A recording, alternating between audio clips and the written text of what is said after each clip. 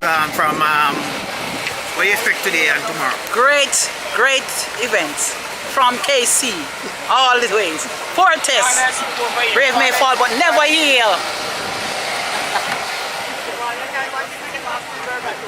KC man, what's your expectation for the next 2 days? The same expectation we have all year. Fortress forever. Yeah man, can't lose.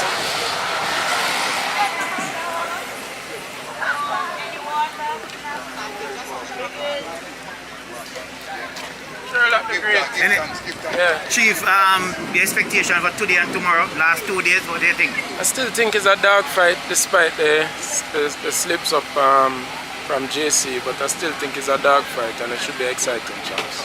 Thank you. Yeah, man. Alright, so we know scouts as well. So actually, you know. Oh, I think you want to set up talk to the man. Who you are bring to it? Me, J.M. Edwin Allen Figo, Calabar. KC Figo, yeah. Alright.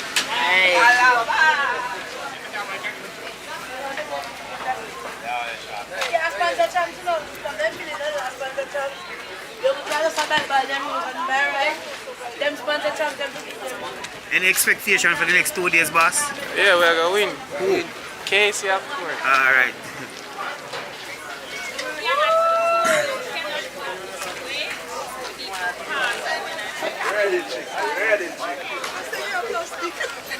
KC crew, what's your expectation? 2 days to go. Winnings, man. Winning, straight winning. Straight winning. Man, we're confident.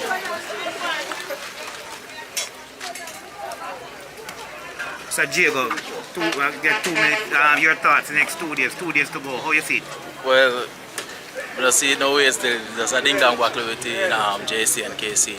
So we just watch out for that because they might drop points each side, so we really can't predict anything right now. Thank you. Yeah,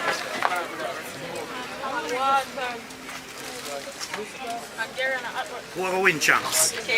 One KC. So you're not asking me, come on. No, I can't ask you who are win champs. KC supporter, why you say KC? Alright. Because KC is the best. You know, they must are brave. Are we there at the top? Who have the most trophy? Who have the most trophy? Now 40s? Who else will win? Who else will win? 140s. Who else will win? Guys, buy KC soup. Come support KC soup. The man here, he might give sample. A joke. Yeah, give me the sample for you. I want this, and this, everything. KC easy winnings. Yeah. We were always confident. Okay. So what is that going to come with you? Yeah. KC man, what you say? One KC, I win. One KC. Yeah, man. Alright. What you say, Dan? KC are going as well too, man. One college, one nation. Easy. Easy. No dog fight as some people suggested. No. Alright. Blessings. Yeah.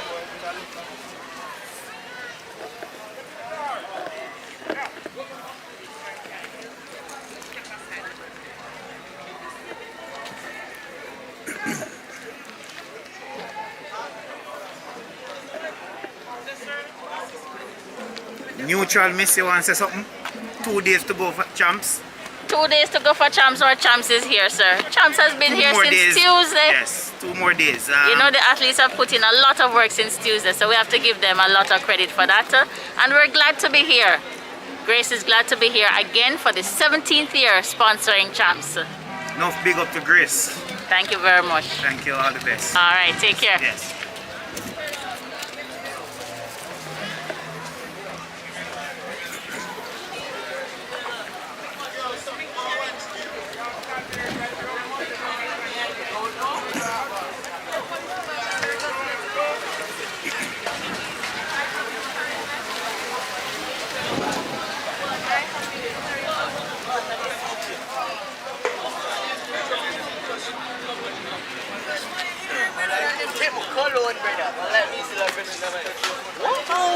May I get some comment from some JC man? JC. We are in champs. Not KC. No, not KC. What is a KC? One JC. One JC. Alright. Me talk to you now. Who are going to win champs? KC. Why KC? One KC for life. Alright.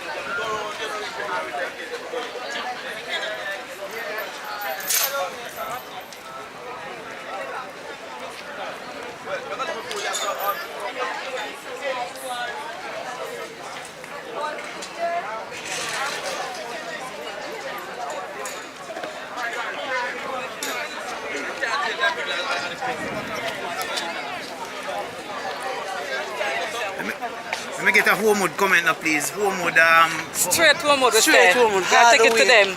I will not give up. All of them come last, we not give up. And we know we still not come last. big up Homewood. Big up Homewood every time. How you see the championship then with 2 days to go? Boy, one person alone can win it, you know. And a J side KC. Alright.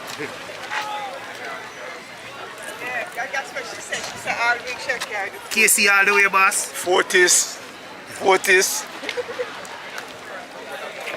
KC all the way, sir. Why KC? Well, the fact that I go there, that explains most of it. But it's Send a you really big up good now. suit. Big up KC. Alright.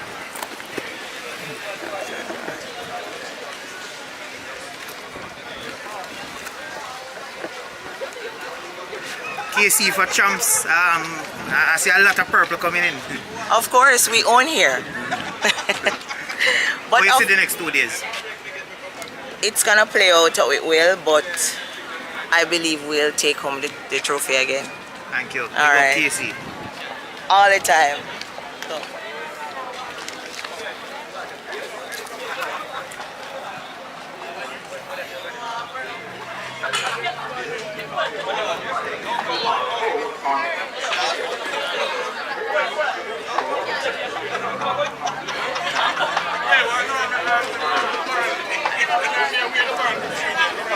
You send a KC big up for me then? Big up KC, you know.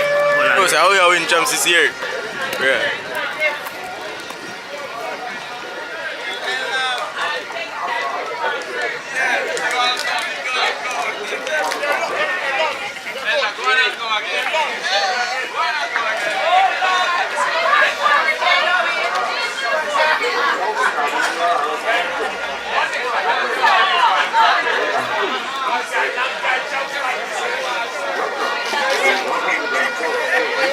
You get something from this 2 days. Track alerts? Yeah, man. Track alerts TV, #1. Big up.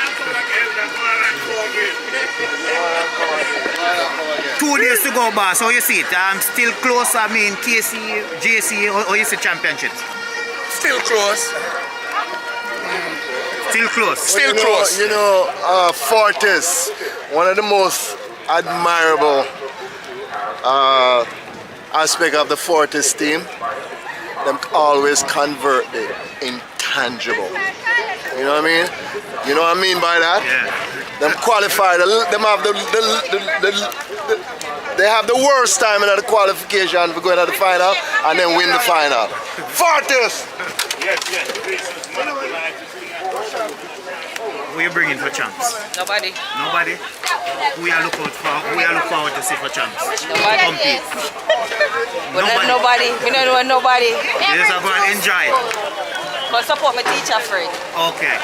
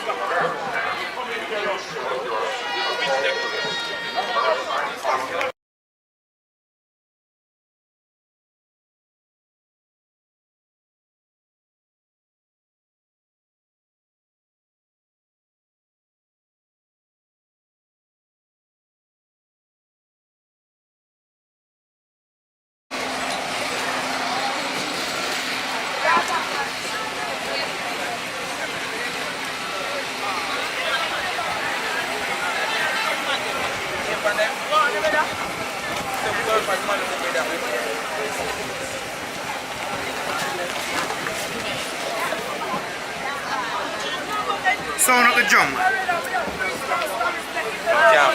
Can't play the drum. Can't play with the reach hard. Reach yeah, but no, the man is not playing the drum. You better go to reach hard, yeah. Bus stop my 6. Yeah, that's catch up. The female lay away from them out the way.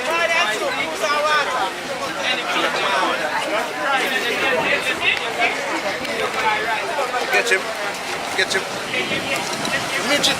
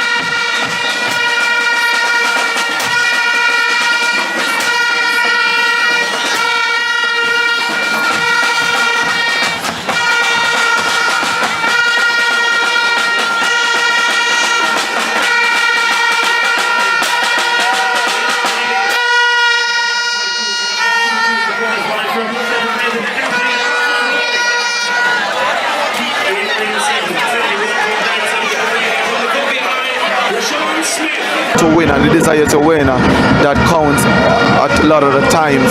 Also, the young lady from Medina Lane, I think it was Sunday Gibbs, she actually fell at the last barrier as well, managed to pick herself up and to finish in third. So all in all, it has been a very brave championship. The athletes are putting their bodies to the wheel and they're pushing hard. It's always a disappointment to see them going down with injuries because we know that they have trained really hard, and to come to the championships and not being able to finish. We saw it for the young lady from Queens, as Crystal Coke.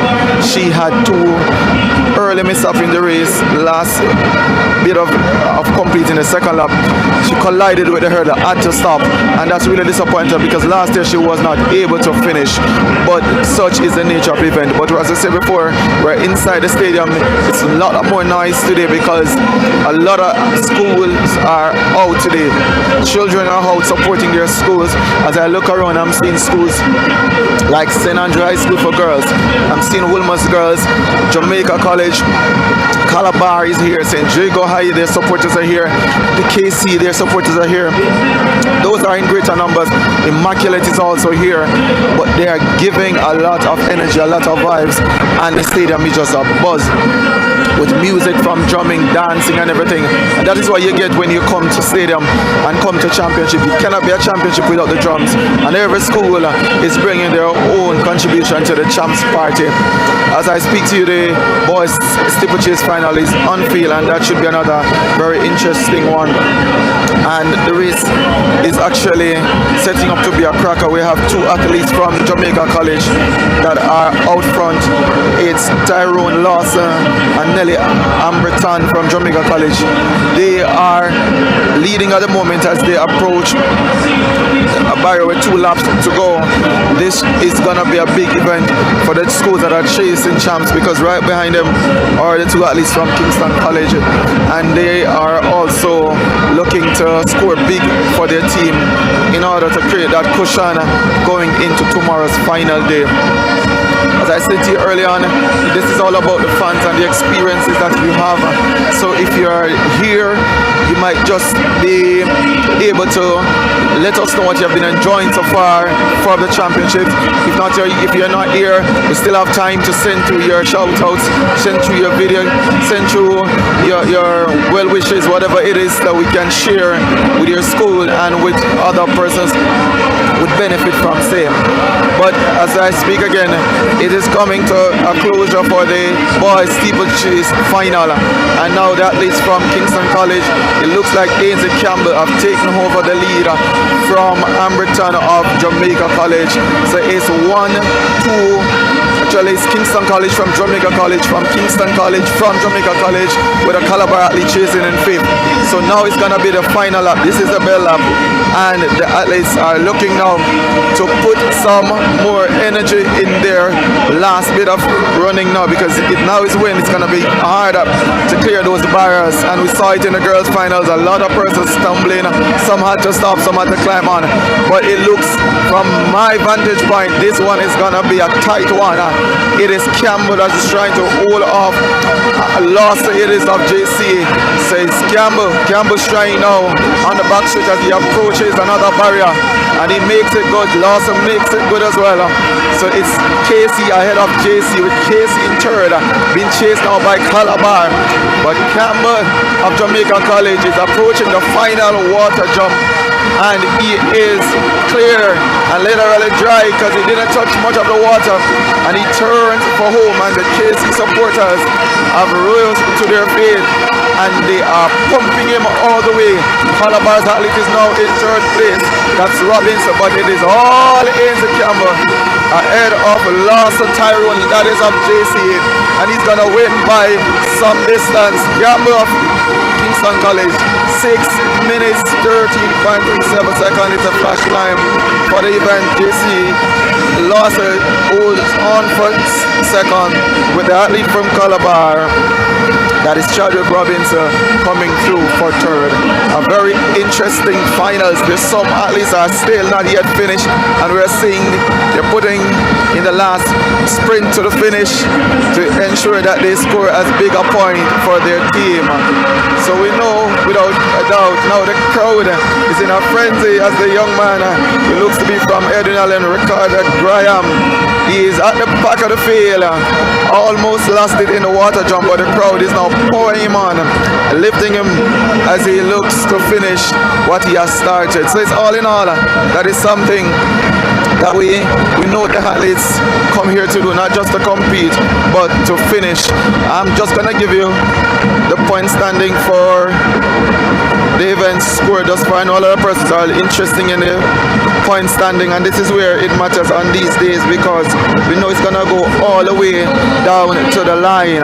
So on the men's side, after 16 events scored, I'm just going to give you the top 10 schools, and in 10th place it's Petersfield with 12 points, and they are joined 10th place holder with Herbert Morris Technical, 12 points. In a 9th position, that's Cornwall College with 14 points. In 8th position is Excelsior High School in 17 points. In 7th, Edwin Allen with 24 points. In 6th, Magati High School with 26, so that's Edwin Allen in 7th, Magati in 6th. In 5th, St. Jago High School with 33 points.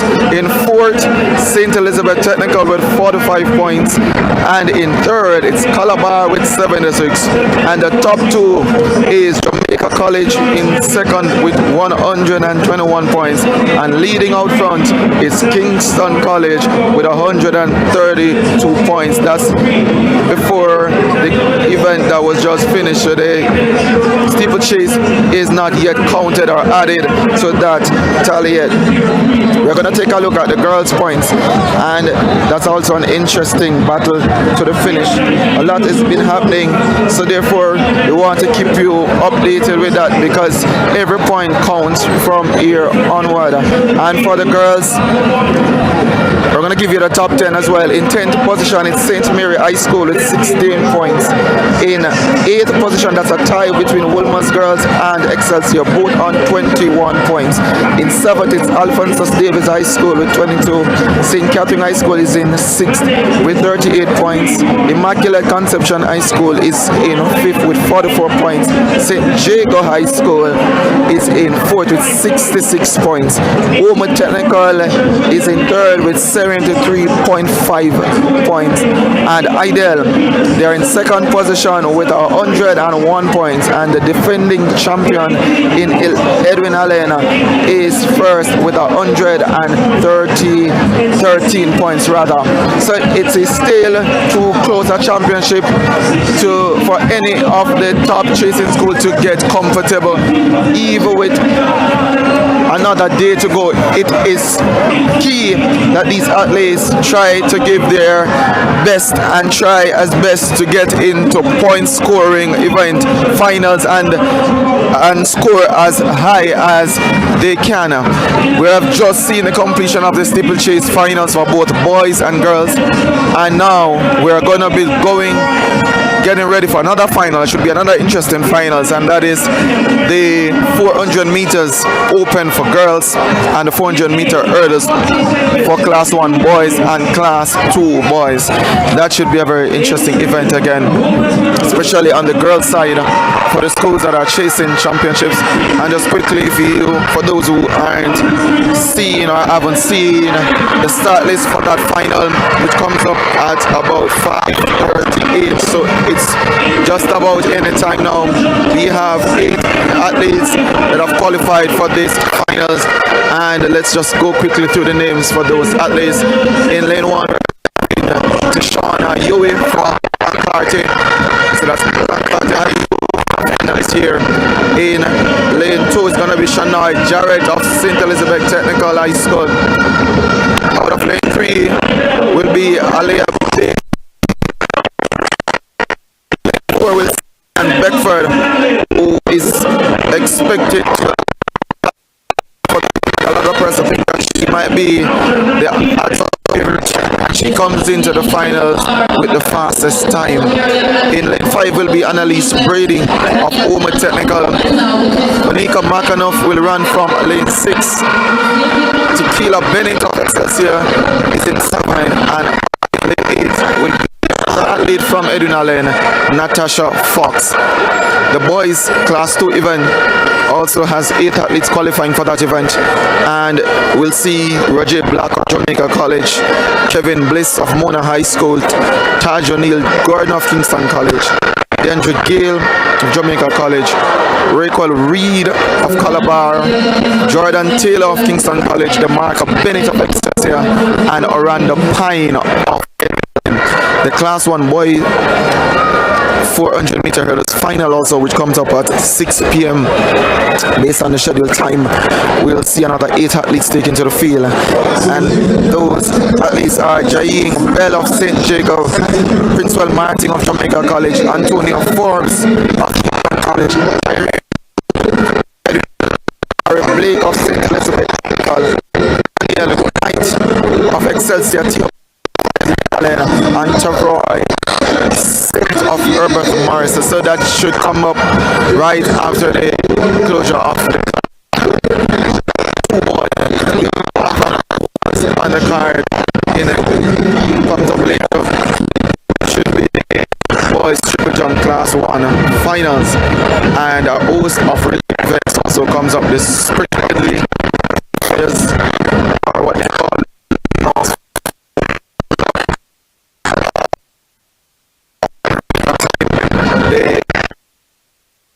open for both boys. Pulling around for the class this as well.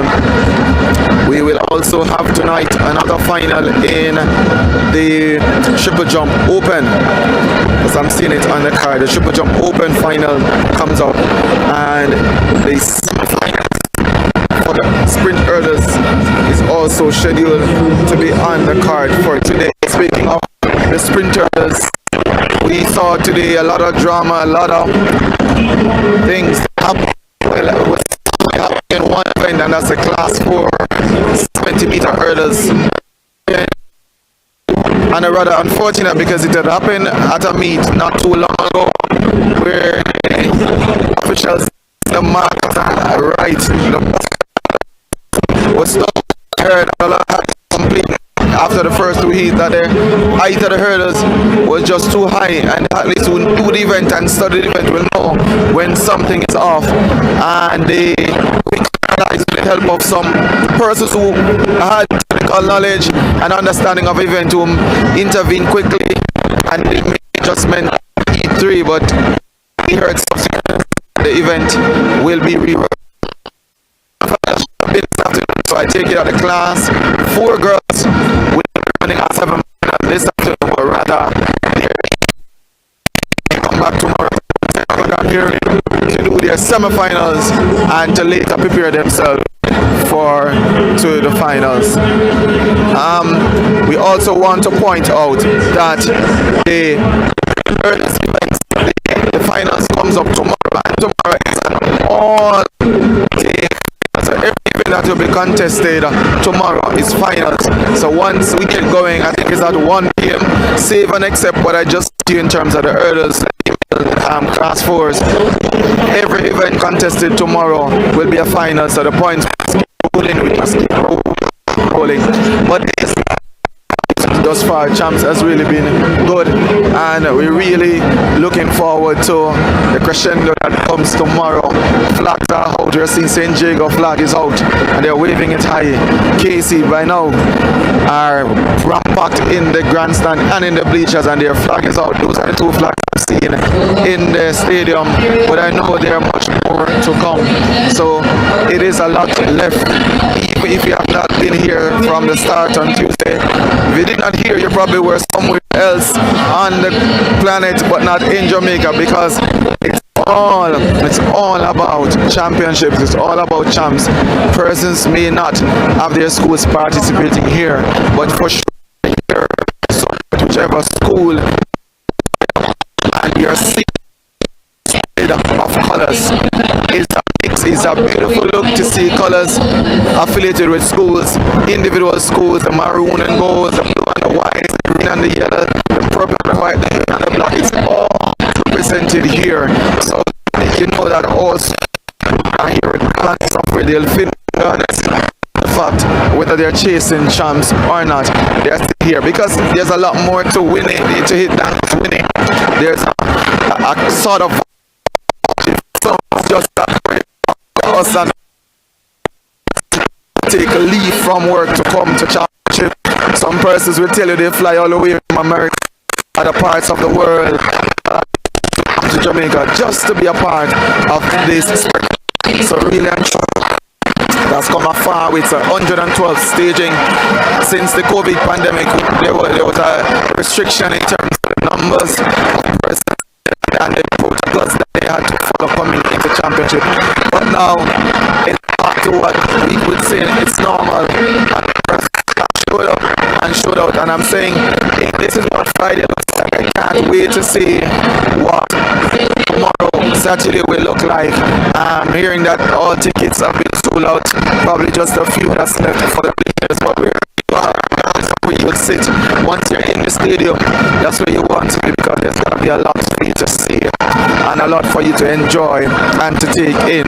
Again, this is a fun experience, a fan zone experience, and we will this time for those who, some persons keep asking, why is it that we're unable to show to you any live action? I've been saying it from Tuesday that the boys and girls ISSA championships has exclusive rights in terms of broadcast with television Jamaica, so they are the only ones permitted to give live broadcast to viewers, whether it be on the internet, whether it be on free television, whatever it is.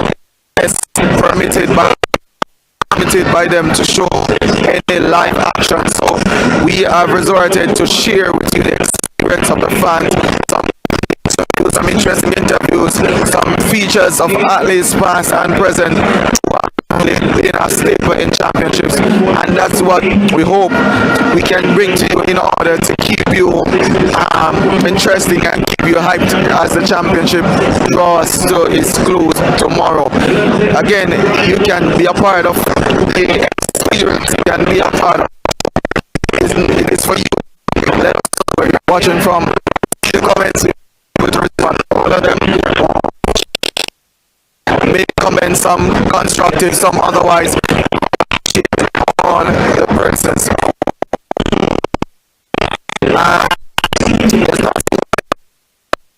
Actually, they are setting up these are probably what happened this morning. The hurdles crew are taking their very slow and to ensure that the height of the hurdles and position, everything is set right, because now is the fact that you do not want to any athlete by malposition, title, medal, or a place in finishing this race. So they're doing their second and third checks to ensure that the hurdles are positioned at the right place. The athletes are out already, sitting quietly, focused, ready to execute, because they have worked hard and they are here now, and this is where it matters. Again, we have 8 athletes, as I said earlier, 1 from Homo Technical, 2 from Idle, 2 from Edwin Allen, 1 from St. Elizabeth, and Excel. So overall, these events, they aren't just dominated by schools are managing to get athletes into the finals. Talking about a school like a Clancarty, they may not have much more finalists in the event that the government have gone, but they are surely being represented in at least one event. So we're hearing from the stadium announcer an updated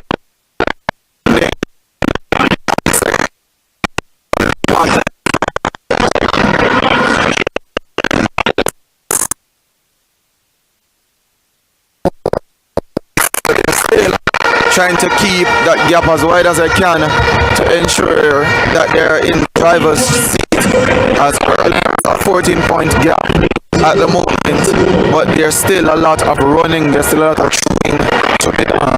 So therefore, it is too early to call, but it is chances, the penultimate days. What a place to be on a Friday afternoon if you're in Kingston, but to be in the stadium. A lot of schools today would have this pretty early, and we saw athletes marching to the stadium from various camps. We saw buses shuttling athletes from different places, and it seemed that the energies was built from where they're coming from, because they all entered the stadium with such strong energy. Even schools that I said before might not be winning. To my left, I'm seated close to the group from St. Andrews High School for Girls, and I'm telling you, they are an energetic crowd. They are lifting the athletes. Once their school is called, they'll shout as loud, they'll make noise, and there's an all-girls school, and that looks to be a full girls cheering party, and really and truly that's the kind of spirit and the kind of vibes that we expect come championships. The girls now for the 400 meter hurdles, they're striding out, checking their blocks, trying to clear hurdles, get their legs warm, get ready, because this event promises to be a very strong one, promises to be exciting one. Over the years, the 400 meter hurdles, even at the international levels, when we look at the world championship last year and we saw the times that these athletes are running, let's mention Sydney McLaughlin by name, who is the world record holder, and last year she disseminated that record so many times, and the young ladies here will want to take some inspiration from that fact, to know that it's a glamour event now because of what is happening at the international level, and therefore it starts at champs. It starts at champ. Not all of these athletes would have been here before. Some would have been. Let's talk, for example, Anika Makanoff was here last year. She won this event, so she's a champion going into the event. But the young lady from Medina in Estonian Bedford has proven herself to be a strong contender, looking to secure her first championship for Edwin Allen, and vital points as they try to away from Ideal, who's leading their next. So it's going to be Tony and against Edwin Allen against Ideal's Onika Mac. But Ideal also has another in Alana and she could spring a surprise if either athlete gets strong over the barriers and nearly to the moment technical also quality hurdler. She has a beautiful technique. If it comes down to speed and she spirit thought for the others that are here, because it's an up and anything cannot, and it's hard for the event, before probably the last barrier is cleared, will the athletes finish? But now they are out to go, standing behind their blocks as they are introduced to the crowd. Again, for those who are just joining us, it's the girls 400 meter hurdle, and that's on track. I'll quickly run through the lineup again. Again, we are so sorry we cannot show to you the action that's happening on track. And that's why we're encouraging you, if you can come to the stadium, come. If not, there an exclusive broadcast locally that's providing coverage. You can join the viewership there and watch the championship. It's an excited day thus far. So they at least that are Tishana Yui of Party High School, now Jared of St. Elizabeth Technical, Alia Baker of High School, Ian Beckford of Edwin Allen, Tequila Bennett of Excelsior High School, and Natasha Fox, the competing for challenge. She's from Trinidad and Tobago, and she's here and helping win girls championship. The record for the event is 55.78 in 2008 by one Shelly-Ann family of now represents Jamaica, and has been doing that record might not be touched this afternoon, but who knows? The ladies are here and they are ready to run, and sometimes when we least expect the records to go, that is when the records. So let's see what the athletes have showed up, and that's something that they pride themselves in doing. Once they make the final, they will show up. I've seen athletes come out finals knowing fully well they may not be able to complete the event, but they do show up, because sometimes that's all that matters. And when you have an event with 8 athletes, you're assured a point. So even to come and to walk it to the finish, they're coming because they want to score for their schools. They are being called to their marks at the moment, and they drumming announcer, and now the gun sends them off, and it looks to be Onika Makanoff and Beckford that has stepped out. One athlete from ISSA had pulled up, then it has pulled up, but Beckford of Elaine is already breathing, and she's motoring down, almost covering now. Up to Onika Makanoff. It's Beckford that has taken up the running. Her teammate on the outside is trying to push the piece as well. Now Onika tries to change gear, and she's doing so pretty good. It's gonna be a battle for the finish. It's Beckford. Watch Makanoff come now, and she's gonna try to step, but Beckford is holding her own, and she is pulling and trying to pull, but Onika is not giving up. Makanoff against Beckford. It looks to be a Makanoff will defend her title.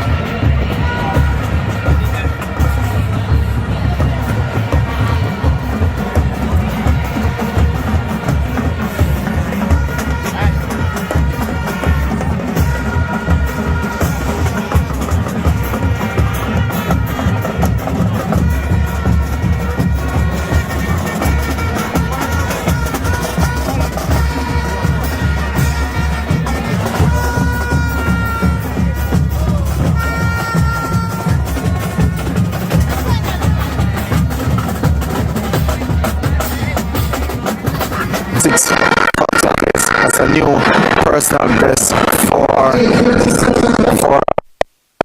so that's the points I have for everyone. So it's first now that is not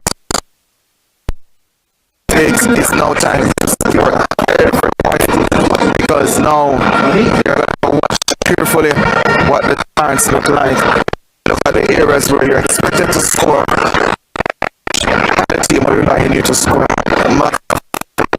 She was defeated in the 400 meters flat by Kiara Grant, but then she returned this afternoon with a bang to defend her 400 meter hurdles crown. She'll tell you for free that it's an event that she doesn't like, but her coach has caused her to like the event and to start enjoying the event, and she has evidence of it. One last year, and that is a fantastic achievement. So we're still inside the National Stadium. It's the first experience coming to you live on Track Alert TV, and we have been with you from Tuesday, trying our very best to see how much we can engage all that are here and those who are even inside the stadium. We try our very best to bring you as much as we can, despite the limitations and the restrictions. The crowd, as I speak, is quickly growing, especially in, and there were some spaces that were here early on, and now those spaces are fully occupied. It means therefore persons off from work or have decided to come when the sun is receding. It's not much more cooler inside the stadium, and windy, but not as significant wind as we saw early on. So I'm grateful for that, as we want much challenge with the externals, despite the fact that we probably can't stop stop what is to come from nature. But we answer that everything is now going to be the boys class 2 event that comes up, and the girls event is open event. And boys has been asking of late, why is it that this privilege is not extended to the girls in terms of our class 1 and the, because sometimes in fact that even open age they would fall in a different class, but for the boys the 2 events are suspended in class 2.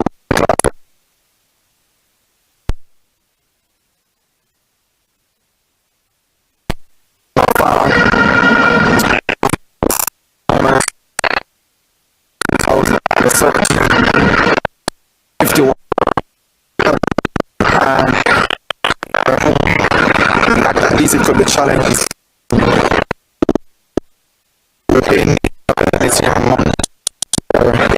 ISSA and they just probably to win, but leave championships with a record to mind of the athletes that are in Black College. You'll be running out of lane 1. Kevin Bliss, High School, running out of lane 2. Touch on Neil Gordon of Kingston College comes in for DeAndre Gale College is in lane 4 rather, but Rachel Williams in lane 5. The mark of Bennett of the and Orlando Pine Edwin Allen runs out of lane 8-6. 2 from Kingston College, 2 from Jamaica College, 1 from Mona High, 1 from Excelsior, and 1 from Edwin Allen High School. Fastest qualified into the finals, DeAndre Gale of Jamaica College. Calabar's record read. So let's see if for the finals thing will turn and it's a lot for the finals because score to medals aren't given in the heats in the final, the points match and the medals are shared. So they are really ready and focusing. They're actually on the track making their early strike. Concentration, everything together, trying to calm the nerves and everything, but it's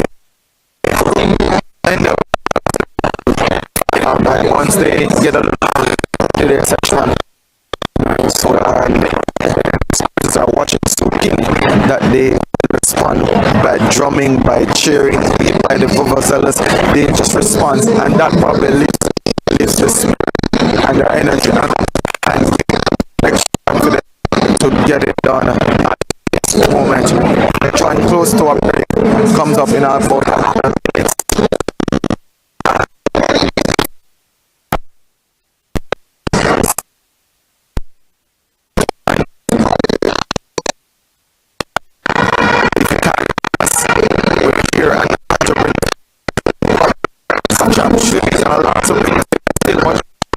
See some people so far, so we're gonna show to a break this time.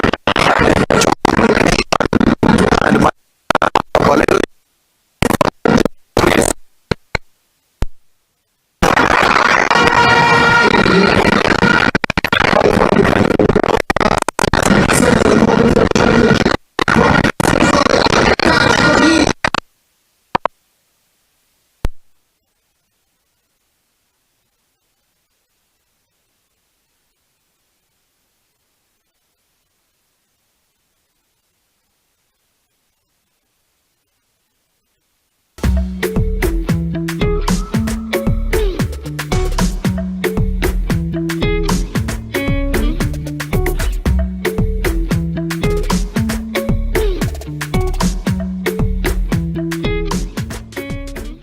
It's affordable and accessible. And the service was excellent. Pharmacies that affiliate this first year, you get a discount. Did not need a group to be a part of it. Sign up today at firstcarejamaica.com.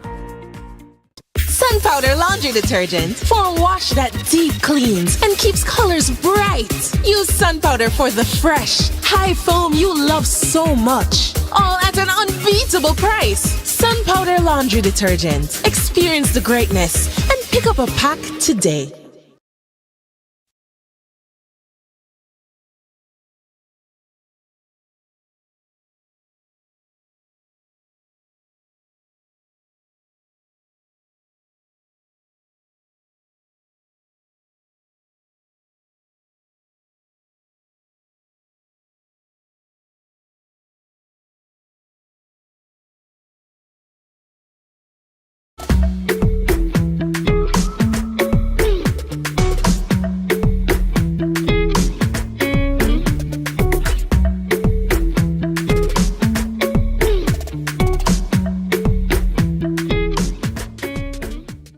It's affordable and accessible. And the service was excellent. Pharmacies that affiliate its first year, you get a discount. Did not need a group to be a part of it. Sign up today at firstcarejamaica.com. Sun Powder Laundry Detergent for a wash that deep cleans and keeps colors bright. Use Sun Powder for the fresh, high foam you love so much. All at an unbeatable price. Sun Powder Laundry Detergent. Experience the greatness and pick up a pack today.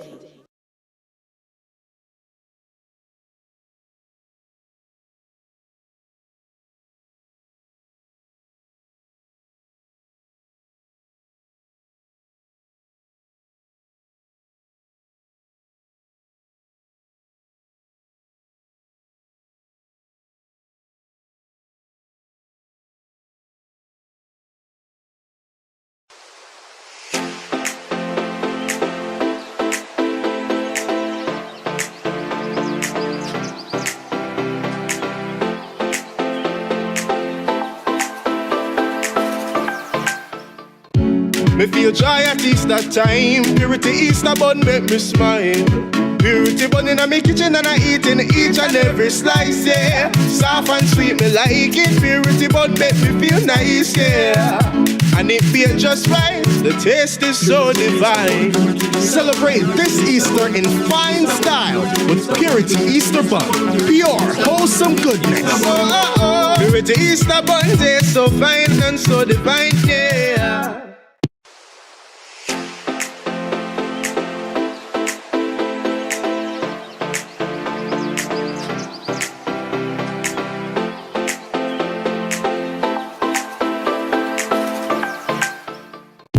Me feel joy at Easter time. Purity Easter bun make me smile. Purity bun in my kitchen and I eating each and every slice, yeah. Soft and sweet, me like it. Purity bun make me feel nice, yeah. And it feel just right. The taste is so divine. Celebrate this Easter in fine style with Purity Easter bun. Pure, wholesome goodness. Purity Easter bun tastes so fine and so divine, yeah.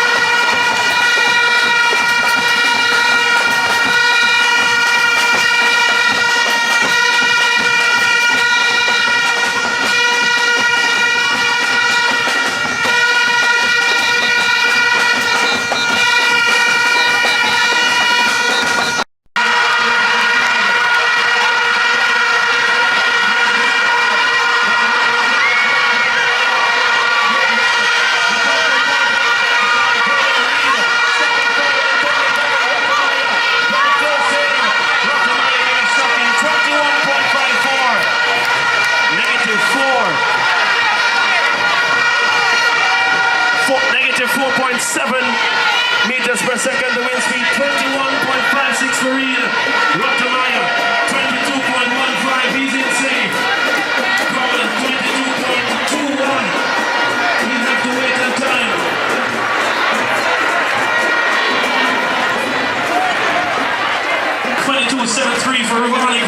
St. Catherine, he has to wait on time as well. Thank you, Dean. We go to the shot put area. It's now the third event in the girls and Catherine competition, the shot put. The competitors will be taking part as follows. Leisure Human St. Jago, Deshaun Grant Roman Temple, Maria Simpson Immaculate, Italian Nelson Queen School, Jaya Shea Wright Mount Alvernia, Ishna James Edwin Allen, Sharika Thomas Glengoff, Amarian is the mayor and council of the Excelsior.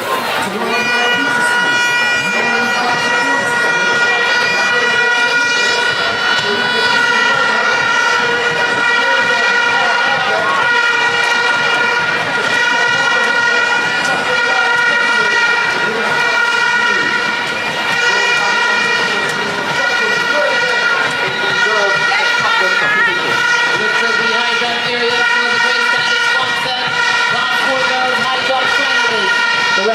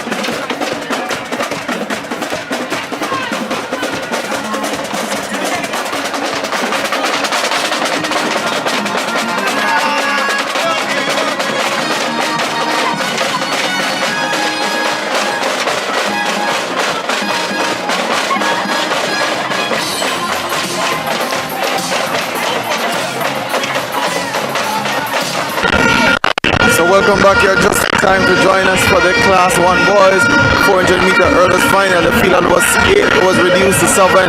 Martin of Jamaica College was shown red, but it is an interesting last 100 meters now. That from Omar Blake that is in the lead, but he's been chased by Bell of St. Jago and now approaching his Forbes and Iman of Kevin Allen. So it's gonna be Blake and Iman to the line, and Blake from St. Elizabeth manages to hold on in 50.74. We're waiting for the win reading. If that stands, that's gonna be a new personal best and also a new record. So that's Blake of St. Elizabeth, and he is in a jubilant mode. He has delivered. Iman from Edwin Allen managed to secure place, and third looks to be the man Tavoy Smith of Herbert Morrison, but it is a very high battle over these events. Some athletes, as I said before, usually underperforms in the final, but this man Blake has been showing all season that he is in a spanking form, and he did just what you were expecting to do, a new personal best and victory in the Class 2 400 meter hurdles for boys. Big points for St. Elizabeth Technical and Edwin Allen there finishing second, with Herbert Morrison, his team coming through to take third ahead of the athlete from Kingston College. That would have been Antonio Forbes. So all in all, the chasing schools, and it was a great disappointment for the athletes from Jamaica College to be shown a red card, because he was the only athlete from Jamaica College that was in that final and was expecting to score. But it is what it is. It's a part of the sport. The rule is the rule. Not a lot of persons like that rule, but it's one false start that's charged against you unless it is something that is considered discretionary by the starter. So he was out, but it did not detract from the fact that the final was an epic one, and brings us our attention now to the prelims for the sprint medley. But while we're preparing for that, just to inform you that the two finals that are on the way in the field. The Class 1 boys triple jump final is on. So the Class 3 girls event, well actually that's not a final. The Class 3 girls discussed as a preliminary event, preliminary round for that event. So comes up tomorrow at one of the finals, but the boys Class 1 triple jump is on in action. Sprint medley open will come up shortly. They're at least already out on the track and going through their pace, getting themselves warm, getting themselves ready for that event. And some persons are not sure the difference sprint medley and the 4x4. The sprint medley has a different the different distances run by athletes. It actually starts with a 400 meters, it will be followed by two 200 meter legs and closes with an 800 meter. And that's the excitement that it carries with it, because it's hard sometimes to predict who exactly will win, because it doesn't have one or two legs. Sometimes it comes down to the last leg. That is where the winner is decided. So you may not have a good 200 meters runner. You're in touching distances from the other team. You could put yourself in win the event. It's going to be 2 each for the girls. 8 teams and 8 times when the 2 weeks would have been are the teams that will advance to the final. The first 8 will feature St. Jago High School, Magati High School, Excelsior High School, Port Antonio High School, Prince College, Holy Child High School, and Ideal in the first 8. The second 8 will feature Edwin Allen, Technical, Women Technical, Robert William Neb, Manchester High, St. Josiah, and Petersfield High. This event also carries with it big points, big scoring points for a lot of schools. Even the 4x4 to send up pretty strong teams, so they may have 2 good sprinters, a good 400 meter runner and a good 800 meter runner, and instead of going for the sit them and put them out, and that would a chance to score at least 12 points on the card. But just to let you know, for the athletes that are participating, can't participate in the sprint medley, are those athletes who would not have done any other individual track event. They can do field events or no other track event. So it's sort of even, probably in my opinion, made athletes or second string, third string athletes chance to compete at champs and win themselves medal and bragging rights. So it's the girls, Jamaica sprint open medley that's going to come up, and that is to be followed by the equivalent for the boys. And so that's the order in which it has been prepared for us. Just to give you an update on the girls' side, point standing, but just to give you the top three quickly, Homo Technical is 0.5 points.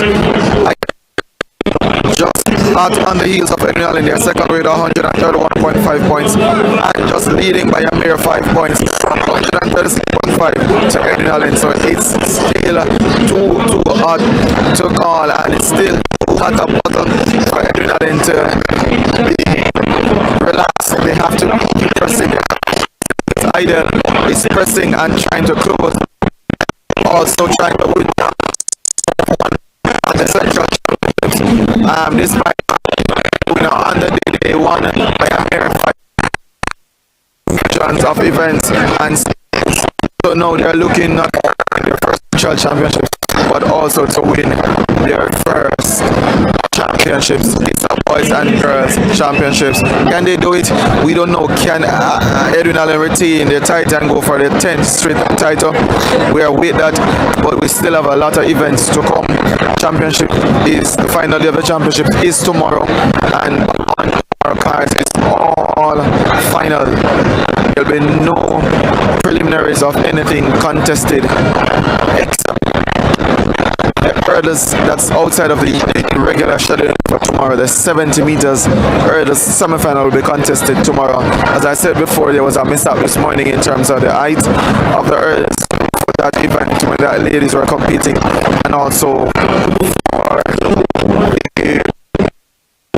the distance for some. So the organizers have decided that they're gonna drop that event and this afternoon. Instead of a semi-finals for that class, it's gonna be 8 for that class. Just a bit of correction. The count is the one event to go in as heptathlon event complete their 4th event on day 1 for the 2 meter come up. So they have been campaigning all morning. They would have competed in the sprint hurdles, the opening event. They went over to the high jump, back to the shot put, and now they're going to be closing with the lights are inside the stadium, and so to the crowds have really turned out, especially in the grandstand. There's still some space in the bleachers, which is predominantly and some more really occupied those spaces, but in the grandstand there's a lot of well blended. Many schools, not just the regular field that we'll see. So the dominant colors, but it's a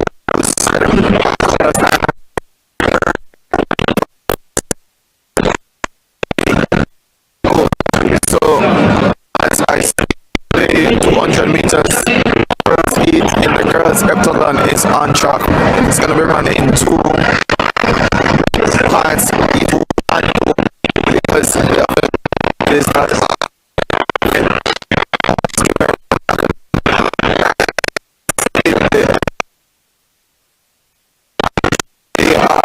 Really makes us event to do, because the multi-events they take and some at least they were struggling in the jumps, over to the shot put.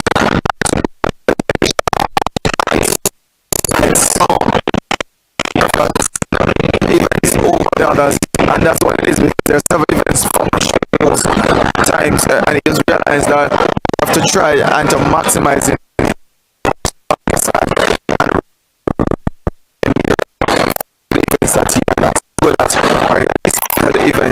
able to touch in distance. That's one thing. Each time an event is completed, there's a changing in the scoring and even in the position. That's how the event is. But all the competitiveness of this event in the decathlon for the boys was completed yesterday with a new record from Kingston College Isaiah Patrick, and this we're looking to see where the girls will position themselves after getting set and ready.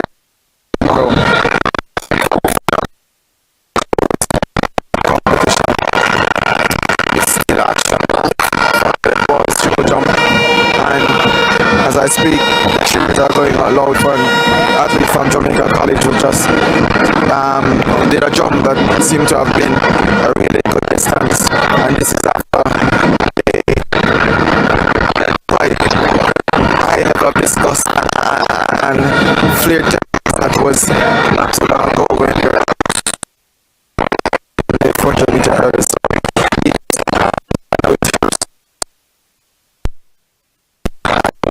What is here to do? Just support them, push them, to drive them to the line.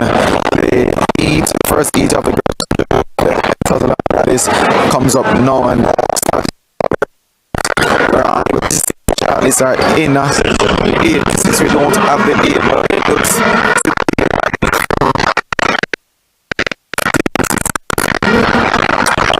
so it is that has taken over and is powering away. He's been chased by Excelsior it seems, but the Westwood is running all the way to the line. These are not yet sprinters, sometimes running not that fast, but flash time of 25.66. That's a pretty decent the heptathlete rather. Because from which we might not be strong, might not win another event in the 7, but she has ensured that she scored points by winning her heat, and that's what you have to do when you turn the flash time. When you get a chance to run, you just have to put your all, even when you have done in the space of 8 hours, you still have to push. The strong of the 2 heat comes up next until feature the leaders of the event, the top 8 rather in the event. So now this is where even harder for points, because every point counts in the event.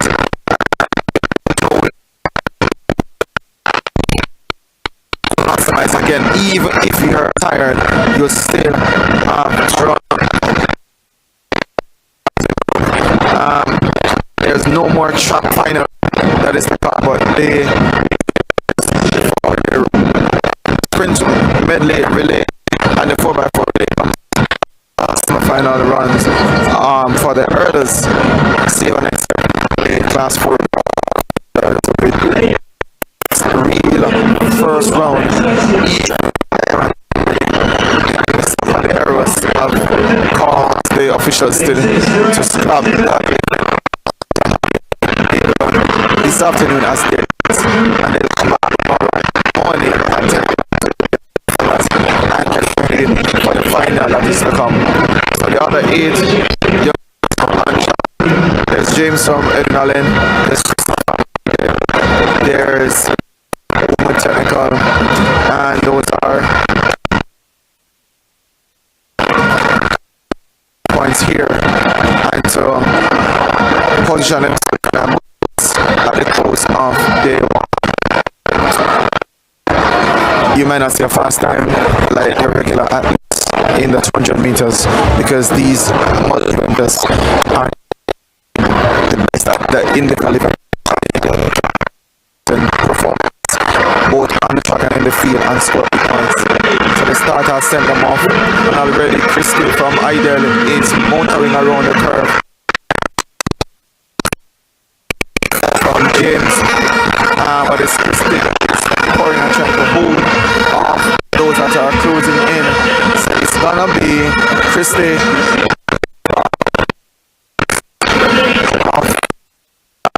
25.03. So stay from the So now they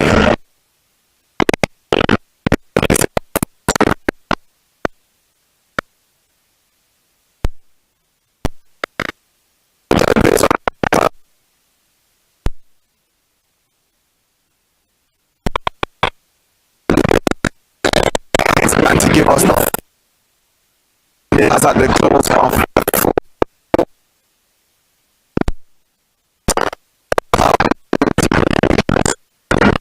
so about 10 tonight.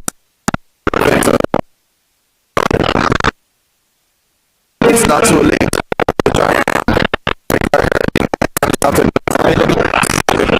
police were trying to so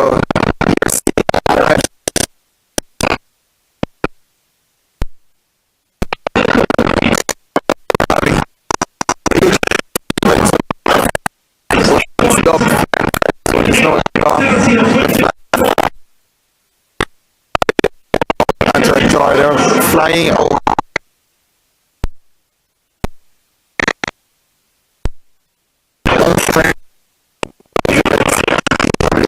Watching our was in space, but we had two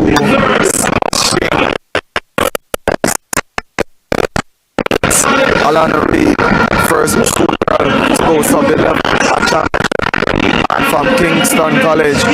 Ajay Krume, first boy to have won under 10 seconds at the high school championships. Both were national accidentally were leading times. So it's something that we need to be proud and celebrate our hat days, because now it shows to the world that when we do so well, coincidence is not of any, that it's just hard work. Hard and to the other place who didn't even get the goal, their times were so fast that this ranked high in the as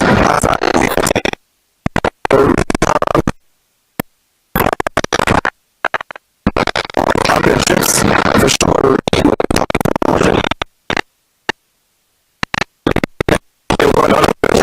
And she's special in the 200 meters for and Krume still has to go with the 4x1 captain of the Kingston College team, and this game straight to victory and to his performance. So far it is working and has worked for it, and many others. There have been some injuries, some athletes who we thought would have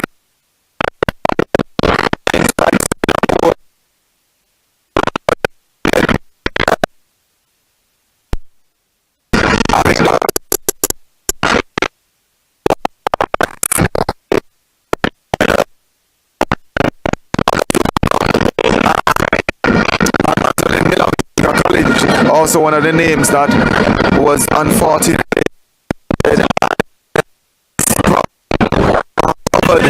and these things and that's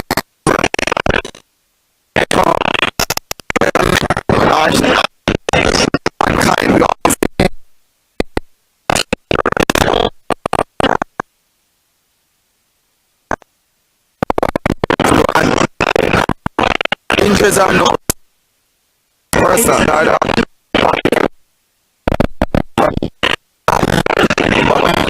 performers have to really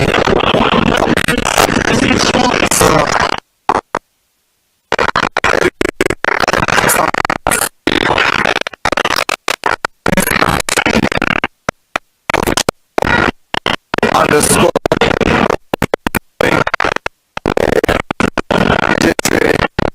website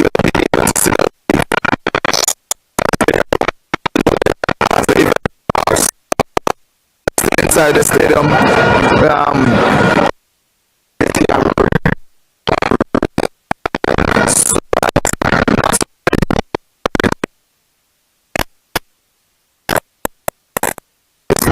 Still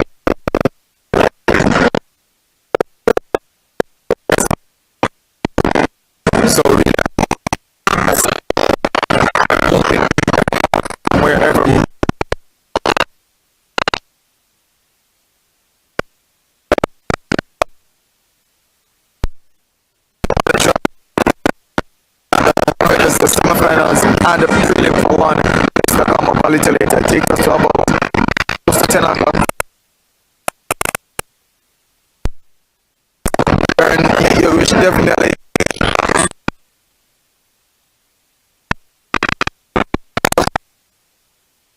And, also we are able to showing the light so this and then we come back to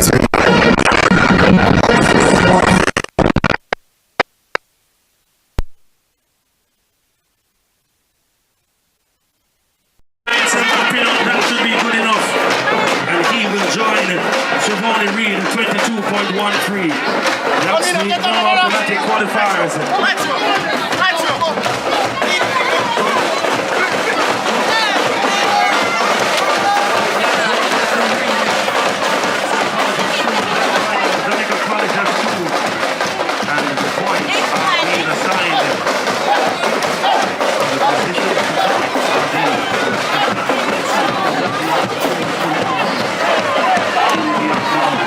We have results for you from event 35, the Class 3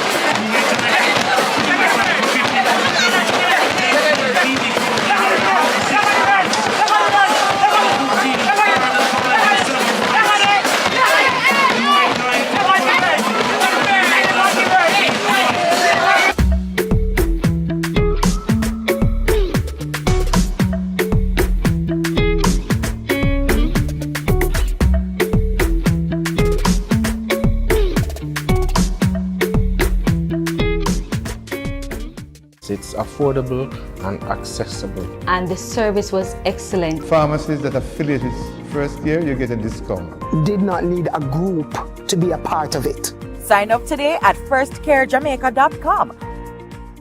Sun Powder Laundry Detergent for a wash that deep cleans and keeps colors bright. Use Sun Powder for the fresh, high foam you love so much. All at an unbeatable price. Sun Powder Laundry Detergent. Experience the greatness and pick up a pack today.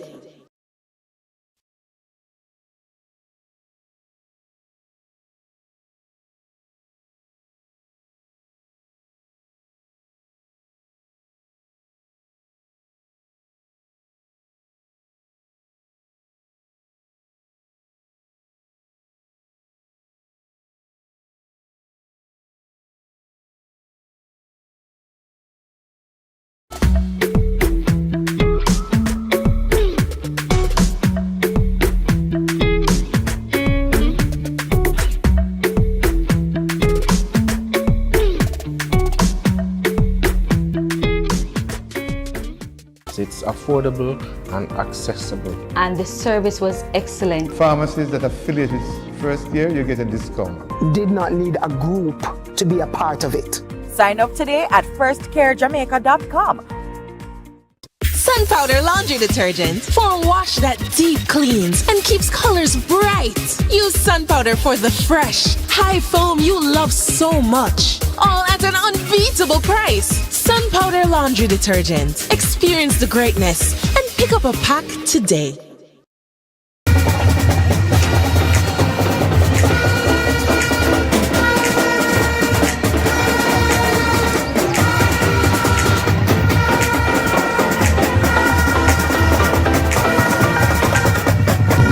Make you joy at Easter time. Purity Easter bun make me smile.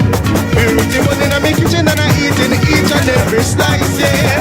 Soft and sweet me like it. Purity bun make me feel nice, yeah. And it feel just right. The taste is so divine.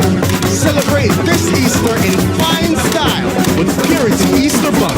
Pure, wholesome goodness. Purity Easter bun, they're so fine and so divine, yeah.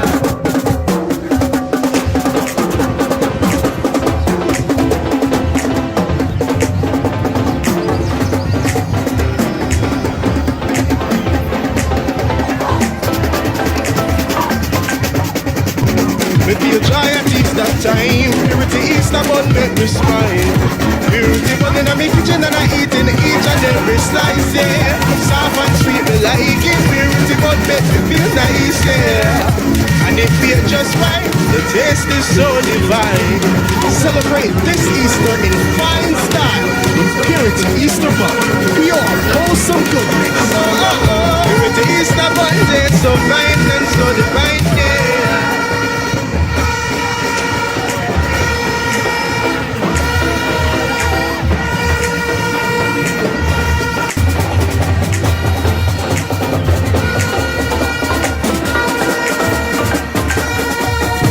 Me feel joy at Easter time. Purity Easter bun make me smile.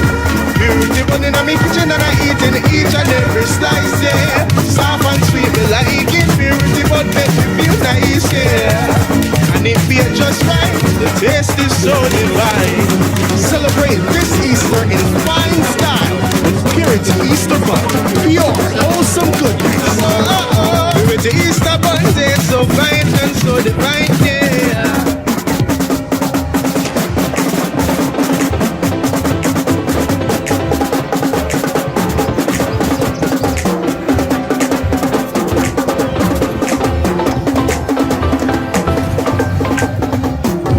Me feel joy at Easter time. Purity Easter bun make me smile. Purity bun in my kitchen and I eat in each and every slice, yeah. Soft and sweet me like it. Purity bun make me feel nice, yeah. And it feel just right. The taste is so divine. Celebrate this Easter in fine style with Purity Easter bun. Pure, wholesome goodness. Purity Easter bun, they're so fine and so divine, yeah. Thank you. What's the feeling like now? Well, the feeling is great. I actually did this one for all of my teammates, and we've been running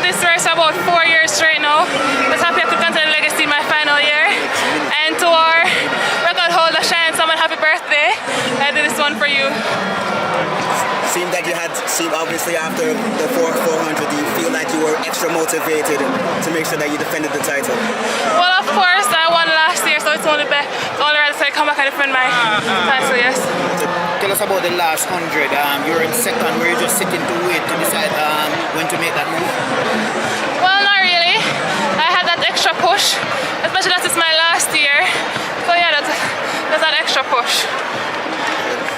Obviously, Heidel is pretty in the thick of the title race, and it feels that it could be on the stage for something very special tomorrow. Do you feel that it is within reach? Well, nothing is impossible. I just try to give the team maximum points. How critical is this now in the grand scheme of things? It's very critical. Every point counts. Well, it's a great feeling, to be honest, knowing that the last year coming from what happened in the 800-meter semi-finals when I got pushed off the track, it's a great feeling knowing that I'm the 1500 and the state chase champion. Was this a redemption? That was redemption? A lot of redemption, a lot of pressure on my shoulders, you know, to get this double gold medal for Kingston College. Okay, and how the set you going forward now?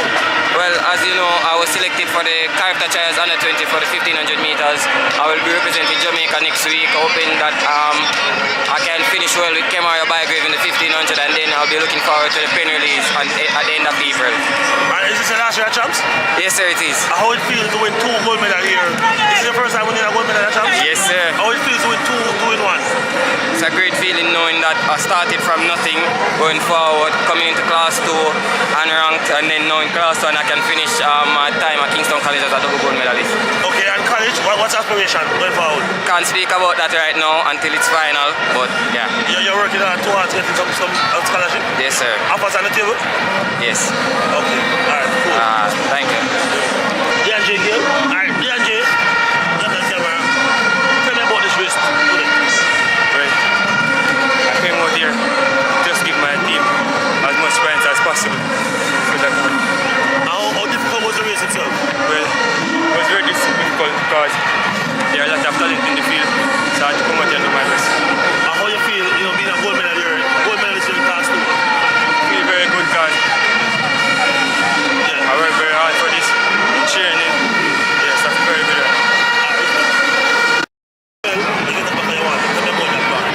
Well, I always have my mind to win a gold medal, so I just come out here and I did my very best that I could do, and I see the gold medal, so I just get it. Tell me about the last lap. What happened the last lap when you fell? Well, it was a very crowded race, and I just misfell and I just dropped. So, but I still have my mind set on the goal, so I just get it and finish the job. That was a determination. You said, tell me about that. Yes. Well, you can say that, and God was by my side. And it was, of course, important for you, and not for you only, but for your team. Yeah, and I did it for my family and my coach as well. How you think your family, your parents are feeling now, having seen what you have done? Well, I think they are very proud of me, and I really thank God for coming here and doing this. All the best. Yeah. Winner of the Class 1 girls high jump. Talk us through your picture. Tell us, how was it for you? How competition was it? To be honest, coming into this championship, it was really hard. I mean, it was really hard. I didn't think I was going to come up, but it was always in my mind. This season I haven't been training, how I trained last year. I wasn't hungry for it, but character came up. Another opportunity came. We had to win in order to get the second spot on the character team. I did my best, and you can see I came up victorious.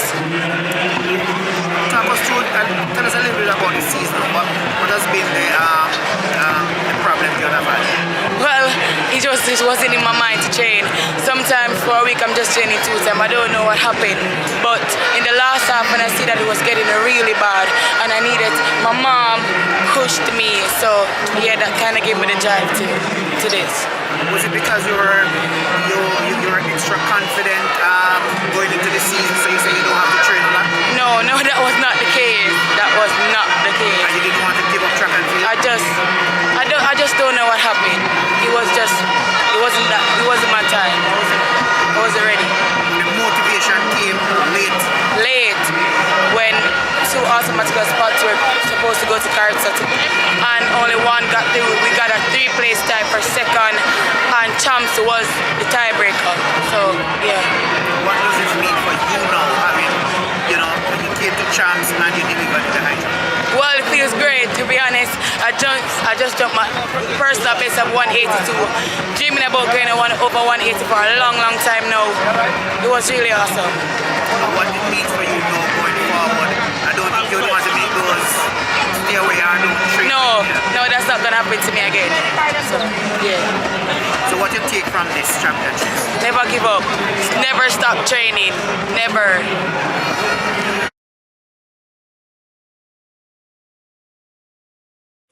Hi everyone, I am Elaine Thompson here, and I just want to share my boys and girls championship experience with you guys. I would say it was fun, I enjoyed every bit of it, and I have a lot of memories. And also, I want to give you all words of encouragement throughout this championship. You know, there's nothing much you guys can do right now. I know you guys already put in all the work, and it's down to the top of where all the action is going to start. So I would just say continue to stay focused. Whatever work you have put in, I know you guys will get the result that you want.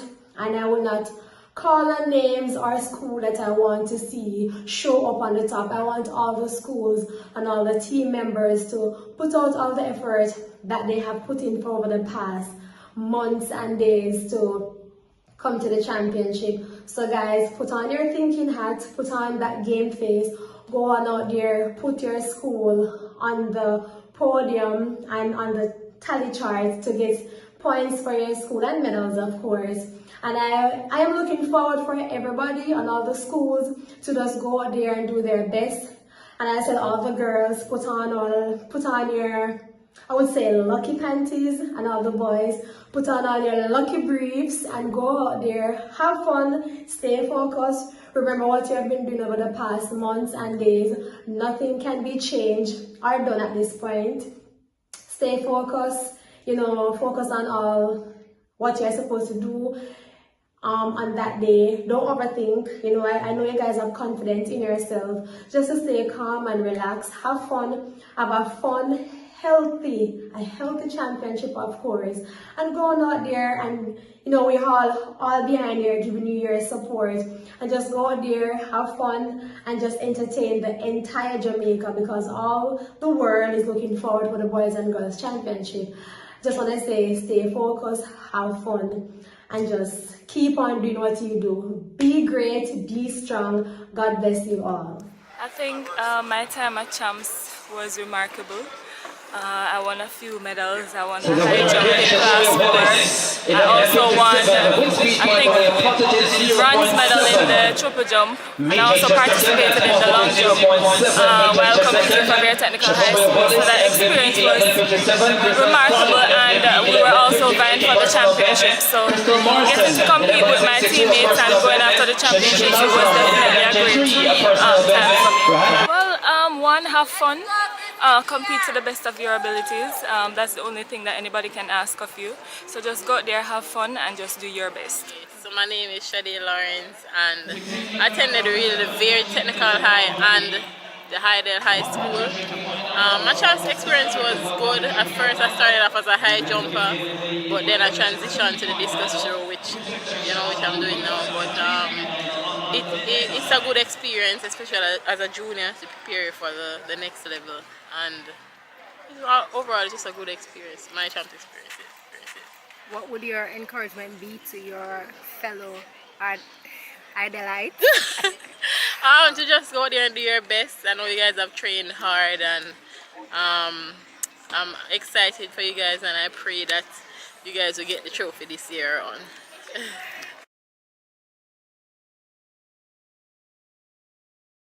So welcome back inside Kingston's National Stadium. We're witnessing the closing 100 meters of the second preliminary race in the sprint medley open for girls, and it's Edwina that is striding home, being chased by William Navy, looks like in second place. And just to remind you, it doesn't matter where they finish, it's a top 8 team, and Veer Technical and Homer Technical are having a battle on for third and fourth. So it's Edwina ahead of William Neighbor, and coming now to the line it's Homer Technical and Veer Technical. So we'll get those times sorted out and let you know in short order which 8 qualifies. But I'm here inside the stands, and I'm speaking to a very esteemed gentleman that has been supporting athletics both locally and international. He goes by the name of Erwin Clare, and he is affiliated with Team Jamaica Bickham. And I'm just going to talk to him. He'll tell you a little bit more about what that is for a lot of persons who don't know.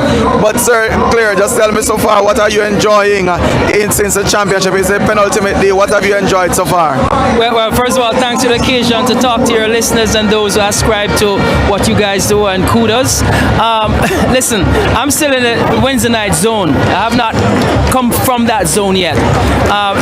Those are just remarkable performances on Wednesday night by both our women and our young men, and that is what really truly defines these young folks who have ardently and steadfastly put in the work, and we have to compliment and commend them for that. I just wish the stadium was ramped back on Wednesday night to physically witness it, because you see, these are moments that have to be treasured, and from a nation such as Jamaica who continues to deliver, I think kudos have to go to our coaches, to the schools, and to those stakeholders who invest in track and field. And we need more, because if we have more, we can see more of those type of performances. So yes, I'm quite impressed. Our youngsters are showing us the way forward. I just can hope that some of our leaders can take an example from their work.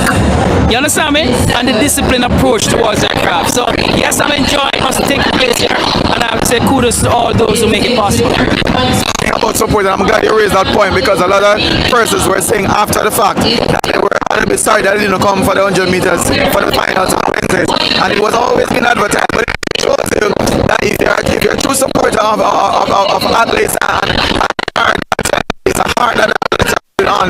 It's some people say it's just sports, but it's sport, big business, and support is key. But speaking of support, you as an organization that's making incredible support to athletes both here locally, more so known that people you will hear about you when it comes on to pen release.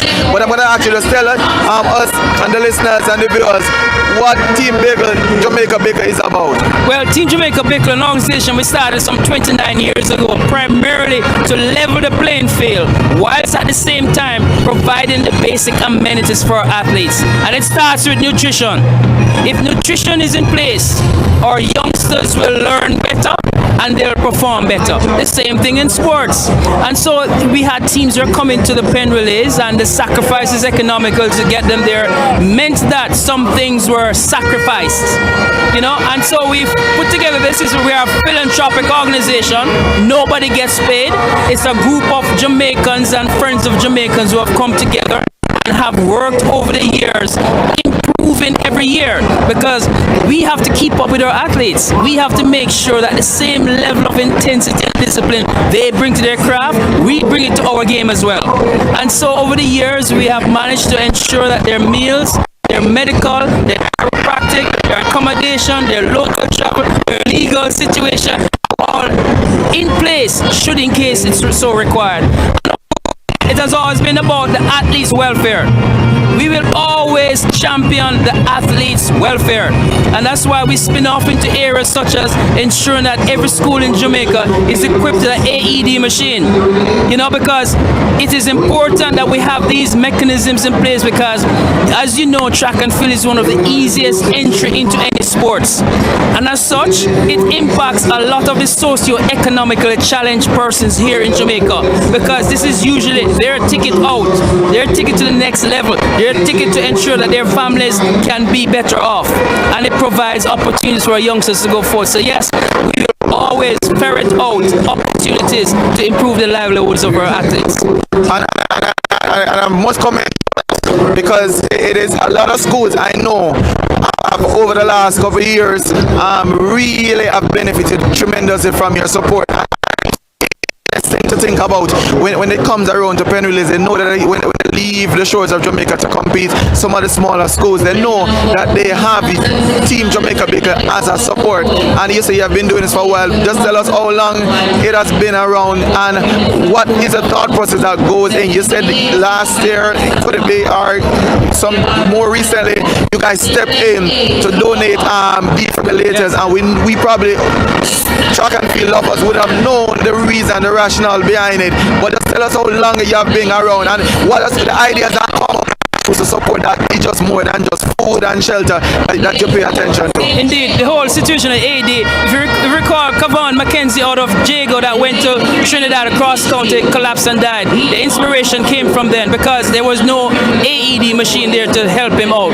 AED machine saves lives. And since then, we have donated nearly 100 machines to institutions including GC Foster, the University of West Indies, and the stadium. All right? And we not only provide the machines, but we provide persons with a skill set to sensitize and train folks in CPR. I just want to say to those schools who have these machines, make sure that you're taking these machines out when the student athletes are on the field of play. They're not trophy. They're not trophy objects. We're going into our 29th year of presentation at Penn Relays, and every year we raise the bar. Last year we provided another incentive to the table, and that is we incentivize all the schools that win high school championships of America. So schools who win high school championships of America can expect a financial contribution. We started it last year, and we hope to increase those emoluments this year, whilst at the same time providing opportunities and prizes to our individual athletes. This year, as we celebrate our young ladies performing on the Saturday, the penultimate day, we're going to be paying a lot of attention to our young ladies because they have always been at the forefront, and I think they deserve to hear the cheers coming from the 45,000 Jamaicans in the stand come Saturday. We're looking forward to that. And I also want to share with your listeners too, one of the things that we are observed and known for the Penn Relays is for the tent, the hospitality tent we have. This year, however, we will be hosted in the Palestra. The Palestra is the oldest basketball arena in the United States, and that's where Penn plays their basketball, right there in the Carnival Village.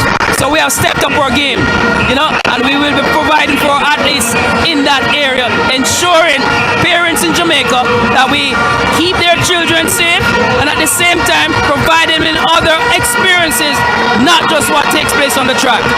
And that is absolutely fantastic to hear that Team Jamaica Baker is doing big things for the schools who may have won about this organization, who was probably thinking, how do we get to the Penn Relay Carnival, because it's another experience similar to, probably not compared to champs, but it's a big deal for a lot of schools. How do they go about? Is there a specific protocol that they have to follow to sign up? Who do they reach out to? How do they get on board for the lead and support? Because you're saying it's for all schools that are able to send a team to the Penn Relays. And I tell you this, there's no other meet like champs. So that stands alone. We work with ISSA, and schools who have interest to be part of what Team Jamaica Baker presents must get in contact with ISSA, and ISSA will provide them with the information. And because we like to have things coordinated, all right? Because we also have to make our schools aware too that when they send their kids to the United States, make sure that they're taking all the necessary information, and at the same time the whole safety of the kids. And so things like insurance, when you think about what happened to our young miss last year from Homewood, all right, she had a serious injury. We were able to ensure that she got the best treatment, all right, and that was not a cost to Jamaica. In other words, that kind of cost could have bankrupt situations here in Jamaica. We fill the gap in situations like that.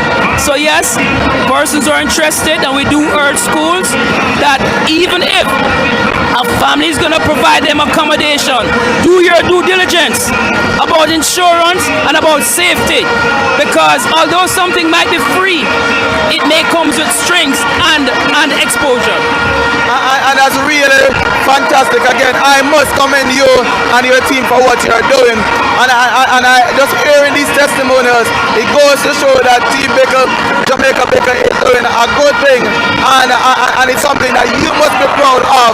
You and your team have traveled all the way to Jamaica. So I want to say on behalf of the Chocolate family, congratulations, and we're looking forward to see you in Penn Relays. We're looking forward to see you again in Champs, and I know you'll be here with us until Saturday. So enjoy the championships. Thanks for talking to us again. Again, for those who are joining us, we're speaking to Erwin Clare and Team Jamaica Baker. If you are here and you're in the stadium, you see him and you see the tent, you're closer to the start line, you can always stop by. I'm sure he'll be willing to speak to you. But until then, we're going to go to another shot, and then come back to us for the rest of the event. We still have 5-4 to go. We just saw some drama again in the sprint medley relay for boys, and really and truly, when the events gets going, the stadium is so boisterous and nice. But guess what? This is Champs. This is what we're expected to do, and that sort of noise and energy helps to drive them. So we're going to throw to a quick break, and then you come back to us. Thank you.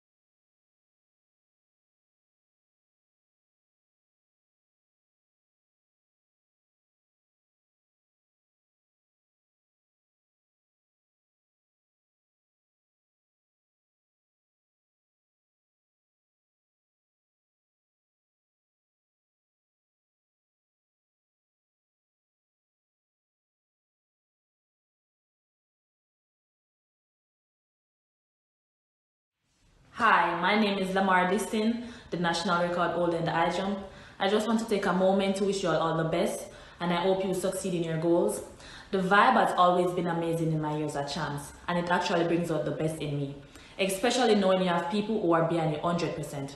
It's always a good vibes, knowing that you are not only doing it for yourself, but also for your team at a shot at the Champs title. If you are nervous, it's okay to be nervous. Just don't let that nervousness take you over. You've been training for this, and now it's time to show the world what you are made of. Big up my little brother Santino Distin, who will be competing in the Class 2 high jump and long jump in his first appearance at Champs. As Coach Bennett always say, don't be afraid to dominate, don't be afraid to destroy them. One idol. Hi, my name is Janine Smith, former Wilmerian and Champs champion. My Champs experience was a roller coaster ride. Talk about underdog turned champion, that would be me. But it was fulfilling, honestly. A really good growth experience. Loved the crowd, loved the energy, and yeah. I would love to wish all my Wilmerians from Class 4 to Class 1 a amazing championship. Have fun, enjoy your team, just soak up every single thing that you can. To all the athletes performing, I wish you guys nothing but a safe championship and a very fun championship also. What have I learned from Champs? There are going to be adversities. Things will take a turn, but once you are headstrong, positive, confident in yourself, you will become a champion. So keep fighting, guys. Hi everybody, this is Javier Bell, former 400-meter champion, Olympian, and many-time finalist at the Boys and Girls Championship. I am here to talk about my experience at Champs and just to encourage everybody who's competing this year. Well, I can first say that my experience at Champs were filled with a lot of mixed feelings because it was an up and down championship for me for many years. I was plagued by injuries, but I can say I've enjoyed every time I've competed there. I must say that the vibes at Champs is very vibrant. So even if you're not a part of the traditional schools, you still feel that energy from the crowd. I must say to all the athletes that are competing this year to just be focused, stay focused for the days of championship. It's not only competing but also rest and recovery is very important. I'm just asking everybody to go out there, be competitive but also in a friendly manner. Be respectful to yourself, your teammates and your competitors. I'm just asking you just continue to go out there and give it your best, because your best is all that counts. And thank you for giving me the opportunity to send this message to you all. I hope that everybody have a good, calm, collective and fun championship this year. Alright, peace, bless. Hey, it's your girl Jura Levy. I'm just here to wish my alma mater, Fair Technical High School, good luck and all the best at this year Boys and Girls Championship. I would have to say my least favorite moment at the Boys and Girls Championship was the year 2007. I got fourth in the 100, fourth in the 200. My 4x1 got disqualified, and then I lost my 4x4 medal.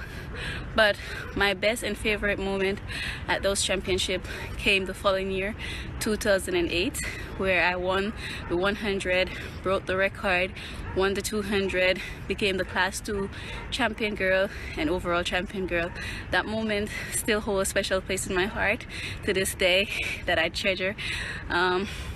Just want to say good luck to all the school and all the best at this year Boys and Girls Championship. Stay motivated, keep the fight alive.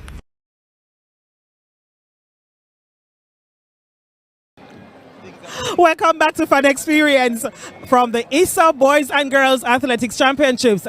I mean, it is the greatest. We have now seen a record history moment. The 100 and both the 100 meters for girls and boys, the record sub 11 and sub 10 seconds. So like we told you, it is the greatest athletics championship for high school in the Western Hemisphere. And by how our fans behave, I mean, the Olympics and the World Championships, when you look at it now, I don't think the fans behave like how our fans do at the championships. No, they're not as appreciative. They're knowledgeable enough, but they're not as appreciative. Because as good evening everyone, it's like a carnival atmosphere for us Jamaica. Yeah. You can see there's so many persons that we could have gone to school with. Now come back to this championship. So it is a big deal. And it's different anywhere else. It is, and what makes it so spectacular, everyone that I've spoken to, it's not just about the talent that we have, but the wonderful fans, like we said, they're knowledgeable, most of them, because we have a lot of coaches in the stands, but also how much they love the sport and their schools. The old boys and the old girls, they're easy, you know, bravo. They go all out. And what I like over the years, when we have worked together, we have always Yes. because they are behind the scenes and they don't get enough credit and appreciation that they fully deserve. Yeah, the entire coaching staff. Yeah.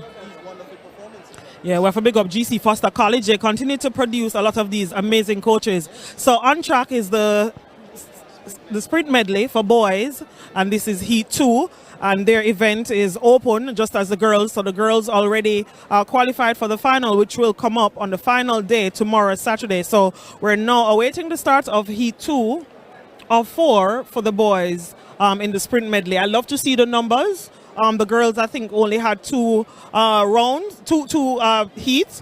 For the boys, it shows that, you know, they're interested, they're competing. So the order is 4-2-2-8. People say if you have a good 800-meter runner, you will win the sprint medley. You believe that? It works sometimes. Depends on the advantage that the team that has the sprinters will get. But I believe because usually that's the last leg and it's the most crucial one. So most of the time, that will work. I would have seen in the past when schools have to win championships. So I told you it was Heat 2, but it was an error. It was this is now Heat 3 or 4 that's on track. Based on the stock of Jamaica College have a lead, and they should change over first ahead of, I think, Dintil Technical. Dintil with the second changeover. Bridgeport, Bustamante. So good to see these teams. They maybe do not have an individual athlete that can medal or get into a final. But we saw Alphonsus Davis, a.k.a. Spalding, back in 2018, put together a team for the boys and girls, and they won both. Last year, some teams put a lot of energy and focus on this particular event. As I said, you made an excellent point. Some people might can't win the championship. So there's that one event that they know that and medal is one of the events that they normally. Yeah. College, I think, you know, they have dropped the ball a lot between the last 2 days. And I mean, I always say a championship is never over until the fat lady sings, because these are teenagers. You know, so many things can happen, unexpected injuries. But so far, Kingston College are in the driver's seat comfortably. It's good that you mentioned that, Trish. But honest, Jamaica College is imploding. And the final name in the coffee for me was the young man Paul starting in the 400-meter hurdles, Class 1 boys. And what happened yesterday with the Benjamin and Mark Anthony in the Omar Wall. Knowing that those guys were coming back for the 400 meters. And throughout the season, Mark Anthony wasn't as solid as you expected him to be. So you thought he would have been rested and he used someone more flexible like a Malik Stinson. Yes. It's so unfortunate when it comes down to managing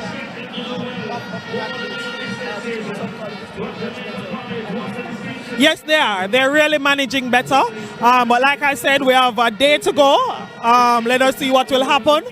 But so far, Edwin Allen and Kingston College, defending champions, they're still leading, and that's all you need to do going into the final day with 1 or 2 athletes into the final to get points, because that's the only thing that matters.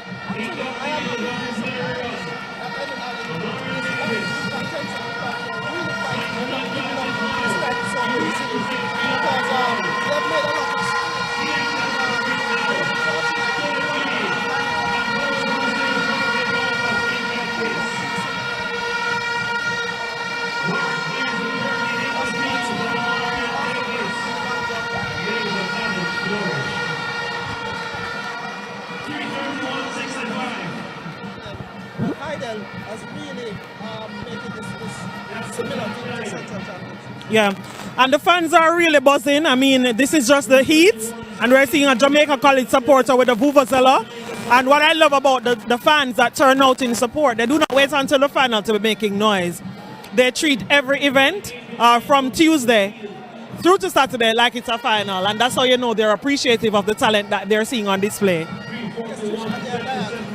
And I'm sure just like me, you would have had some friends who might be calling you now to get tickets for tomorrow's final day, but it is sold out. We can't get the tickets right now. So the Diatic fans, they came in early and did what they have to do. Yeah, I think I agree with you in showing that, you know, the fans, they continue to support, they continue to turn out year after year, and you know, I know a lot of people who came down on a flight yesterday evening, and they're disappointed because they thought the 100 meters would have been tonight, so they were still not aware that the schedule last year is a repeat. It has carried over into this year. So they're very disappointed to find out that they would not be able to see the 100 meters. So, and all over social media, that is a talking point. I love the schedule. It spreads very perfectly for the athletes. They are the main ingredient here. They are the most important aspect of the championship. But do you think the pressure regarding wanting fans in, it will now force ISSA to maybe go back to schedule to accommodate so that themselves and the sponsors and fans can be happy with the turnout? Actually, no. I support this new schedule, and I'm glad you brought it up, because this is how the World Championships, the format of the World Championship, you have the 100 meters heats preliminaries on the first day, and you have the 100 meter finals on the second day. It sets the tone for the championships, and based on what I am seeing, I'm sure the patrons are loving it. We can spare a thought for those who would have come in wanting to see the 100 meter finals. But we have to understand that ISSA is evolving, and I believe it is a step in the right direction. And Trish, you will remember the Tokyo Olympics, when we had our national trials. We had the hurdles in the morning about 8 o'clock, and we had some issues with Mr. McLeod.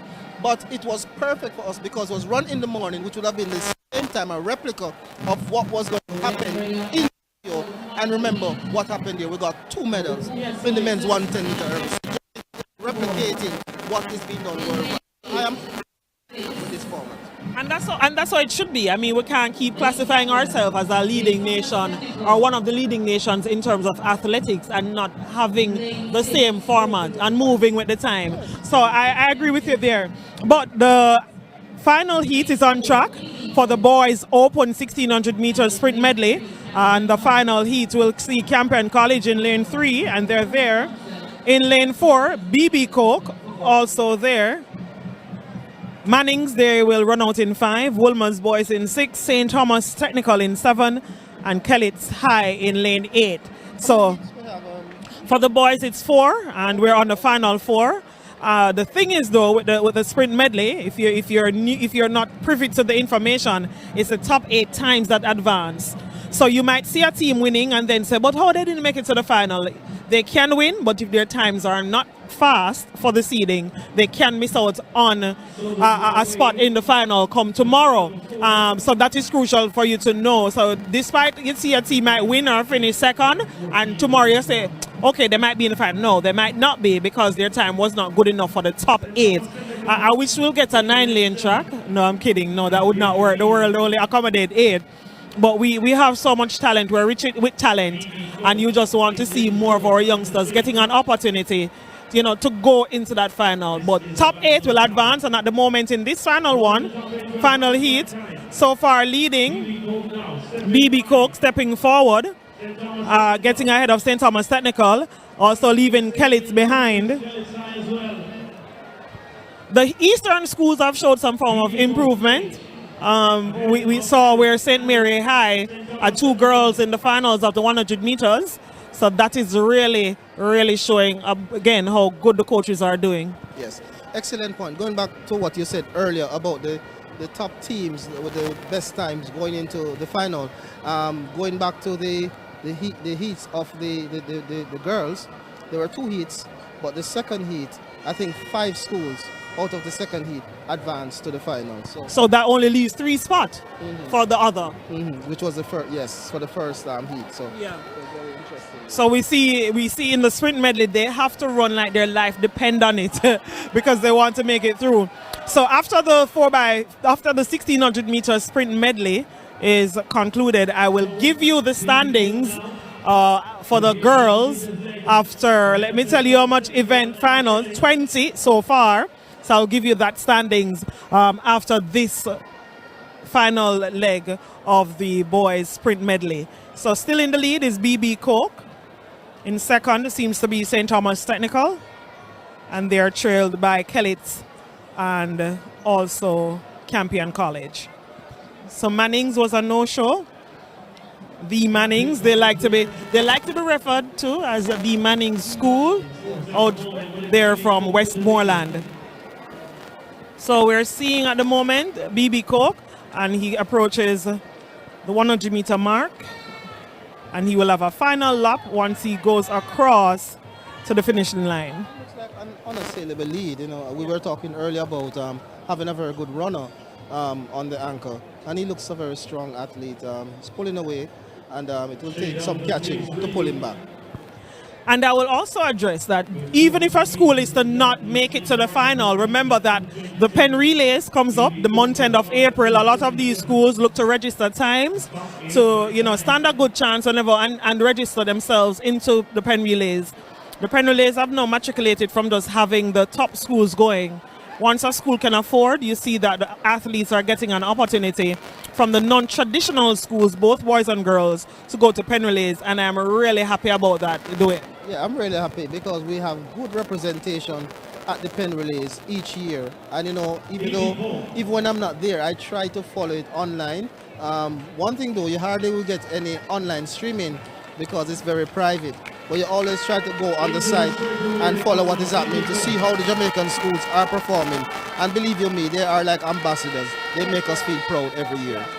So BB Coke heading home for the victory to close out. Yes. He's reaching for the line. Searching for the line. BB Coke, they take heat 4.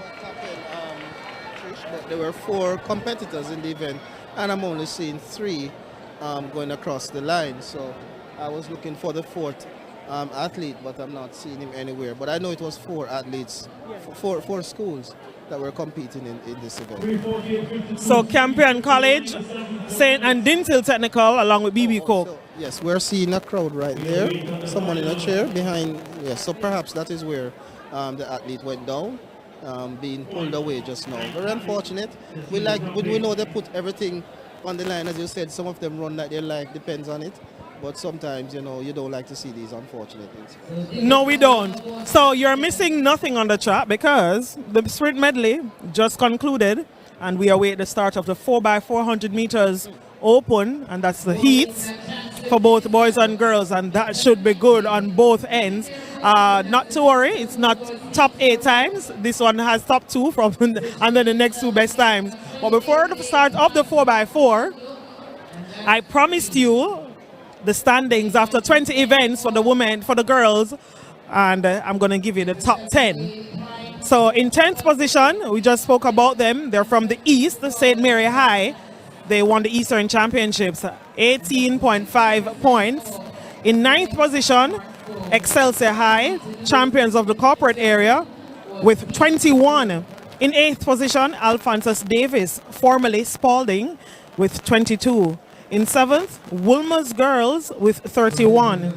In 6th position, Immaculate Conception on 44. In 5th, St. Catherine High, the school of our Prime Minister, Andrew Holness, for our former school of the Prime Minister, Andrew Holness. St. Catherine in 5th with 47. The top 4, St. Jago, 67. In 3rd, Homewood Technical on 91. That means that the point standings at the 20 event score for the top 5. St. Jago, and that's on the boys.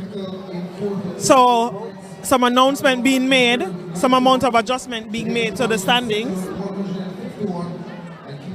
So Kingston College appealed and he's back into the champion. Nicola Carr, he's back into the championship following the protest launched by the Kingston College team. And I love when schools and athletes follow through with the protocols. So the ban has now been overturned. So the point that he gained in that 3rd position in the 100 meters, he was 4th? He got 4 points. 4 points. Right. So they have now received back that 4 points. And he'd be available to run in the 4x1. So it was a critical decision for Kingston College. And you can see why they fought for it. Everything counts. Yes, indeed, because the championship is going to be very close. Even though Jamaica College, I believe, will find themselves wanting, perhaps, especially on the final event, the 4x4, where we don't have any representation in that event. Or they might struggle. Seeing that some of the top athletes are injured. So I'm going to start it back at top 5 for the girls. So in 5th position after 20 events, St. Catherine. They're on 47. In 4th position, St. Jago. Homo Technical. St. Jago 37 in 5th. In 4th, Stets, 54 points. So that's for the boys. So Edwin Allen, they're leading on 136.5. Heidel in 2nd by 5, 131. Homo Technical in 3rd on 91. So it's really close at the moment on the girls' side. And while the boys, I think, like I said, Kingston College are comfortable at the moment. So you have the upstand. Yes. I just got the latest point standings. In 12th position, Petersfield on 12 points. In 11th position, Cornwall College on 14 points. In 10th position is Herbert Morrison on 16 points. 9th position, Woolmer's Boys on 18 points. In 8th position, Magazine High on 26 points. In 7th position, Excelsior High School on 29 points. In 6th position, Edwin Allen on 34 points. At the top 5, St. Jago High School with 38 points. In 4th is St. Elizabeth Technical on 54 points. In 3rd position is Calabar High School on 91 points. And in 2nd position, school from Hope Road, Jamaica College on 151 points. And way out in front is Kingston College on 176 points. So they lead by 25 points. And the lead is getting bigger, Trish. The lead is getting bigger, but like I said, based on all the mishaps that Jamaica College would have suffered, no surprise here. Nothing to take away from how good Kingston College has been. They've been very composed and they want to retain their title and they're well on their way to do so, all being well. But on track, so those were the point standings for both boys and girls, and that's after 20 events completed on both sides. So the 4x400 meters relay for girls, the heat has just started. So in Heat 1, Denby, St. Mary, Edwin Allen, Port Antonio, Dintill Technical, Gainsted, and Manchester High. And at the moment, you can guess who is in the lead, Edwin Allen, as they make the first changeover, and with their second leg runner approaching the backstretch to make the cutover. And she moves gradually from lane 4 into lane 1 and moves at a very reasonable pace on the backstretch. And I think, like I said, knowing what the job is, the mission is to finish in the top 2 and the next 2 best times will advance. But on her heels at the moment is all others. Manchester is on the heels of Adrenaline, so maybe just need to push a little further so that they can finish comfortably. St. Mary's in third and moving on the inside. Bad running from Manchester.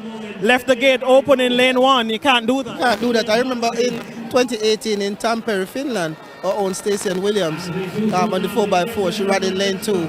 And I think it was Sydney McLaughlin who ran in lane 1 and passed her. So we gave her that advantage. So you have to protect the inside lane because you're running a longer distance, as you will know. Exactly. You have to be careful. You can't just leave your door open. But again, still competitive. The second changeover has been made. The ladies are now on the backstretch. Adrenaline still with a commanding and comfortable lead. It wasn't Sydney McLaughlin. It was Anna Cockrell. Anna Cockrell, yes. 400-meter hurdler. So they approach the last 150 meters on the third leg as they look to make their final changeover. But Adrenaline now pulling away comfortably now. For sure, their anchor leg will just need to bring the baton home. The real battle is between Manchester and St. Mary in second and third. Left behind is Dintil Technical and Denby. The final changeover has been made by Adrenaline. And like I said, this is heat 1 of the 4x400 meters relay, and you're tuned into the fun experience on Track Alerts. We cannot show any races. We don't have the rights.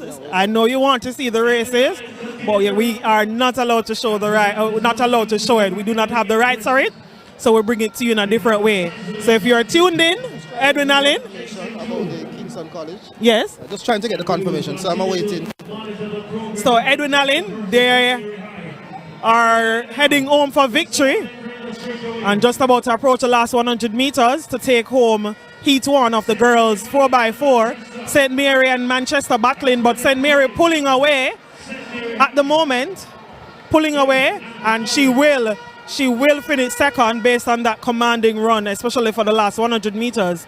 And Manchester, they will finish third, and she's still running hard, hoping that they can be maybe one of the best 2 times. So winner of heat 1, Adrenaline, 3:47.09. Second, the school from out in the eastern end, St. Mary, 3:47.99.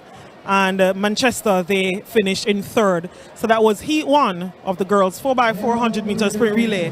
So the jury of appeal has reinstated Nicholas Clark of Kingston College.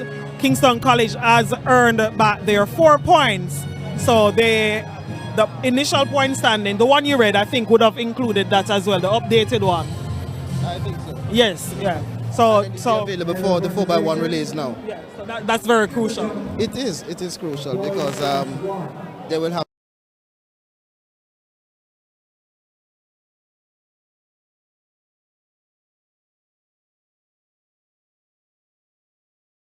Bad behavior has been once again rewarded in Jamaica. What's your take? Initially, when it occurred, Trish, on the cycle track, so I didn't really see what had transpired because it happened so fast.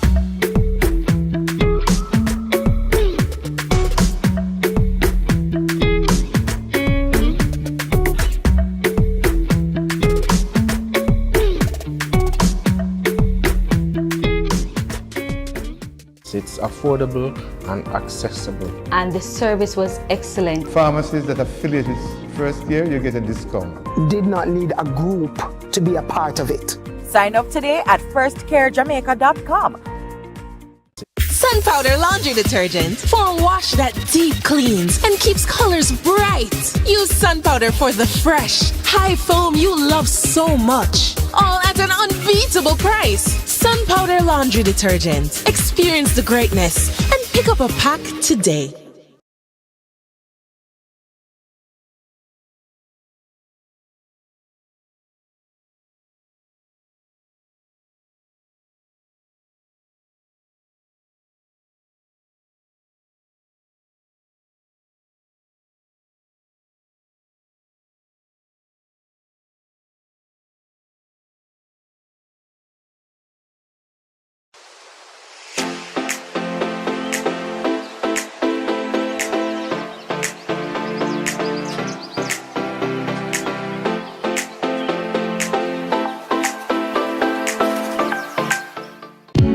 Me feel joy at Easter time. Purity Easter bun make me smile.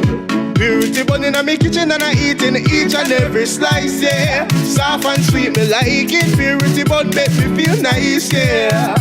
And it feel just right, the taste is so divine.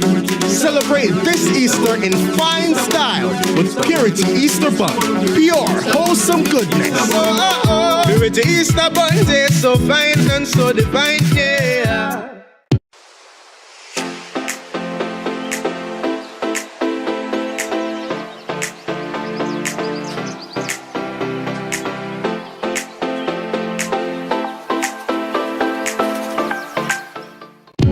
Me feel joy at Easter time. Purity Easter bun make me smile. Purity bun in my kitchen and I eating each and every slice, yeah. Soft and sweet, me like it. Purity bun make me feel nice, yeah. And it feel just right, the taste is so divine. Celebrate this Easter in fine style with Purity Easter bun. Pure, wholesome goodness. Purity Easter buns, they're so fine and so divine, yeah. Welcome back to Fun Experience right here on Track Alert. You know, we cannot show you the races or they will be sued. So we're bringing the Fun Experience because they're just as important. They make all of this a lot more exciting going along with the talent on track. I'm seated next to, you don't need to see me, you just need to see him and his wonderful shirt. It may be hard to tell because the color blending with your minister tough time. Chester all the way, Manchester all the way. So if you didn't know before, you know now that that's where you went to. That's certainly where I went to. That's where I spent some of the best years of my life. That's where I learned a lot, and that's why I am who I am, I believe. And so, always supportive, as I say, you know. So you're out enjoying. We had history here. Friday night, we had our first high school boy and girl running sub-11 and sub-10. We continue to grow and be rich in the sport. How does that make you feel, you know, as a Jamaican? Not even as a minister, but as a Jamaican. No, it's an absolutely proud moment. I mean, we have distinguished ourselves. In fact, Jamaica is on the international map, punching well above its weight, largely because of our athletes. I mean, the culture generally, the music too. And it's something to be proud of because it means that we are always making that extra effort to push ourselves so that we continue to be number one. And without a doubt, we are number one in so many ways. So to see it at home, it's just a lot of encouragement. I remember now, we're serving the nation state, so it's not just in Jamaica, it's a diaspora. Yes. And all of the foreigners who are here too continue to be impressed, and we're happy for them because a lot of our people get opportunities from this meet. So it's a good feeling, and it continues to make me proud as a Jamaican. Yeah, I agree with you. You just job yourself and Bert Flynn, Courage and so on. Huge fan of Jamaica Move. I was a part of it, you know, on the station. How big of I know you walk in the mornings. How do you think we have made a lot more strides in terms of fitness throughout the island, especially during the pandemic period? I think so. I mean, I think that Jamaicans are a lot more conscious. It doesn't mean that we don't have a lot of issues, because we still do. And some of the choices that we make are habitual. And so we have to try and change behavior, starting with our young people at this level, in our high schools and our primary schools. So the challenge is still huge, but I believe that there are a number of programs, like the Jamaica Moves program, but others that have gone a far way to sensitize the population on activity, on healthy eating and that sort of thing. And we're going to continue to push it. In health, we take a very holistic approach to health. It's a personal experience, it's personal responsibility, and it's more than hospital beds and surgeons and doctors and nurses. It's lifestyle. And so this is why an event like this is why athletic events, other sporting events fit very nicely with this new narrative, which is if you live a particular lifestyle, you will improve your chances of having a better quality of life and longevity of life. But I'm all for that, and I try to practice what I preach. People say, you know, it's costly to eat very healthy, you know, especially when the household is 2+. Do you think that, you know, and when you look now at a number of places that have places to maybe the space to grow stuff, how you think we can, you know, maybe look to include better diet, especially for the sake of our children, because I saw where you and Juliet was talking about, the teenagers being obese and so on, and the children are the future. We can't have them dying or being ill because of overweight. Well, there is an issue with cost of food generally, but we are a very blessed country. I was Minister of Agriculture for a while. Yes, you were. And I know that we have very fertile soil. I know that we can grow a lot of fresh produce. I know that there's always an in-season fruit, tropical fruit, yes, that we waste. The mangoes fall off the tree, the OTT apple fall off the tree. Yes. So a lot of the challenges that we face are not so much scarcity per se, as it is our capacity to harness efficiently what we can produce and integrate that into our food systems. To import, and we do a lot of it. So what we have been doing is in the schools is a nutrition policy. You would have heard that we have been discussing that with the Ministry of Education, and that policy is going to almost force the schools and by extension all of us as adults to conform to a particular nutrition menu, if you will, to hopefully over time develop habits so that the kids in school will drink more water for starters, and they will look at consuming a more balanced meal, because that is a big part of healthy lifestyle and healthy living. So while I do agree that there is a cost element, I also believe that if we set our minds to it, we can do better, and that's what we're going to be working on. And I agree with you wholeheartedly. It is challenging, but it can be done. So let us know enough talk about what you do and so on, because you're here, champs, to have fun. You're dressed for the moment, so that is very telling. No, you didn't do any sports down at Manchester High? I was more the leader of the sports. I was the house captain, So from ever since, that's your turn. Which house? For those listening. Godfrey House. What color was that? It was red at the time. I think the color may have changed, but it was red. So I was sports like 800 meter, but I wasn't very good at it. That's it. Yeah, I took one. I took one for the team. You come last? Not really, but close to it. Close to it. That being in for the 7th, sports. I believe that can change. Fun. Yeah, sports can change the world. We see whenever sports is happening, World Cup, World Championships, Olympic Games, the decline in crime and so on. How does that make you feel? Like I said, this is not about the ministry often. This is about, you as a Jamaican. How does that make you feel, say, what sports can do to people? I tell you something. I'm a member of parliament, and I have to represent communities. And there are so many lessons from activities that bring people together and stimulate their mood in a positive way. And sports is a great uniter. I mean, the Olympics is the ultimate. But beyond that, when you can have a little six-a-side competition or a little community meet, and you elevate that up to this point here where you have champs, which is the sort of creme de la creme of everything, it transforms people's thought process. You don't have no time to be out the road and fling battle or shoot gun. No, because you're here chilling out. You buy a pack of peanut from the peanut vendor, you drink a little juice or some water, you jive each other friendly, and guess what? You make friends ultimately. Oh yes. And so not only does it help you in terms of your health, because it gives you a positive feeling, so mental health wise, it also helps you to be more tolerant. Yes. Because nothing wrong with competition. No. As long as it's friendly competition. And nobody not gonna fight over it. Yeah. And an event like this, you don't see anybody fighting. No. You see people driving each other, but they don't fight. And we can settle our disputes that way too. Disagreements in all things, but conflict resolution is very important, and it starts here. Very, very key. So I think we need to have more of this, frankly speaking. Yeah. And I am all for it, and that's why we promote in public health an active lifestyle. Whether it is hiking, sports, swimming, riding, whatever. I do a lot of those things. Yes, I know you do. And I do it for the fun. I do it for the fun, and I do it so for which you prefer, hiking or when you walk? I like all of them, but I love to run. Slow run, but I love to run. So every week I'll do 3 or 4 miles 2 or 3 times a week. And I walk, I go to the pool, learning to swim. I can do some of it now. Yeah. How advanced are you now? I'm from Manchester, and a bad pan. Me used to bathe it, I would never really have though. Boy, based on how the water thing are going on the country, all we gone back to bad pants, so don't feel away. But at the moment, before I get some final words from the minister about champs, Heidel, they're leading heat 3 of this is the final heat, and they're about to make the final changeover. Anika Makinov led a very spectacular second leg after winning and chasing Heidel at the moment is Elizabeth Technical, and women's girls, they're in third. Also there is St. Jago, and around the back we see Very Technical. Well, she's not.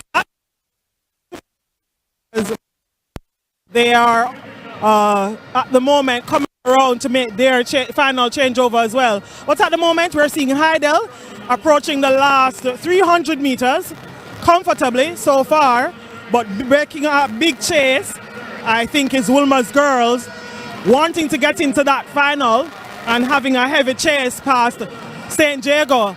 So she's chasing, so Heidel, I think, will maybe have to do a little bit more work to make sure they have the advance to the final. So here she is, Wilma's girl, really pressing gas. The last 150 meters will be very interesting. Heidel still comfortable, and Wilma's will know it's a top 2 that will surely advance and the next 2 best times. So Heidel still chasing the title behind Edwin Allen. They take the final heat of the girls 4x400 meters relay ahead of Wilma's girls and St. Jago. So that completes the 4x400 meter heat for girls. So we await now the start of the 4x4. The 4x4 for boys, but let me get some final words in from the minister. So I know you went to Manchester, you're in full support. So you're not support. You're not business about the boys. Them. Oh, win. No, so. Are you really? You have a little. No. Hold on. No. You know, as I said, we always a Manchester, right? Yeah. But I just love to see the fun. Okay. And so once they're having fun. Once everybody's having fun and enjoying themselves, I don't get too much into the Kingston Battle Royale, the JC and the KC and the Calabar. He's trying to share that as Kingston people, but let us I want to be able to walk the streets of Kingston, you know what I mean? but so I'm a country boy who take bus come town. Yeah, and you want to walk around freely. Because as you can see where he's seated, that is very telling. I'm sure those around when they saw you sat, you know, here versus the Royal Box. Because means a man for everybody. So I'm really. Yeah, but them know. But sometimes you have a seat for yourself. It's true. That is true too. That's why. Exactly. That's why I tell you, so that's why I make me want to come talk to you. If you did over something, I'm not going to come trouble you. But no, man. You're with the people. You're clad in your school colour. Always with the people. You are. Even when you were Minister of Agriculture, which you did a fantastic job, and I know the going been tough for you, you know, with the pandemic and everything, but making your way out of it, what more can we expect, you know, to help with the children, to help with the health of Jamaicans? Well, we're going to be promoting the active lifestyle as a holistic approach to health.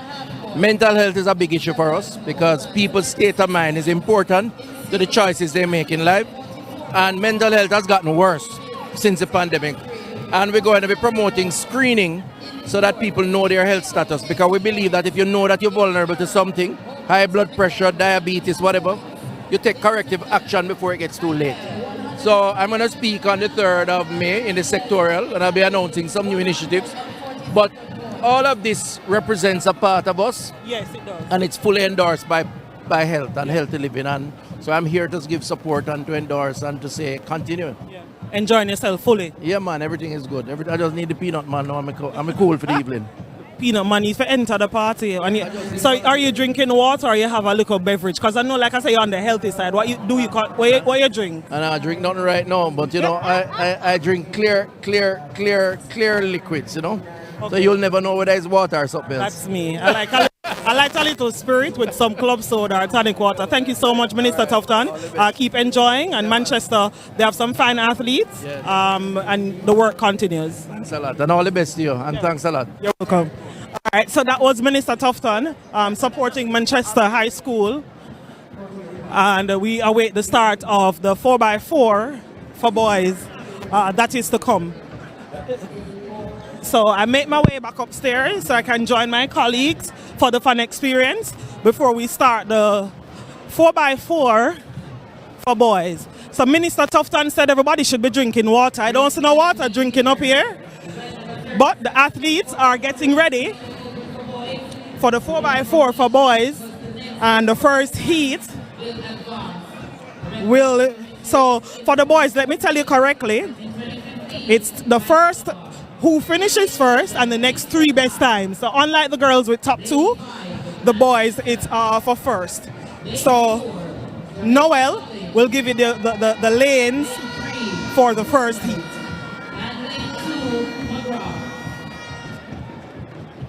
Where are we now?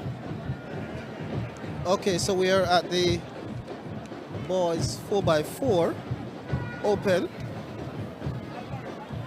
So in lane 1 we have McGrath High, lane 2 Wolmer's, lane 3 Jamaica College, lane 5 Manchester, lane 6 Camperdown High, lane 7 Kingston College, and lane 8 William Nib. So this should be very interesting. The lane 8 is empty. So here they go then for the first section of the boys open 4x400 meters relay. But it seems as if 5 teams in section I don't think I'm seeing Jamaica College. in the final. He's running already on the outside. I don't think Jamaica College is there. It's Jamaica College? Yes, Jamaica College is there in lane 4. So they have found a makeshift team, Trish. The young man is trying his best to put them in a very good position. Powering down the home straight now. Going past Manchester High. So Jamaica College, large and in charge. Yes, this looks like Bygrave. So they have used the 800-meter runner. So they have improvised. So Jamaica College over now in lane 1 on the back straight, being chased by Wolmer's. This is a very interesting race. So they lead about by 15 meters. They just need to win. Exactly, yes. So Jamaica College coming off the top bend. Still in the lead by about 15 meters. Wolmer's athlete is tiring. Jamaica College is powering away. Manchester is coming through now for second. He goes past Wolmer's. Comes into second. So let's see now. And Jamaica College in charge. Large and in charge, Jamaica College. The lead is now about 30 meters. It looks like an unassailable lead. Make that 40. 45. Wow. And this is very impressive from Jamaica College because we weren't sure if the team in the final. So definitely, and who knows, the young men might be like a proper massage, the ones that we put up, and we might see them for one good leg in the final. So all they need are just. And so to the final leg now. So by 40 meters. Large and in charge now.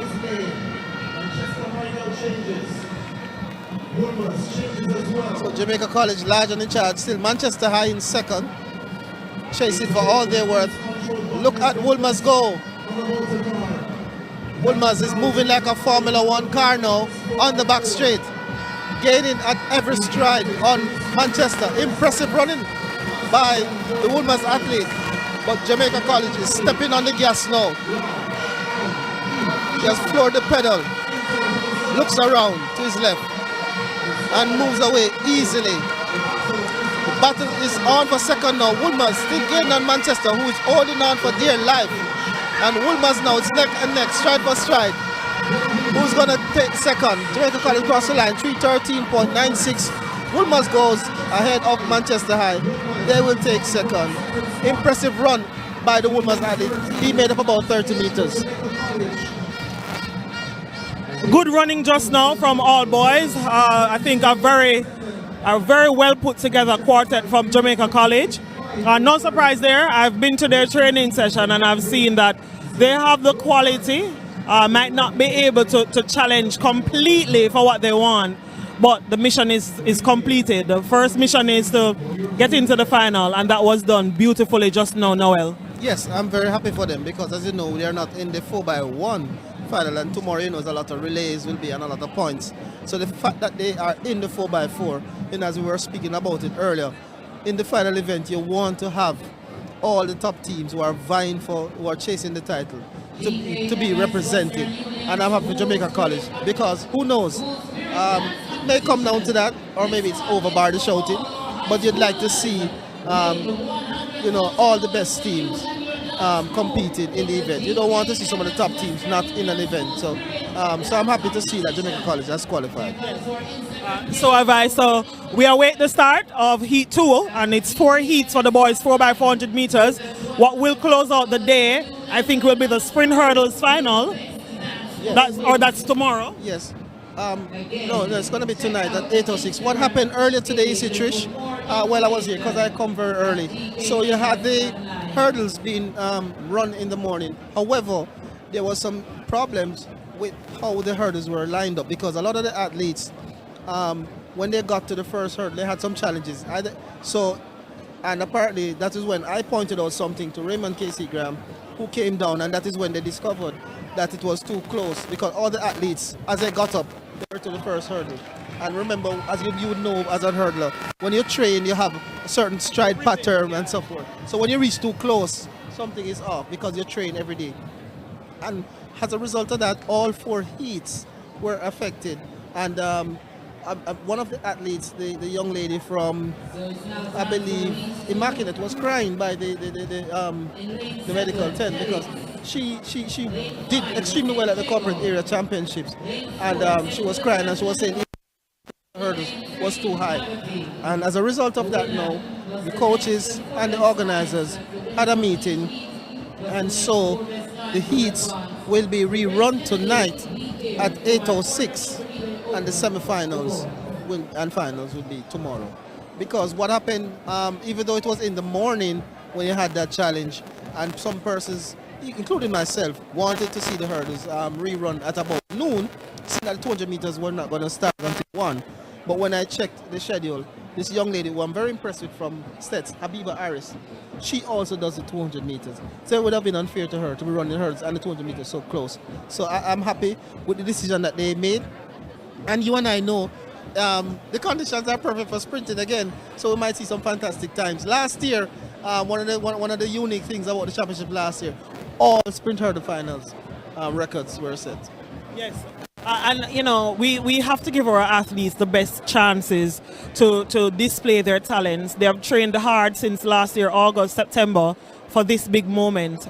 They deserve nothing but fair treatment, and I think that good sense has prevailed to rerun so that everybody stands a chance of qualifying for the final. So I'm disappointed though that we continue to be in this position, but what I will say is, following stuff that I've been doing and the questions that I've, based on the questions that I've asked on the ground, you're not missing nothing at the moment. Heat 3 is coming up. Heat 2, for the boys. 4x400 meters relay. It's next on track, so we just await the start of that. So you're not missing anything. Jamaica College, they won Heat 1 ahead of Wolmer's boys and also Manchester. Yeah, I think that the officials... what I would say is, it's not to say that they're not getting training, but you're finding that a lot of people are not very interested in, because it starts out as volunteerism, because you're not paid, you're compensated or given a stipend. And if we know anything about being paid properly or stipend, it tells the difference.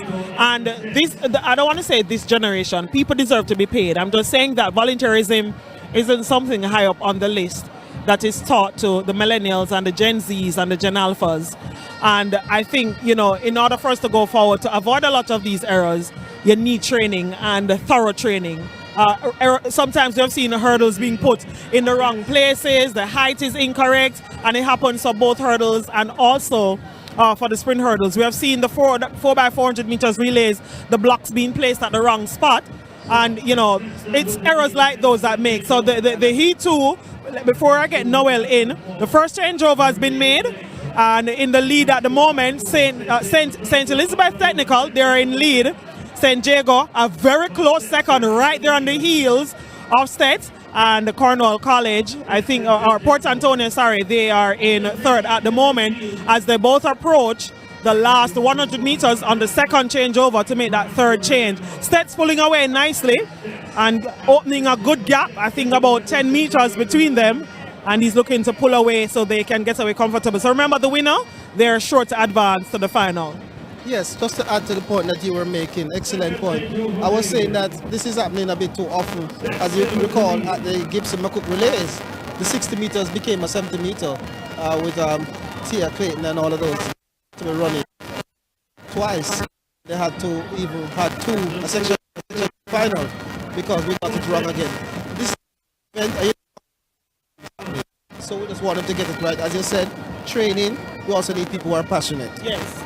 People who are passionate, and I tell people you cannot teach passion, but that's a conversation for another time.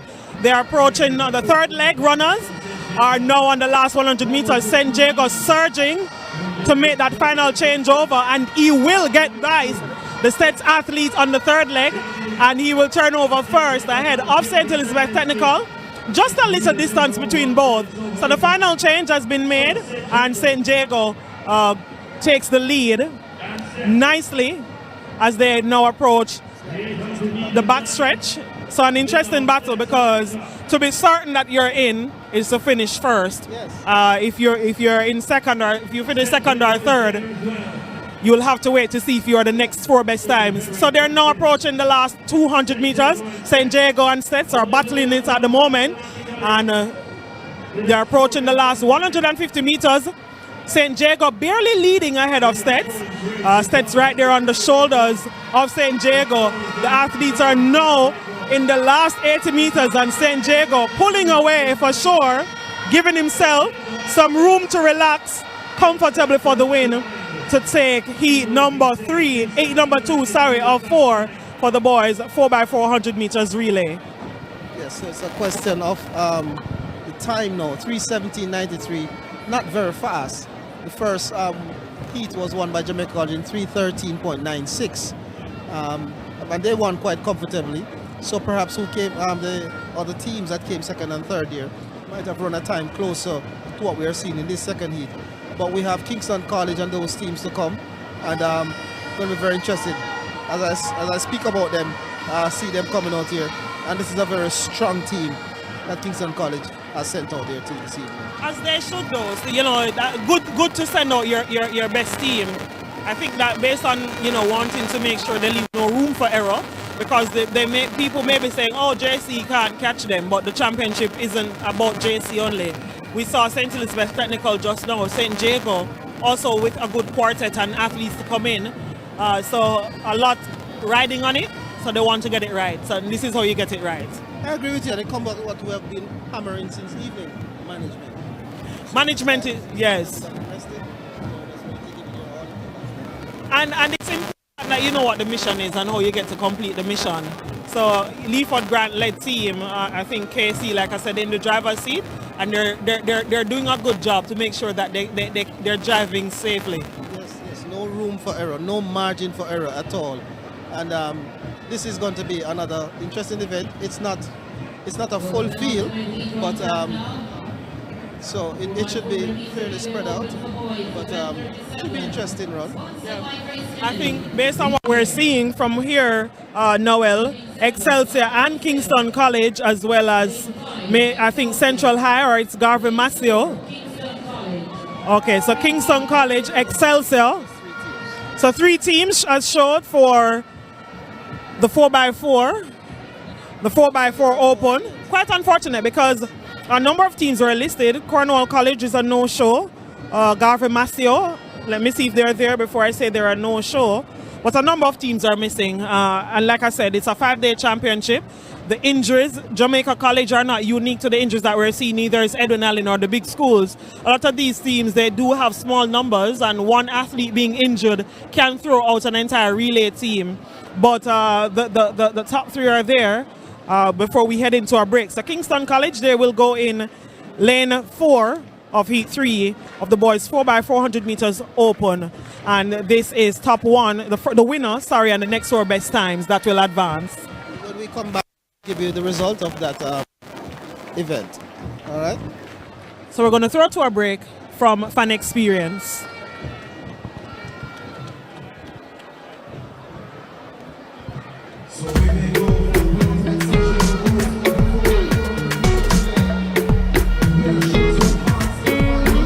4x4 has started.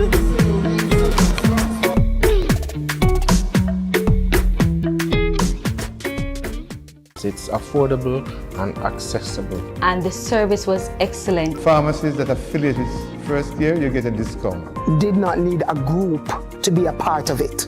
Sign up today at firstcarejamaica.com. Sun Powder Laundry Detergent for a wash that deep cleans and keeps colors bright. Use Sun Powder for the fresh, high foam you love so much. All at an unbeatable price. Sun Powder Laundry Detergent. Experience the greatness and pick up a pack today.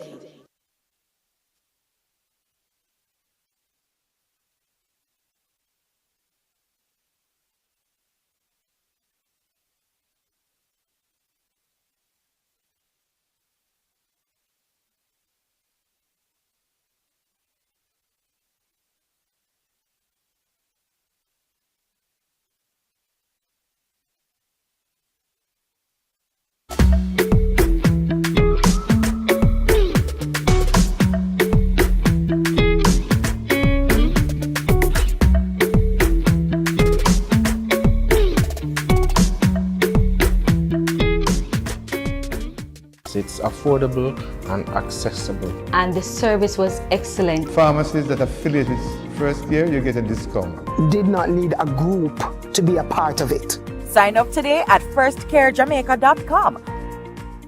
Sun Powder Laundry Detergent for a wash that deep cleans and keeps colors bright.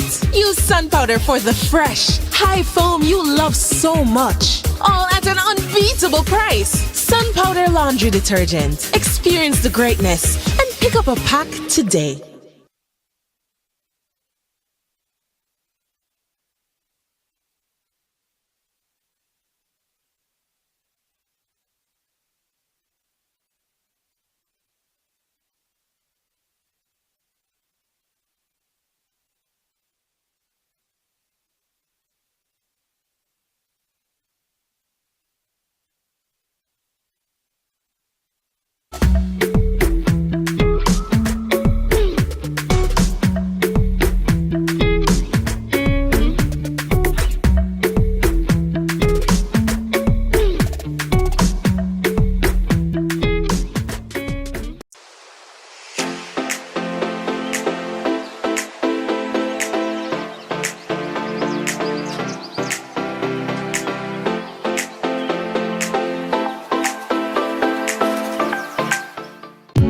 Me feel joy at Easter time. Purity Easter bun make me smile.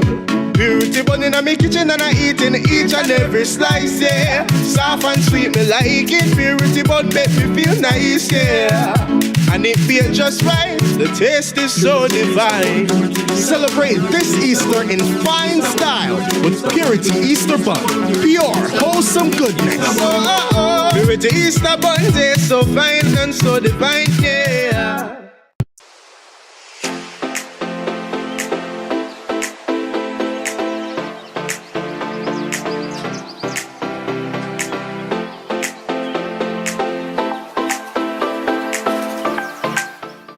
Stay connected with Track Alerts TV by clicking that subscribe button and hitting the notification bell.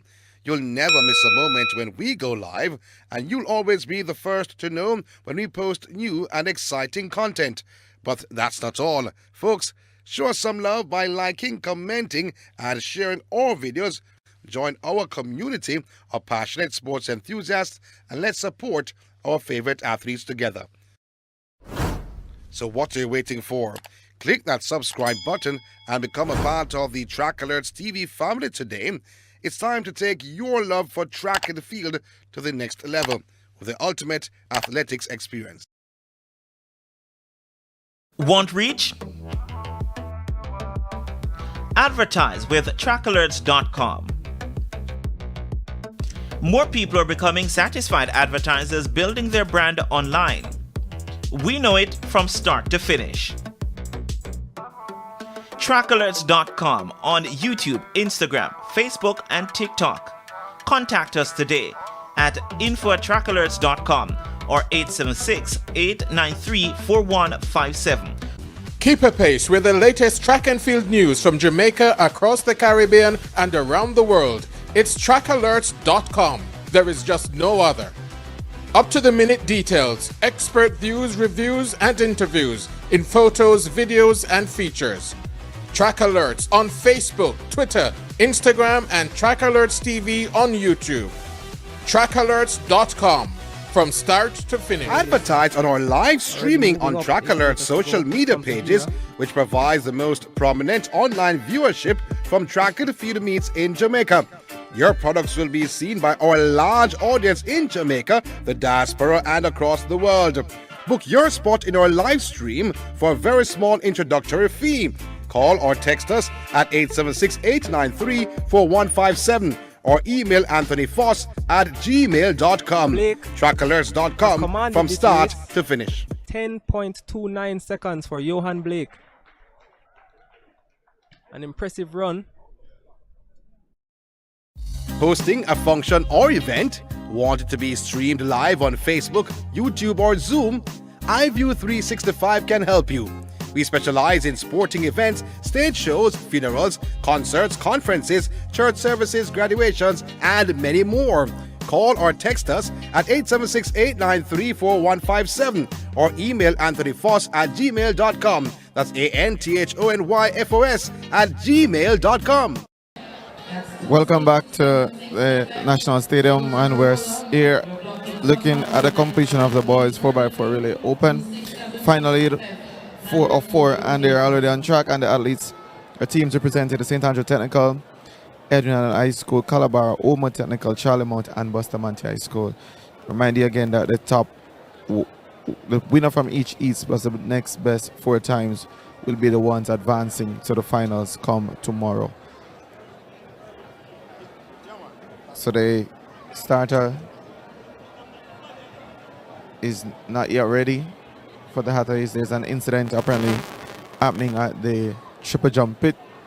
Athlete from Edwin Allen had a nasty landing.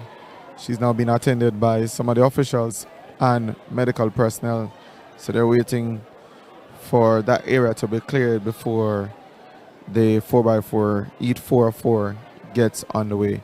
Rather unfortunate for the young lady from Edwin Allen.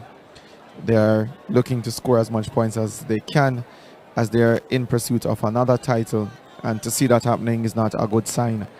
So they are now moving her away from the pit and to the designated area for medical attention, and now it is all clear. Athlete from Omen Technical is on the runway in the girls triple jump. That looks like Celine Riddle, and she managed to make it into the pit. Close one there. Almost seemed like she has hurt her ankle as well. She's still in the sand and grimacing in pain. So it seemed like she has hurt her ankle as well. Now, this might also delay the start of the heat because the gun has sent them off. So it's all clear for the 4x4. So again, our teams I remind you of St. Andrew Technical, Edwin Allen, Calabar, Oma Technical, and Bustamante. I'm seeing 14. So it looks like St. Andrew Technical is there. It looks like Charlie Mount is there. Calabar is there for sure. And Edwin Allen. So let's see what they do as they come past the 200-meter mark and look to close out the first leg of this 4x4. So it's Edwin Allen and Calabar that is up front. It's actually Calabar now that is taking the lead ahead of Edwin Allen, and looking to close very fast is Omod Technical, and Bustamante is back in fourth. So it's Calabar that's going to change first, and they do so successfully. Edwin Allen as well. Now Omod Technical and Buster just managing to make their change. So it is Calabar, but Edwin Allen is closing with every step as they look to cut over into lane 1. It is Edwin Allen that made a small move, but now Calabar has responded and is now trying to pull away, but the Edwin Allen athlete is not backing down. He's right on his shoulder. So it's Calabar ahead of Edwin Allen with Oma Technical some distance back, and now they turn into Oma, and it's a bar, and it seemed almost an accident there. But the athlete from Calabar managed to stay on his foot, and he still maintains that lead and trying to pull an handover before Edwin Allen.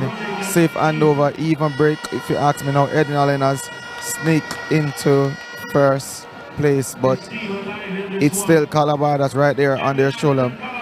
Neck and neck, shoulder to shoulder as they press down that backstretch. Edwin Allen pulls away just by a small margin, albeit, but Calabar is not relenting. They're pressing, says Edwin Allen ahead of Calabar as they approach the final change. And again, another trip and near miss by Calabar. So we have seen one on the second leg and another trip and miss, at least bumping into each other. Edwin Allen is maintaining the lead, and they're gonna hand over before Calabar on the final leg. And it's Edwin Allen that's now successfully exchanged, and Calabar now sets sail and pursuit of Edwin Allen. And as we speak, they're doing so, looking to overtake the athlete from Edwin Allen. It's the athlete from Calabar, and now it is a neck and neck, literally running in a straight line, shoulder to shoulder. It is Edwin Allen and Calabar, and both athletes are pressing because they know only the winner is guaranteed a spot in the final. So it's Edwin Allen that they look to come around the final bend, and it is Calabar that's trying to swing wide, but Edwin Allen is holding it on the inside, and now he's going to race to the line, and the crowd erupts in a frenzy as the Calabar athlete press past Edwin Allen, and it's going to be Calabar that takes this in. Calabar to the line, 3:16.14 seconds ahead of Edwin Allen.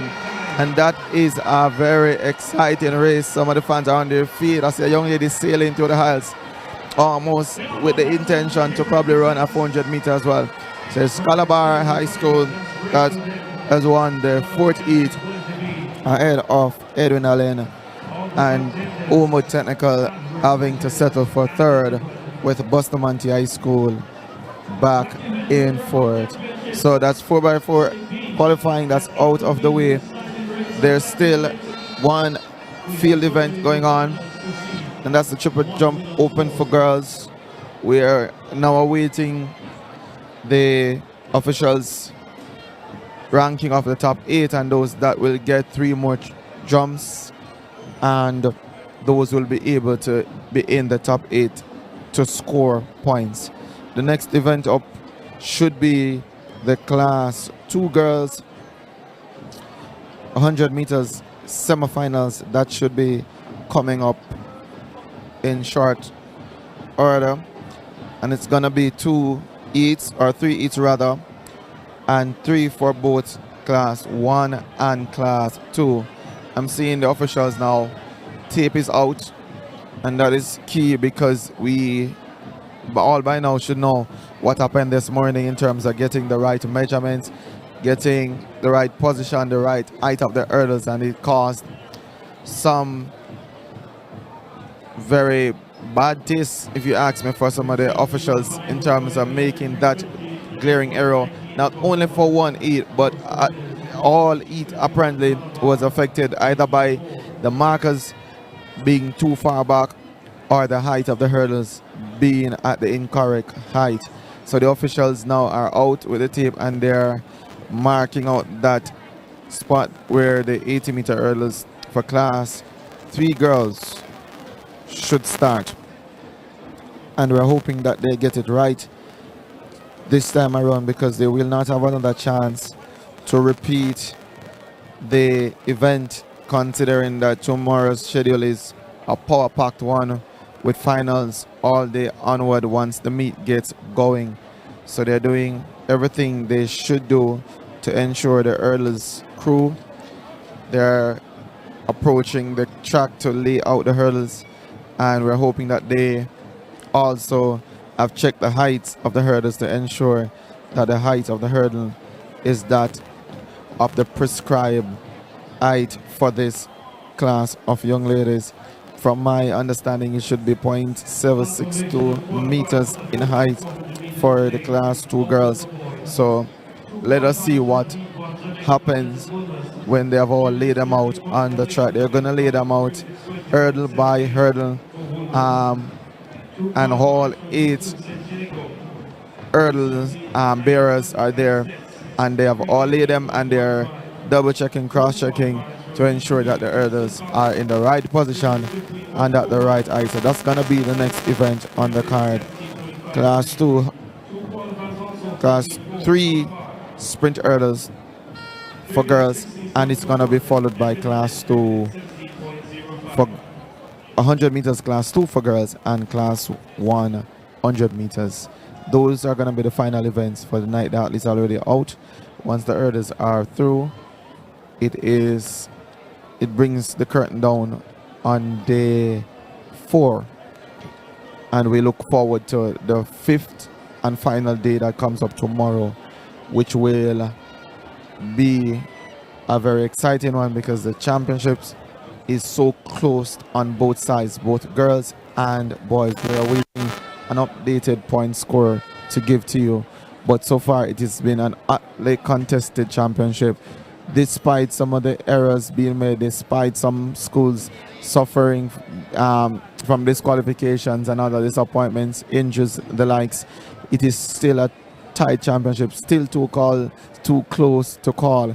And if this is how they show tomorrow, in terms of every athlete coming out and pushing hard to the line, giving every drop of energy that they have left, it's gonna be a very epic and interesting one.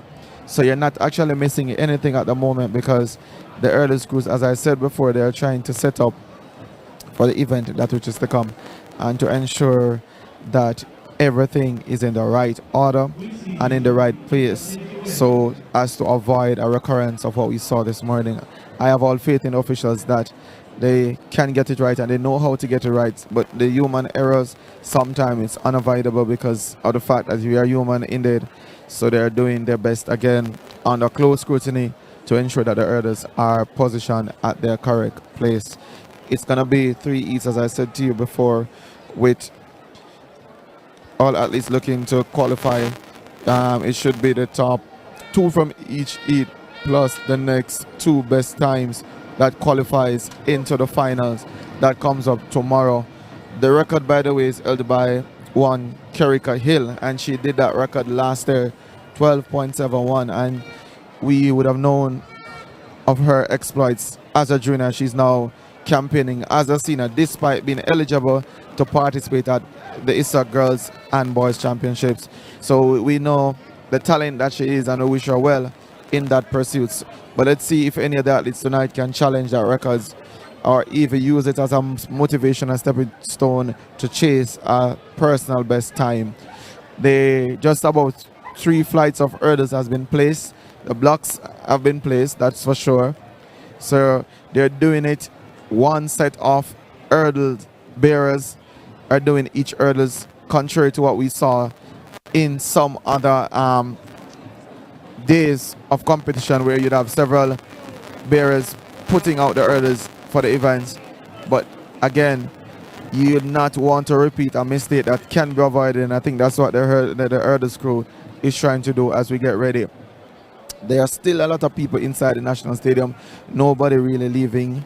Everybody wants to be here until the final events, and that's the kind of support you want your money's worth. But the vibe, the energy, it is next to none. So everybody's here, and they're going to be trying their utmost best to soak in as much as they can as the championship looks to come to its close tomorrow.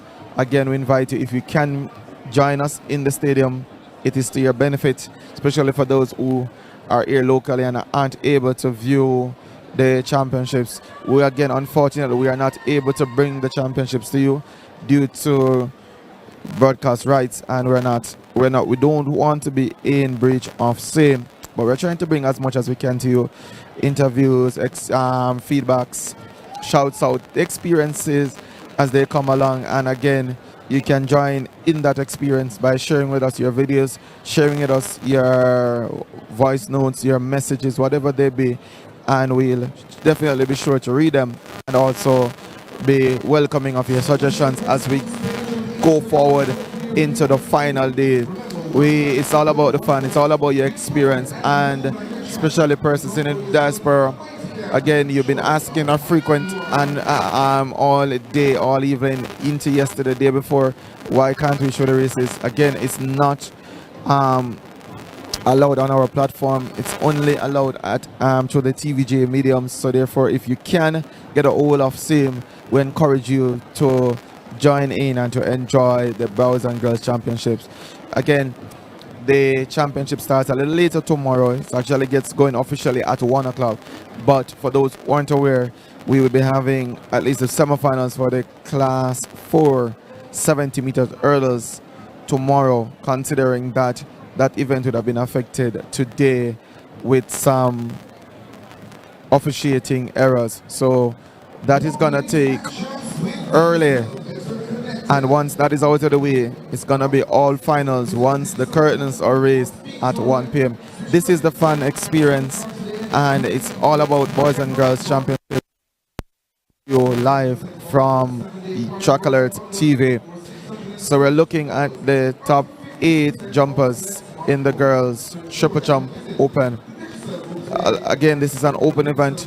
Jamaica has done well over this distance, this event rather, and we have a world champion caliber jumper in Shanika Ricketts, and she is really inspiring the young ones to do well in this event. Others that would have been around for a good while, Kimberly Williams, and she actually holds the record for this event, set all the way back in 2007, 13.52 meter.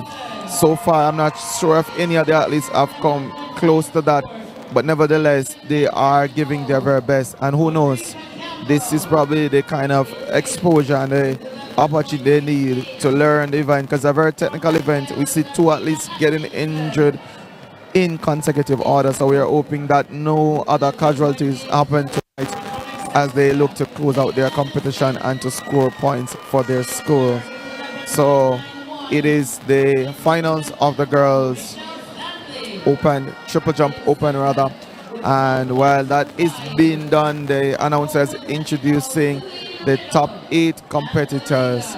We are looking at the athletes for the sprint hurdles, and this looks to be the 70 meters hurdles, and this will be their heats proper, because their heats was scratched this morning, so those events were ruled null and void because of, as we said before, that officiating error.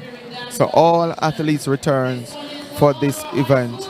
We are not privy to the start list, and we're trying to get that to see, but all athletes I think have returned for this event, because it's a second chance. It's a lot of running will be on the athletes, because they would have now been asked to run at least 4 times instead of the traditional 3 times that they would have run.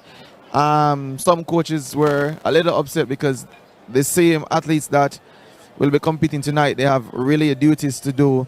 Some have 200 meters duties to do, and to be running multiple events unplanned. But this is probably the best way to have resolved the situation, since some athletes were disadvantaged by the error that was made. We hope that all of them will come out and do their best and to get a fair chance at qualifying for the semifinals and the finals that is to come tomorrow in the afternoon. So it's a class 4 70-meter hurdles, and the all hurdles looks to be in place. The mark in the distance looks to be correct. The athletes are testing the blocks while also striding and getting their first 2 clearances over the hurdles. The officials are making final checks. Again, you don't need to ask why they are doing it over and over, because you don't want to repeat the same mistake twice. So these young athletes, they are also experienced, because some of them were able to pick it up this morning that something was wrong, and that is commendable for them because they are rather young. This is not an event that's usually done at the primary or the prep school level, but to be able to recognize it shows that they're also a student of their event and knows when something is off. Everybody is there waiting patiently. All 8 athletes for the first heat were unable to say to you what events they are in. But shortly we'll be able to tell you that as we get the start list. And it's gonna be for heats. So it's heat 1. And it looks to be Cara Harris of the Queen School,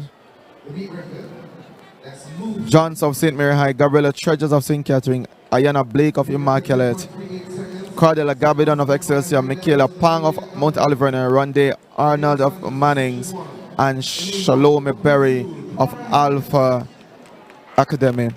So it seems as if this is going to be a semi-final start for the event with, I'm hearing, the top 4 plus the next 4 best times will advance to the finals. So probably it is a good decision to have just advanced the event to a semi-finals, but now it probably will be harder for some athletes to make it since it's only the top 4 and then the next best 4 by time. Yeah, I think based on what would have transpired this morning, just to see the kids coming back out and giving a fair opportunity is the most rewarding thing, I think, based on what would have happened at the expense of the officials. And hopefully the coaches would have done a very good job since the ladies went back this morning to mentally prepare them to come back out and give nothing but their best effort. I spoke to one coach particularly because I was not in the stadium when it just happened, and I quickly, when I heard the news, I asked him if he was aware, and he said yes, he's aware. He then had to be speaking to the athletes because one of his athletes was very distraught about what happened, but to now know that they don't have to run another extra round, it probably because the athlete was not in the best of shape but was hoping to advance. So it is the most balanced and fair thing to do because now everybody will have to start back from square one. Good run there. We saw the winner coming through from Immaculate. They're having a fantastic championship. The 70-meter hurdles girls top 2 and the next 2 best times. So the winner, Ayana Blake of Immaculate, she's safely through based on winning.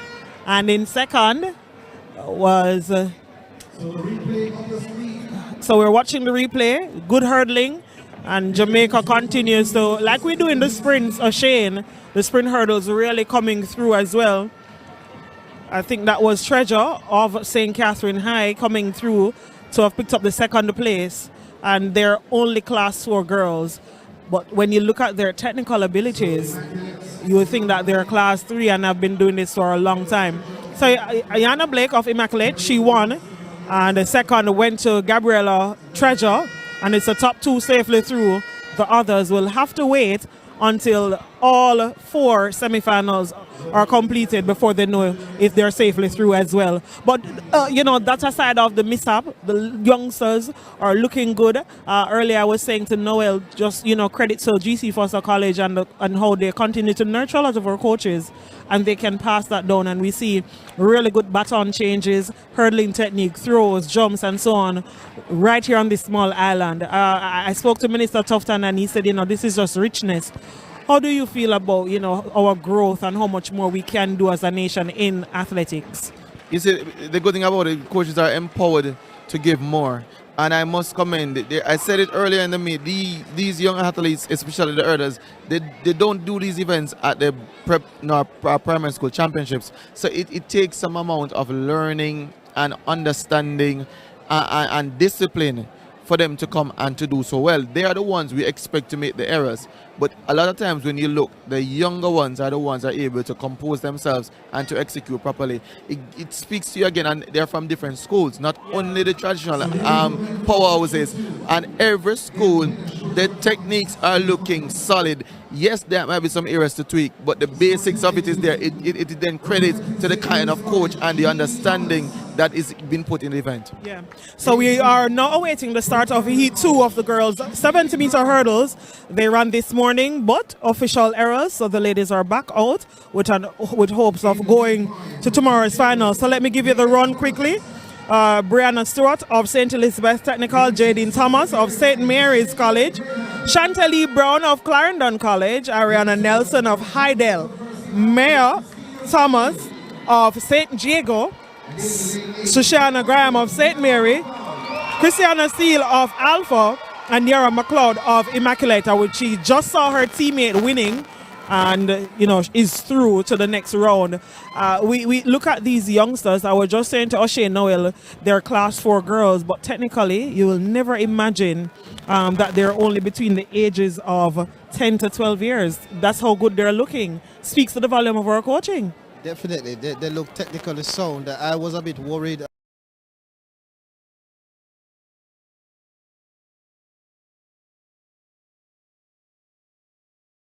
So the ladies are off. Good start from St. Diego's. Good, really good start. Pat Bun.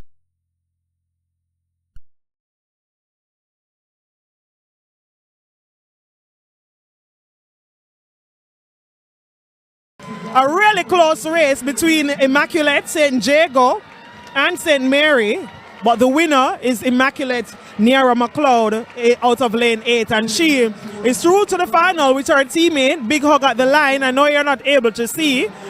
Big hug at the line between herself and her teammate who won in Heat 1. Qualified for the final, so that's good to see. And one of the highlights of the championship so far was the class for 100 meters where they got 1-2 in that one. Big Quinella for them. Definitely. They've been having good season. Yes, definitely. So France Ford and Najee Brown, France Ford continues to do a good job with him and his team. You know, doing a very fantastic job at Immaculate. I have them to top the corporate area. So let's just see if Wilmers will have anything to say about it. But good to see how these youngsters are acquitting themselves throughout this hurdles event. So we now await the start of Heat 3, and in that we will have Jazara Bygrave of Campion College. Let me see if she's there. Yes, she's in lane 1. Sashera Bailey of Happy Grove. Good to see Happy Grove out from the eastern end, having someone representing. Akina Ming is a former student there before he went to Kingston College. Shanique Bartley. Lots of people then forget the East, but we soon talk about it. Shakina Bartley of Edwin Allen, she will run out in lane 3. Maya Oakley in 4 for Home and Technical. Safari Brown in 5 for Heidel. Remember, they're chasing a title. Dejani Morrison of Clarendon College in 6. Charlene Ramsey of Petersfield in 8. The school out in Westmoreland. And Alyssa Carty of St. Diego, she is in lane 8. One of the features this morning was the Edwin Allen athlete. I was saying, well, she looks like a class 1 and she's huge. Let's see how she is built. She reminds me, Edwin Allen, Shamika Bartley, reminds me of Terry Long based on her height and her build for her age. Right, O'Shane? And it's actually 3 of them that's there. There's a young lady by the name of Angel Robinson that comes up in class 3.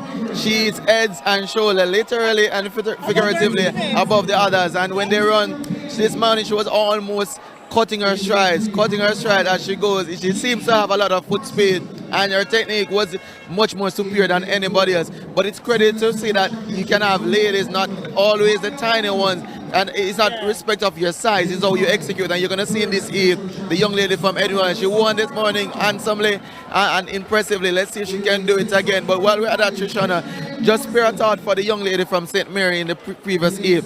She was able to finish this morning.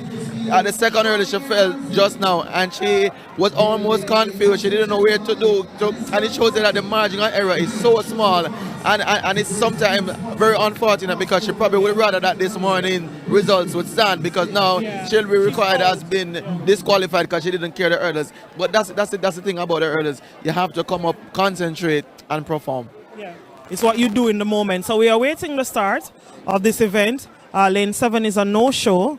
And that is Charlene Ramsey of Petersfield. But all 7 ladies are there. The parents are in the stands, and they're supporting loudly. Our colleagues passing as well, Robert Bailey. And they're off. Quick start. Good running so far, we're seeing from Heidel and Oakley of Maya Oakley pulled through once she got to that penultimate hurdle. So good running for Oakley. So Oakley first. Let me tell you who is second, ahead of Brown. and that's Safari Brown of Heidel. So the top two will advance. Good sprinting from both ladies. Unfortunate, I think, based on Bartley from Edwin Allen, slow to react out of the blocks, and I think that's what caused her to not have an automatic spot. And again, this was one of the athletes this morning that was concerned. She was complaining bitterly to her coach, that's Oakley, that something was wrong. And the athlete from Edwin Allen managed to beat her. And now you see that when they got it right. Unfortunately, the athlete from Edwin Allen was nowhere there. So it's really sad to know that for her, because she's going to feel a way to know that she actually qualified this morning. Her hurdles apparently were correct, but the others weren't. But they had to rerun, and now it looks like she's going to miss out on the finals. Yeah. You were here this morning. They're class 4 girls. How you fix that kind of broken heart, knowing that you would have qualified maybe for your first final or semi-final this morning, but because of error, you had to come back out and just maybe on the bubble.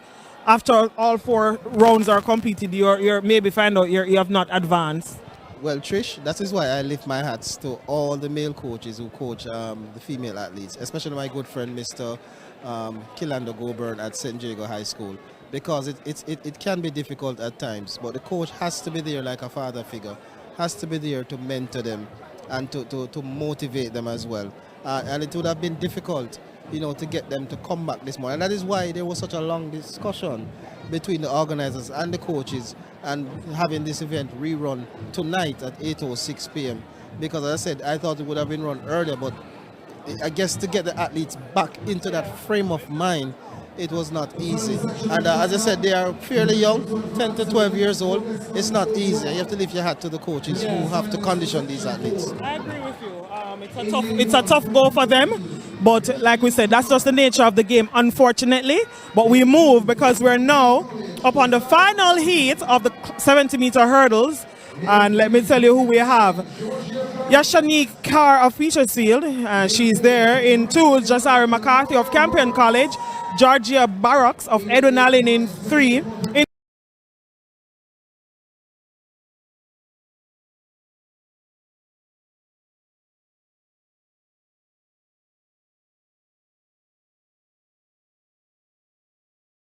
In 8. And just to add, Trish, on what you just asked me a while ago, it seems as if all the athletes who won this morning are coming up short tonight, and that makes it more difficult. So it goes back to the coach now. Have to console them tonight going into tomorrow. And there's one thing now that I think this came down to a lot of the coaches' input, because this morning a lot of them were not happy to hear that the athletes should have run. The first announcement was that they would have run at 12 noon, the heats at 12 noon, and come back for the semifinals. And they were saying that's too much work. Then another announcement came saying that the heats would have been run tonight, and then the semifinals would be tomorrow at 10 a.m. and then the finals in the evening. So again, they had to change it. So now it's a semifinals, and they then changed it. Only the winner survives. Qualification, and then now the best times. For the next 4 best times will come. So definitely that's why everybody's running to win. And it makes it more competitive. And as I said earlier, those who won this morning are struggling. I mean, and that it goes to show, that you have to be able to repeat your performance. And consistency is key. I'm not saying that it could be fatigue, because they're young and having to run. And some of them were in the 200 meters this afternoon. So to be doing not too long ago and to come back and to run hurdles, it's not an easy thing on the bodies. A lot of them now probably a little nervous again all over, because this morning they had less crowd in the stands when they were doing the East, but now the place is full with persons cheering and noise being made. And it's their first experience of this sort. So you want me to tell you about my first experience, but after this I'll tell you. All right, so it shows you that everybody has an experience as a class 4 athlete, and when you come to champs and able to do well at class 4, you must be commended, because it's not an easy place to perform inside Kingston's National Stadium. It's a final heat that's on track, and it looks to be the young lady from Edwin Allen that's leading, but the young lady it looks to be Wolmer's, that is, and it looks to be the young lady from Wolmer's that have taken it. That's Shania Roberts that has taken it. We await the flash time. We're saying 10.89 the flash time, and that is fast running for a young lady, even though the record is some way down. 10.38 by Malia Duncan of Idel. It's just the EAT semi-finals proper for these ladies, so they can go back, rest and recuperate and come back tomorrow. But our co-host is at her in a right, so she's gonna share her experience, and this is about the fun experience. So let's hear her experience. Let me tell you though, no, I think she knocked a few hurdles, the Edwin Allen athlete, but a pretty decent time, a pretty decent execution, I should say, from the Woolmerian. So this is the fun experience. I started out at St. Andrew High School for girls. I ran the 70-meter hurdles because a lot of these girls will go on to maybe continue in the sprint hurdles as well as they can matriculate into the 400-meter hurdles. And I think when we saw Edwin Allen's the height of her, Shakina Barkley, I think when she now gets to class 3 and a little bit more advanced, all being well, she could switch to the 400-meter hurdles. Crystal Morrison has similar height, and we have seen that. With that said, when I started at St. Andrew High School for girls and did the sprint 70-meter hurdles, I did so well in the heats and I got to the semifinals. That time I think they had 3 rounds. I got to the semifinals, and you know that is a Saturday morning or afternoon. Lots of people here. Yeah, it's the afternoon because the session started afternoon and then you run the finals. Right. And I knocked a hurdle and I fell. And instead of going over the hurdle, I went under it out of fright. I say that to say, and I went on, I finished my career at Champs with a silver medal in the 400-meter hurdles. 2 things, it's not how you start, it's how you finish. That's one. And that always needs to be the message conveyed to our young boys and young girls when they participate here. That's one. And 2, like you said, we love the fans. They make all of this possible. And put a little bit more excitement to the talent that's there. But these are young ladies, the class 3 boys, a lot of them are they're really class 4, but they may be good enough. So our coach bumped them to class 3. So the environment is a lot for them to absorb and, you know, just perform in front of. You would think that because they go to track meets, it's easy. No, track meet crowd is different from the Champs crowd. So kudos to the athletes in class 4 and class 3 boys, you know, for putting a brave hat on and giving nothing but their absolute best, whether or not they are going to the final, just being here and participating and, you know, proving themselves that I'm deserving to be here and I will grow is really tremendous. Yes, and Trish, you made a very valid point there, and we need more persons like you to go around and to have these motivational talks to these youngsters. As you said, it's not how you start, it's how you finish, and to tell them how to cope with this sort of pressure environment. And you will have disappointments, but you get up and you come back stronger because your experiences make you stronger. And you know, as I said, you need more persons like you going and speaking to these young athletes and explaining to them, you know, how this works. I mean, Champs is about winning and, you know, titles are on the line. Coaches can lose their jobs. But at the end of the day, O'Shane, you know, the fans, they look forward to just the athletes having a good time and putting their school on the map, getting a point. And I don't think, you know, I mean, of course, everybody wants to be a winner, including the athletes. But do you think our fans, despite wanting success to be on the podium, they are knowledgeable and understanding when an athlete is in the top 8 and they cross that line at the back and give the school a point? Do you think we're there? I think we're transitioning into that because I think we're becoming a little bit more aware of the significance of making a finals, especially a track final at the championship, because it's usually 8 lanes and at least you're guaranteed a point. I must commend your former high school, St. Andrews for girls. They came in this afternoon, they were sitting to my left and they were frantic. They were making such loud noise even when their athlete was at the rear of the field, and it shows that they understand the kind of support. You support an athlete for them to not leave here tonight to feel like, boy, I betrayed my school, but I came out and I represented, I wore the jersey that bear the name of my school, and that is what we need to understand. A lot of them, their career starts after championship is over, not now. And despite a lot of them being aware that this is championship, they don't want to get it wrong, they want to get it right. They think, and they eat that pressure on them. As the fans, we need to also be measured in how we ask of them what to do. They are human, their bodies go through a lot, and it's not easy for us that are not athletes, and we find it hard to do some of the things that they'll do, and they're doing it for over 4, 5, 6 months, meets at different meets. But they come here, I want for us to help them to understand, to enjoy it, because it doesn't stop here, especially the younger ones, because they have several more years to perform at champs. So we are waiting the start of the Class 3 girls sprint hurdles, and that will be 80 meters. The officials are adjusting the hurdles to the right position and height, so hopefully they will get it right. Let us not, I prefer them to take forever down there fixing the hurdles than us getting it wrong a second time around. The ladies are not deserving of that. But I asked a question about, if you think that the fans are more understanding of and the importance of getting to the final, getting a point for your team. But then coaches' jobs become on the line. They're paying you, they want a title, the title chasing schools. But when you look at, just what the athletes have to go through, and then sometimes many win, they run the fast times, both boys and girls, but they are not the ones that turn out to be stars. How do we now, just say, yeah man, we don't want them to have a good time and have fun? Because, like I said, we have seen Elaine, Shelly-Ann Fraser-Pryce, Veronica Cameron has always been an exception, and so the great, phenomenal Usain Bolt. But our reigning women are not from the traditional, winning champs winners. But here they are as world beaters. I mean, everybody can go be world beaters if we're being honest. But do you think, I don't want to say less pressure needs to be put on the athletes, but more so about the winning and the times? Well, we are spoiled for choices, and we as spectators sometimes are too demanding.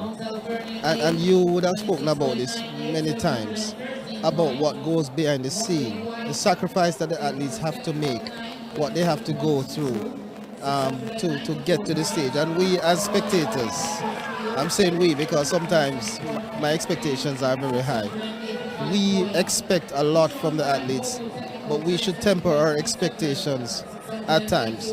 And, we have to understand that they are humans, and we just have to take it, roll with the punches, and just support them, because they are trying their best. As I said, this is a big dance. They come every year, and they put everything on the line. But sometimes, I said, we as spectators, we are a bit too demanding, and we should enjoy the sport and allow them as well to enjoy the sport and do not compete under pressure every single time. And earlier you even mentioned about the non-traditional high schools. I think those athletes will be able to enjoy the championship more than the ones who are competing for a title chase in school. I think we're our fans are becoming a little bit more appreciative, of everything. So let us see as they continue to grow. They make their demands, but I want, the end of the day, nothing is wrong to make your demand, but, enjoy. Do not just become lost in wanting a fast time from an athlete or a record or a winning of a school, just enjoy the moment. So I think that's what I want more of. Not make your demands, but even if if the demands are not met, you enjoy and the athletes enjoy. And you mentioned something which perhaps I didn't expound on, when you say that athletes would have been competing for so many years, and one of the things perhaps we would have to discuss at a different time is athletes who are burnt out when they reach the senior level. And the thing is, you see, my thing about burnout, what a lot of people might not know, burnout isn't physical a lot of times. Burnout mentally is even worse than burnout physically. We can do so much for the body to give its optimum, and then, we know to rejuvenate the body. But then the mind sometimes is so burned out because of the results that you weren't getting, the backlash that you maybe receive. Not all athletes deal with constructive criticism or criticism easily, like some others will. Some are fueled by what people might say, whether on social media or in person, while some, really take it hard, and it can cripple them mentally. So like I said, burnout isn't only physical, but also mental, and that's something we have to be mindful of, and that's the worst type of burnout. And people burn out for work. They don't want to be going to work. So it's the same thing for the athletes and track and field. But we're up on heat 2 of the girls. The first heat for the 80-meter hurdles And they're off, cleanly away. Wolmer's already in the lead. Tiana Marshall of Wolmer's pulling away, storming to the line for the win. 11:08, the flash time given. So that's the time, rounded down to 11.10. And that's to Natalia Marshall, Tiana Marshall for the win. Good sprinting. Good sprinting. She was in the 100-meter finals with her teammate Natrice East. They are the two top sprinters from Wolmer's. But you know what, they came up against Tiana Lee Terrelong. Yeah. But Tiana Marshall is a quality athlete. Really good to see Wolmer's, like I said, doing big things. But guess what? We're up on a break on Fan Experience. Don't move because hurdles is still in action. You don't want to miss it right here from the National Stadium.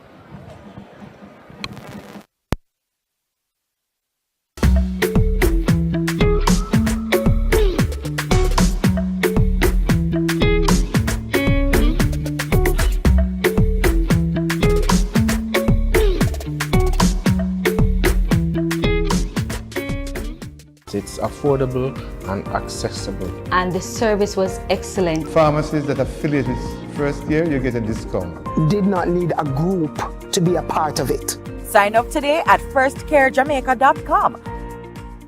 Sun Powder Laundry Detergent for a wash that deep cleans and keeps colors bright.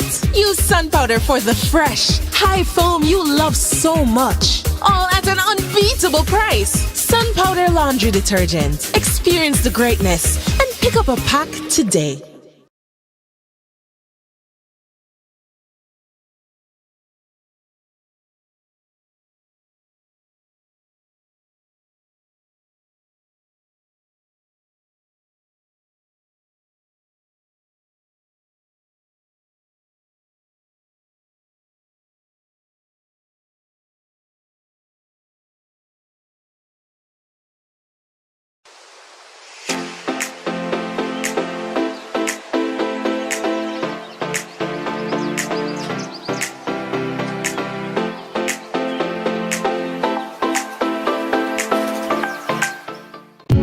Me feel joy at Easter time. Purity Easter bun make me smile.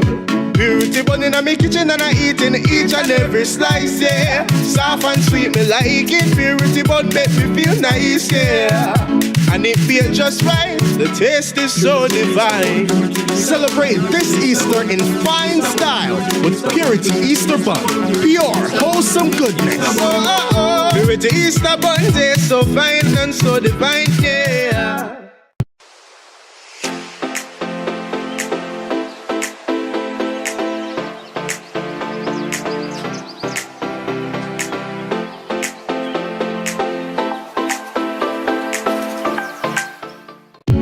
Me feel joy at Easter time. Purity Easter bun make me smile. Purity bun in my kitchen and I eating each and every slice, yeah. Soft and sweet, me like it. Purity bun make me feel nice, yeah.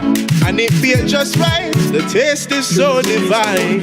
Celebrate this Easter in fine style with Purity Easter bun. Pure, wholesome goodness. Purity Easter bun, they're so fine and so divine, yeah.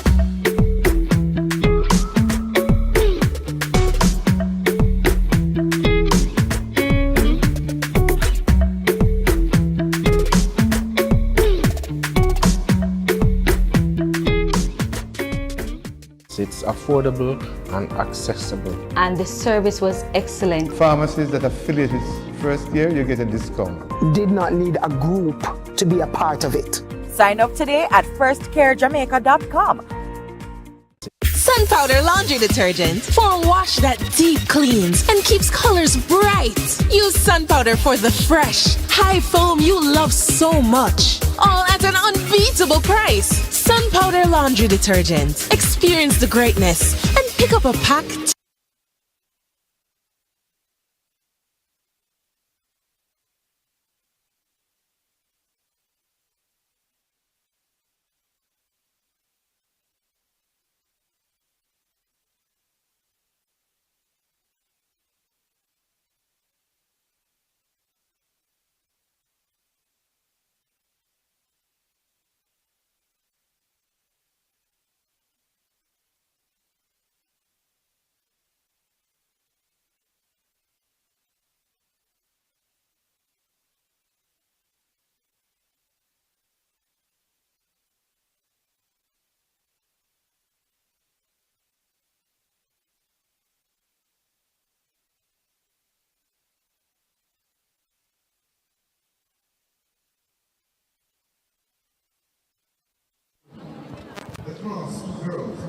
we thank you, Grace Kennedy, for your kind sponsorship.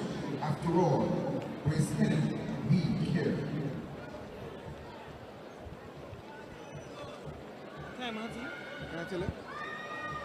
I think this, illuminate or something. Now I don't listen in so bad.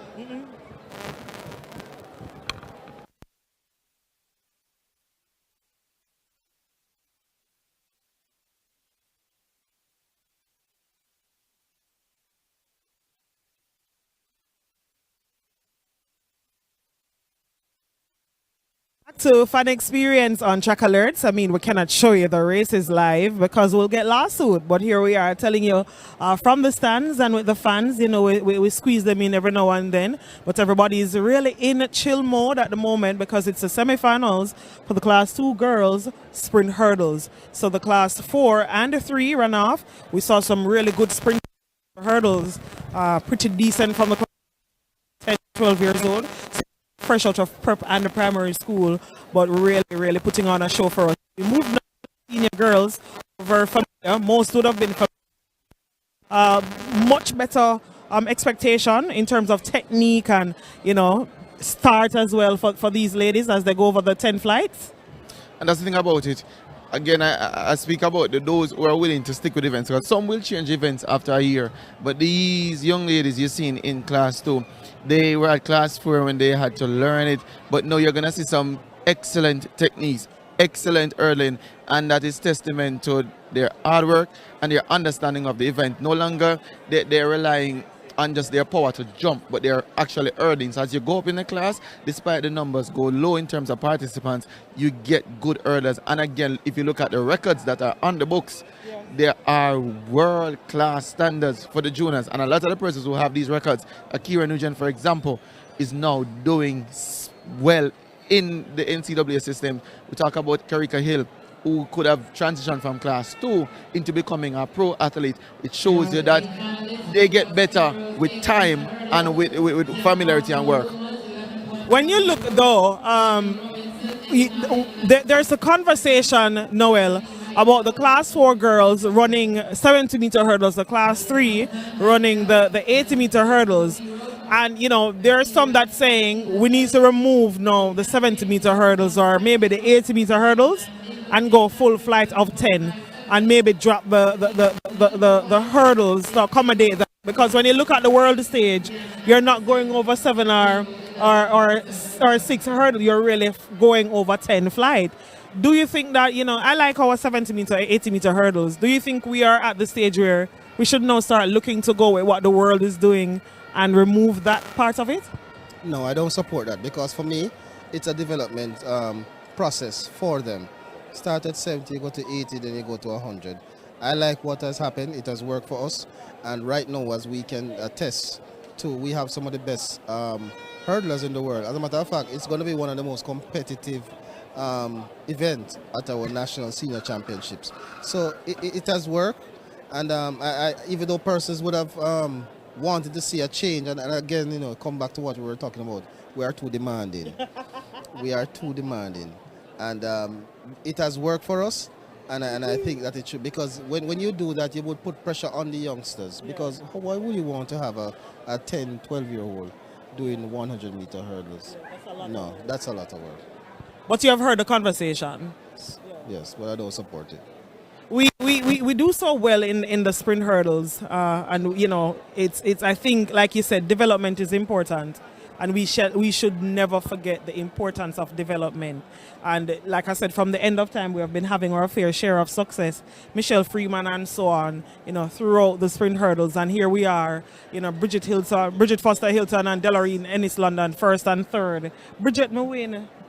Bridget may get third, but it starts with development. It starts with development, and we see Hansel Parchment, taking over the baton from Maurice Wignall, Bigger Thomas. What's Bigger's right name? You remember? Dwight Thomas.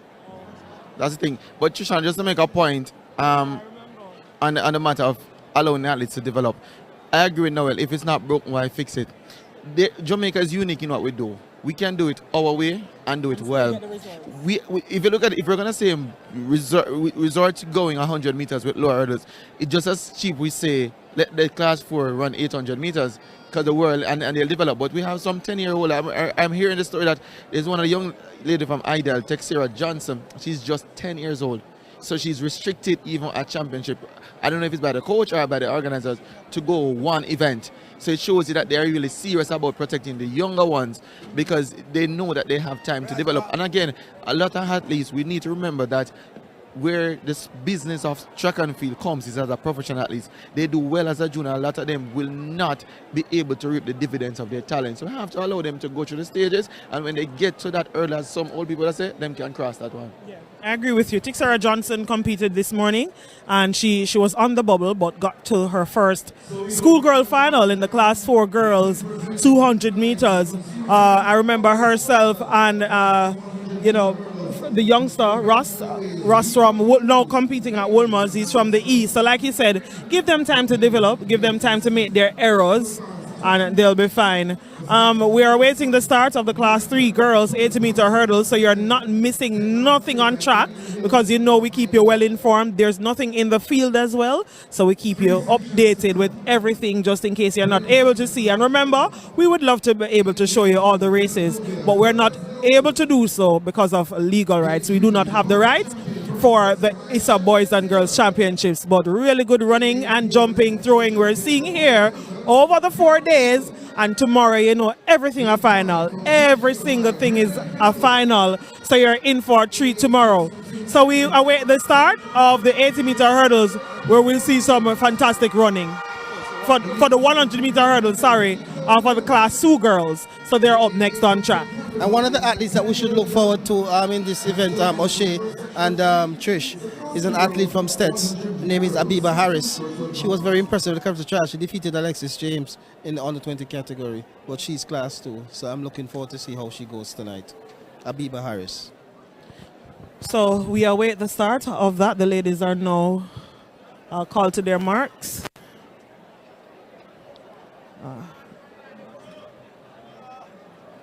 The fans, I'm happy to see that despite it, just being the semi-finals, the fans remained inside the National Stadium and they're enjoying every moment of it. The atmosphere, very calm. The state finally has cooled down because it was really humid earlier. They're asked to stand up. So let us see if it's somewhat okay. So lane number 2 not being fully ready, making some adjustments to her blocks. So she raised her hand. The officials gave the order to stand up. So we await the start of the heat. E1. And on the point you said about the athletes remaining, one thing I was pleased to see this afternoon was a lot of the spectators in the bleachers are students. So it shows you that they could have gone home because a lot of them probably would have said, this is not concerning me, I'm not participating, but they're here and they're here to this. Oh, it's Friday. And I said earlier, what's a better thing to do than to watch some track and field on a Friday afternoon? And I'm hoping I will better judge tomorrow based on the numbers for the students. And no, I heard a number of outcry. I've spoken to a number of the teenagers, and the cost of the Saturday ticket for bleachers. We remember, one youngster said to me, Miss, my mother don't have the money to give much. They love it, so she said, "Hard for me to save $2,500 for buy a ticket for Saturday." I think it should remain at 1,000 throughout. But remember, so you have athletes. So if you're going to have $2,500, fine. Have it for the adults, but give the students a 40% discount. Don't charge them the same price as an adult, $2,500. It doesn't make any sense to me. Really, I agree with you, Noel. This heat one was extremely close just now. Really close. The flash time 13.33 for home and technical. So we're awaiting the official result, but really close. Running from the ladies. No surprise, like we said, this is class 2. The ladies are seasoned campaigners at this event. She got a really spectacular start. So I think she's one of the athletes that's able to perform under pressure. That's something we have to note for her. She had a battle royal with being off Idle at the character trials on the 17th, and she Subsequently, she had an injury coming into championship, and the coach was going to allow her to run one event. And she has said that she wanted to run 100 meters and the hurdles. And she's very determined that this year she's going to win that event. We know that there's athletes there like Abiba Harris. But one thing about Mika, when the athletes pulled up to her, she didn't flinch. She kept her cool. She kept her composure. And after that last hurdle, she ran through the line and got the victory. Yeah. It's a blanket finish there. Yeah, very close. You think it was a final? Definitely, and that's good to see. It argues well for the final. So the ladies are now preparing for heat number 2 of the class 2 girls 100 meter hurdles. We await that one, but good sprinting earlier, just now. And they are through to the next round. And there's nothing greater, like I said, than watching our young talents on display. You know, I see a number of the spectators now starting to leave. Like, let me tell you, it's now minutes after 9. And that also was a concern for many. You know, when you run through social media, but social media is not Jamaica. Social media is just social media. The percentage is still very low, as much as we want to think that social media and YouTube and so on speak on behalf of the nation. It really doesn't. But the concerns that voiced by those persons on social media are just as important about the time of the events for the youngsters, despite it, you know, being consented, and transportation and so on and so forth. Hopefully, I think maybe next year that can be tweaked, because there's always room for improvement. And I mean, we saw where there was a whole overhauling of the schedule this year for the event. So I think there are different things that can be done. And of course, for a lot of the youngsters, they are here by themselves and they are still under the age of consent. So you want them to be off the streets by a certain time. So of course, those are things. If you want more athletes to come and their parents are to be comfortable with that, we probably can think about the timing of the events. You're a father, Noel, and your child would say, you know, I love track and field, but you maybe don't have a personal transportation to bring them. What do you advise them? Make sure you leave stadium at 7 o'clock or 6 o'clock. I mean, you know, like I said, there's always room for improvement. I like the schedule, but we have to give and lend consideration to students who want to come out and support their friends who are not, and they're not student athletes, you know, to say that they're in camp, but those making up the school population. Yes, definitely. You have to watch the time. There was even an incident last year with a friend of mine, and he's an adult, because when it gets later, the taxi fare increases, and it gets a bit more dangerous. So you encourage your child to leave like at 7 o'clock with groups and so forth. As you see Abiba Harris, which we were talking about earlier, moving away, taking command of this event, and she's very, very authoritative in this one. 13.22 seconds, pretty impressive. The race before was 13.3 something, and she just cruised a while ago, so looking very impressive. But going back to what you said, yes, you want your child to come and enjoy this experience, but you also have to be careful, because, you know, sometimes there are dangerous times, and you have to be careful if you don't have a vehicle to come and pick them up. But yeah. Well, like I said, the fans in the grandstand, plenty are still here, and they're coming from all walks of life, overseas and local. And the bleachers was really cladded with a lot of high schoolers, like we said, O'Shane. It has petered down a bit because many have to go home, maybe don't have, you know, their way to a personal drive, and they're heading out to get their public transportation. But we're looking now at the run out for the Heat 3 of the Class 2 girls 100 meter hurdles. But just on that point you raised about being here, we have to be grateful for the fans, because a lot of them would have left work this afternoon and come here. And when I was coming in, and I was almost midday, the traffic was already an issue coming here. So if you understand the traffic in Kingston on a Friday afternoon, a lot of them might not reside in Kingston, but to come and support. And of course, tomorrow is going to be another big day. So they have to go home, get rest, get some of the chores out of the way, because you have to be here tomorrow to see it to the end. I agree with you. So many things to give consideration to, and like I said, what I will say is ISSA being led by President Keith Wellington. He's one of my favorite local presidents because he listens, and you cannot please everybody. And whenever you're leading, you have to make tough decisions, even though you will listen and try to tweak a bit. I say that to say I'm sure he would he will and he have heard the concerns. One, about the 100 meters being now, a lot of people are not happy that the 100 meters are now on a Wednesday. They want it moved back to the Friday. I like it as it is, and then also the time of the schedule to be more accommodative to students and not just, student athletes who are here competing, as well as adults, because not everybody here have a personal vehicle. They too going far and wide, but they love the sport and they have turned out. But they have to go out and wait for taxi, and like you said, the fear increases and the danger of the nation. So like I said, I believe that Keith Wellington and his team will take all those considerations as they look to, put pen to paper for 2024 staging, based on how we know him stay, right? Yeah, man, and that's a good thing to hear, because again, the end product is for the fans. It's for the supporters. There can't be a chance and the kind of vibes and the support and atmosphere without people coming. So yes, I know not everybody can be pleased, but at least there's always room for improvement. Yes, I'm just checking my phone if I've done anything. Okay. Yes, so Heidel was disqualified in the sprint medley. So Heidel got disqualified in the sprint medley that they won. But let us see if they will protest. And that was the final heat. So Bailey 13-2-0, who won the 400 meters last night. Yes, she is. For you to step down from the 400 meters flat and do the sprint hurdles. I mean, when I was going to Andrews, I did it. But for me, it was really to get points for my school, stepping down from the 400 hurdles and doing the sprint hurdles. But she's really good and efficient. You said about the mental toughness. You have to have that mental capacity to embrace it, to say you can take this on and be successful at it. And the higher they climb in classes, the more responsibilities they have. And I choose my words carefully, because people will say, oh, they might do too much event. For some schools, it's not too much event. It's just using the athlete where they can get maximum points and they're good at the event. And also the preparation that has gone into the season, because yes, we don't want to overload a lot of them, but some of the senior ones, they have put in the work.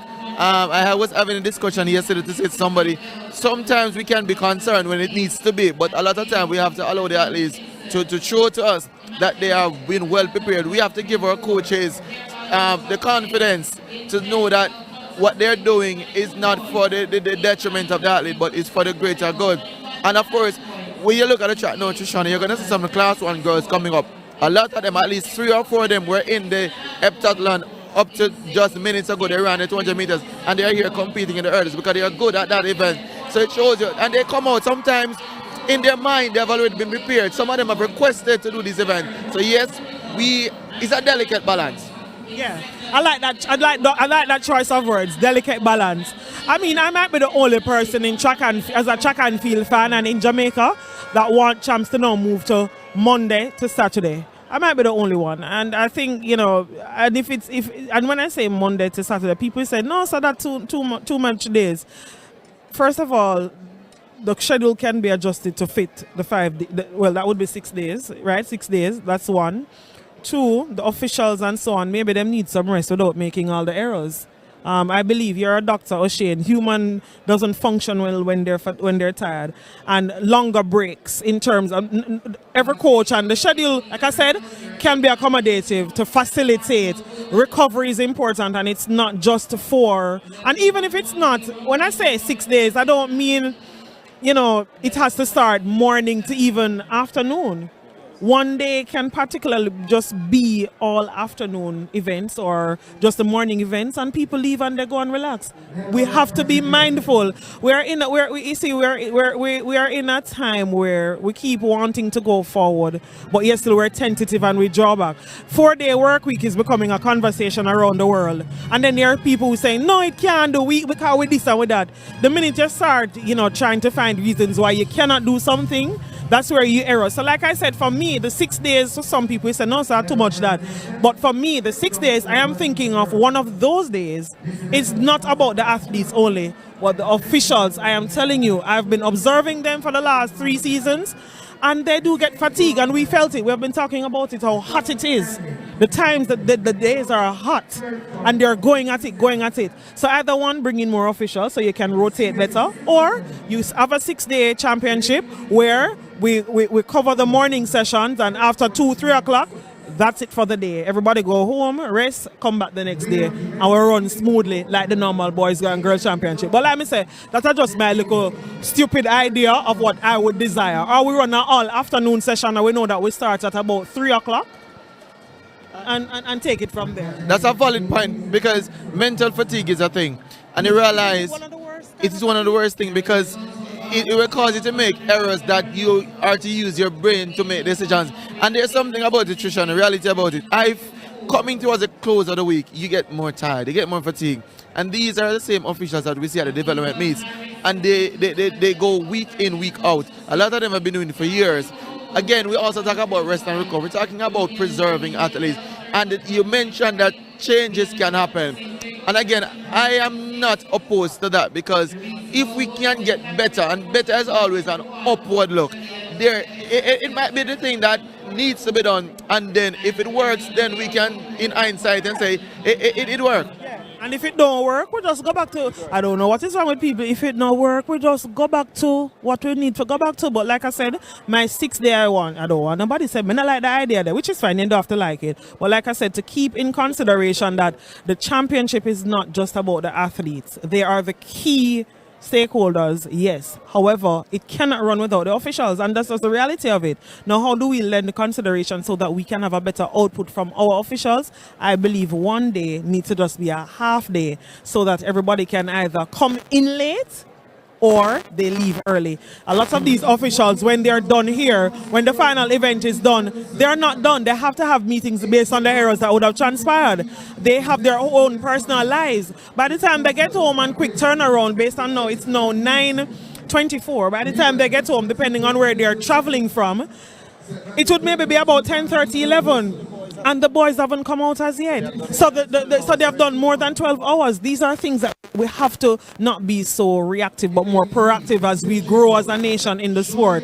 So now when you look, they have done that now for the last 3 days, and they're back up early this morning. Like I said, remember, these officials have responsibilities. They're mother, fathers, husbands, and wives. They have to get up and carry on with their daily lives and then come to this. So, like I said, even tomorrow, which is there's a later start, they have to be here early to put things in place. So they do the behind the scenes, the before the scenes and after the scene work, and a lot of us don't understand what goes in. I was speaking to Erwin Clear earlier, and he said the championships here in Jamaica is second to none in the world, and a big reason why it is that way is because of the officials. It is our officials. So like I said, they have blundered big time. We have seen that. How do we fix that? Many are going to say, yeah, they need training. You can train all you want. These athletes have been training. But whenever the brain is tired, you see, people want to think that athletes, entertainers, and so on are superheroes, you know. Just like how when you tired of work and you start you say, but I know they mistake them, they make me for do that.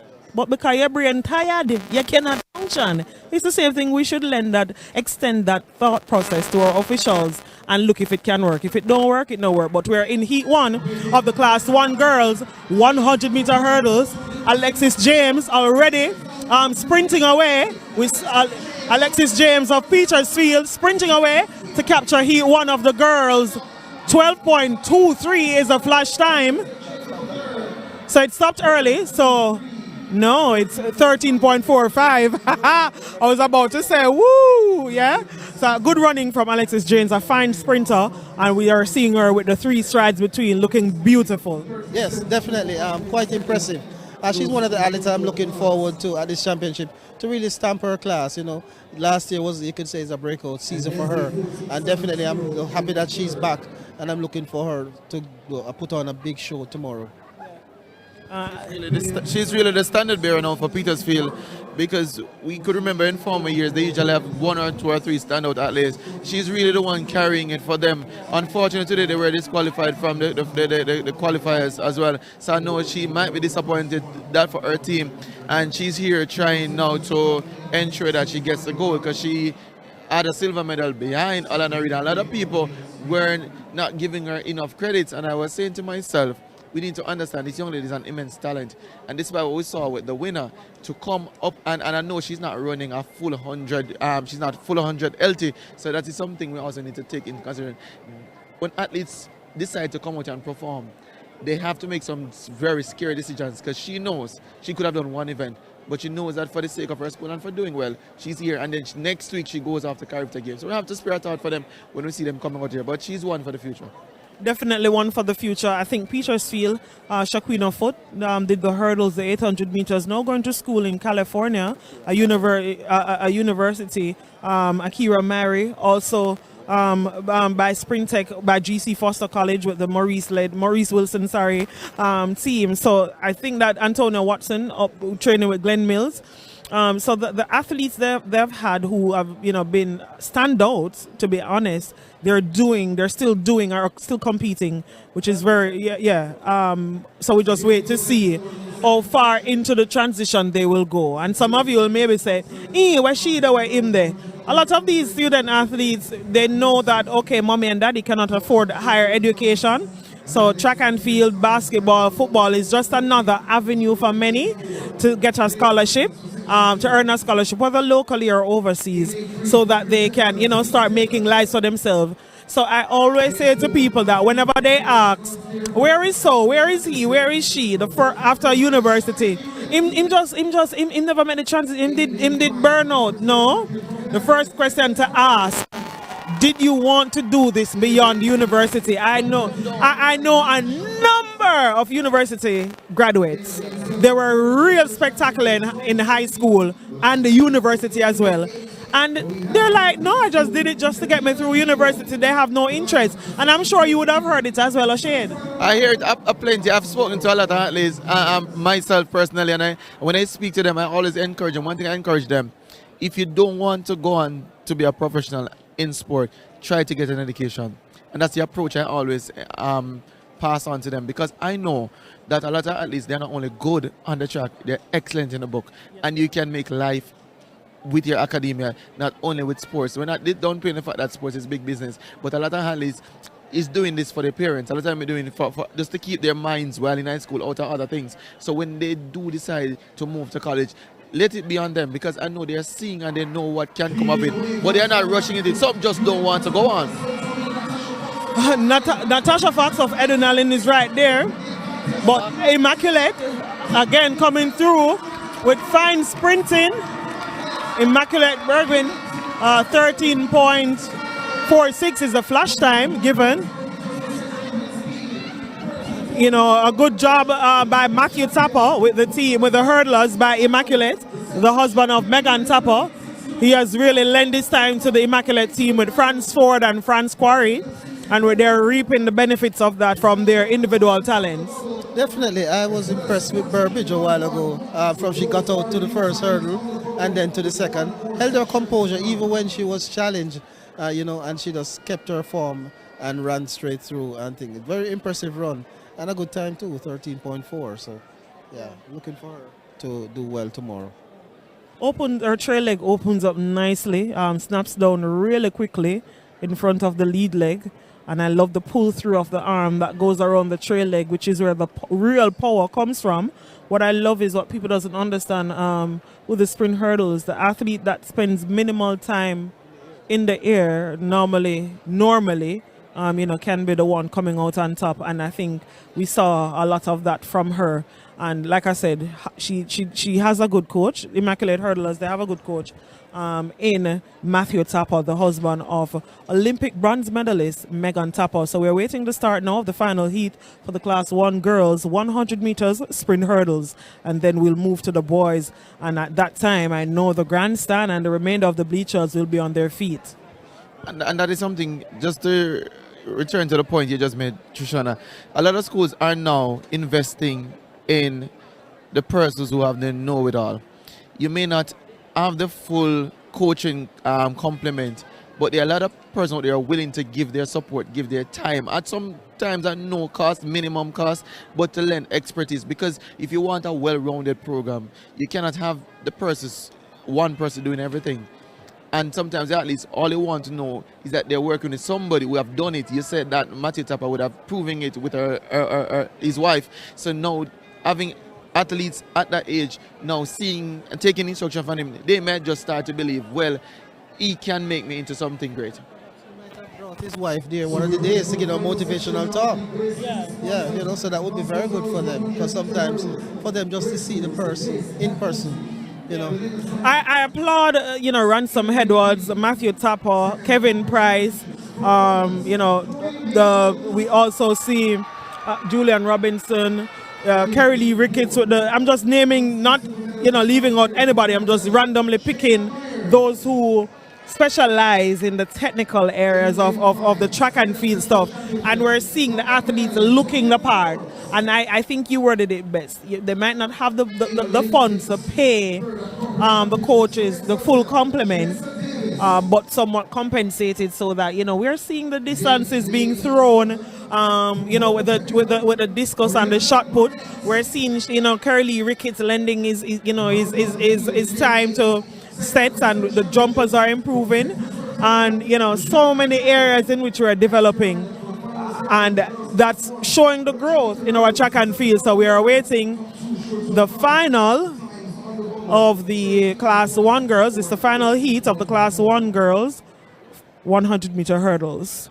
So it's top 2 that will advance to the finals.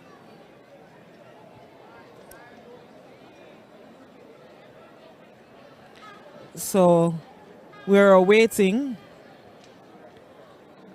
the start of the event. But you know what we do? We bring you the fun experience. So yeah, I hope you're having a lot of fun with us. We talk and we show you how the fans are reacting. And I will keep repeating it. We would love to show you the races, but we're not able to do so due to copyrights and Television Jamaica. They have the rights and we have respected that. So we do apologize that we're not in the position to do so. But Edwin Allen is out first, attacking all 10 hurdles. She led from the start, and she's going to barely win. Held on in the end to prevail. 13.75 the time given. And second. And that's a beautiful thing about it. A lot of persons were expecting Myers from Idle to have taken an early lead and to have dominated that event, but it was Forbes of Edinburgh that went out quickest, and she held her own despite the pressures coming from Myers towards the end. She held her own, and that is commendable for the team, because Edwin Allen will want to ensure that they're into the finals, and she has done the job, done the business for Edwin Allen. So it's a closure of the Class 1 girls. And again, these young ladies are doing exactly what the coach asked them. Run hard, but run conservative. Yeah, I think like you said, again, coming back to, our fans and the athletes, everybody just understanding what the mission is. Top 2 advance, you have to get out. And we saw that just now from the final heat of the Class 1 girls 100-meter sprint hurdles. So let me tell you, the grandstand, as you can see on our camera, looking really, really good with the remainder of the fans that's here. And me not good with numbers. Me never do good in a maths. Me feel maths, you good with numbers. So why you not stand up and do it? Noel is very good with numbers. So just give a percentage. So we're waiting the start of the Class 3 boys 100 meters sprint hurdles. And we have in this one Kingston College, Calabar, St. George's College, Cornwall College. All right, so Noel is coming back to tell me about approximately how many people are remaining inside the grandstand or the stage. Yeah, by my estimates, about 3,332 persons. So Noel is a trained numbers man, So yeah, what you do? I'm an auditor. You see there? So now I can't even go say Noel, me not think of so much, because like I said, I'm not a math person, but like I said, nevertheless, really happy to see that a number of fans have remained to watch until the end to see your boys complete the hurdles semi-finals as they look to go into the final day to pick up massive points for their schools. The officials calling the names for a few while we are awaiting the start of the first heat. You always love seeing, even whether it's a heat or a semi-final or a final, you always love seeing a Kingston College athlete and a Calabar athlete in the same heat. Hopefully you'll be able to hear us, because at this time, the Bacchanal, it's carnival season, it's up on us. So every Friday, Saturday, something regarding carnival is happening. And you know we are right next door to Mass Camp. And if you're a carnival lover, nothing wrong with that. So they're having their Bacchanal Friday. So that will definitely clash with what's happening inside the stadium. They've held it down from what I know, but at almost 10 p.m. when the crowd is rolling in, there's no more holding out. So the selectors, I'm sure, and the DJs are already over by Mascam. But we're inside the stadium and we're hearing the sound of the bass. Do you think that it might throw off the athletes there, because a lot of them will be having difficulty hearing? Thankfully there's no drums in the stadium now, because earlier we had the drumming that was they had a difficulty hearing, but now we're hearing the sound of the bass. They're probably tuning up the sound. Do you think, and it's close to the start line, do you think it will affect their concentration and probably their focus at the line? Yeah. And you're saying this gonna be continuing tomorrow? No, it's Bacchanal Friday. Okay. They're having another carnival event tomorrow. I'm not sure if it's here at Mascam, but like I said, Bacchanal Fridays is back. And for those who are locked into our fan experience, knowing how much they maybe a carnival lovers, please enjoy yourself. Drink a lot of water, because it is humid, and it will be humid on the street. Are you a carnival lover, O'Shane? No, I'm not. Actually, are you a Christian? Yes, I am. I'm a man of faith. But probably I was probably saying to myself, I'm wondering if the fans who left the grandstand, probably they have gone next door. Because that could be a good reason, because your grandmother said kill one bird with two stones. So you come here, enjoy track and field, and they go next door and just call it a night. I mean, it's Friday night. I see some of our colleagues, you're coming from Bacchanal? Yeah. No, not coming back. You're going to Bacchanal? Yeah, probably. And the man himself from TikTok, come around here, come in front. Me no know, come here, sir. Are you going to Bacchanal? Bacchanal. I'm not sure. Don't move, stand up straight. So St. Jago is in the lead. Kingston College coming through for a close second, 13.49. The flash time. So are fasting in his business? Yes? So I was telling you that Bacchanal Fridays is going on. No. Are you a carnival person? You have to have a loose waistline. I don't think my waistline is that loose. You know? What have you enjoyed most about Champ so far? We're almost on the close of day 4. Well, it's the excitement for me and the crowd. You know, I'm a people person, so yeah, so definitely it's in the crowd. The action is in the crowd, not the field. A lot. All when them go up on the road, tell them how them can find you on TikTok and them something. Alright, so you can follow me on Instagram at Rolly So Easy. TikTok, Rolly So Easy also, yeah? YouTube is Trouble Link. Yeah. Enjoy and keep the people entertained. Thanks a lot, yeah. So him say have the waistline for Bacchanal. O'Shane is a man of faith. Noel is a husband, father, and a man of faith as well. Mm-hmm. Yeah. So a man of faith as well. The Bacchanal thing would have been in my earlier days, but yes. Yeah, in the 90s when it did just, a come and thing, yeah. So, we are awaiting the start of Heat 2 of the Class 3 boys hurdles. So you're not missing any action. So let me tell you, when I was much younger, so the officials are gathering. I'm not sure what's happening, what's the discussion about, because those boys they're having the discussions with are still in sweats. So I'm not sure what's taking place. What I will say, I see a number of people complaining again about the time, but I think the time that we are at now, it's 9:41. So it would mean that based on the schedule that I remember, we are either on time. Okay, so the last race should start at 9:40. So I'm not sure so we are behind schedule, because at 9:42, the Class 3 boys are just starting, and the Class 1 boys should have been. I think because the girls had to rerun Class 4. Right, 4 heats went, so pushed it up a bit back. So that's the thing. But you're looking at the number. Usually the semi-finals should have less athletes, and I think the earliest crew, they were very meticulous. They spent a lot of time. I was even saying, when will they start? They spent a lot of time. They made first checks, made second checks, confirm height, confirm distance. Again, when you get that much backlash, you don't want to repeat the same mistake. But sometimes it can throw off the schedule. I'm not saying that was probably what caused the schedule to be running behind.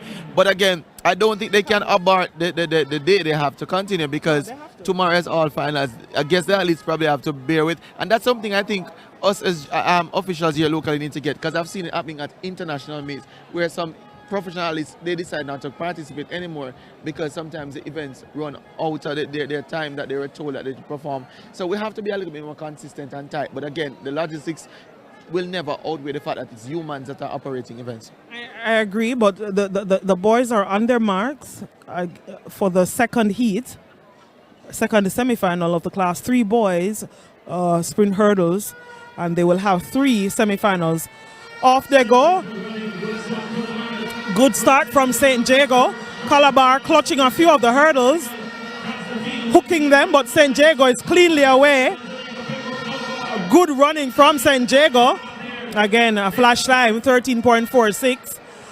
Calabar hurdler, not the cleanest, but like I said, a lot of these youngsters, similar to the Class 4 girls, a lot of these boys are some are Class 4, but because they maybe show promise, they have moved them to Class 3 to compete in the hurdles.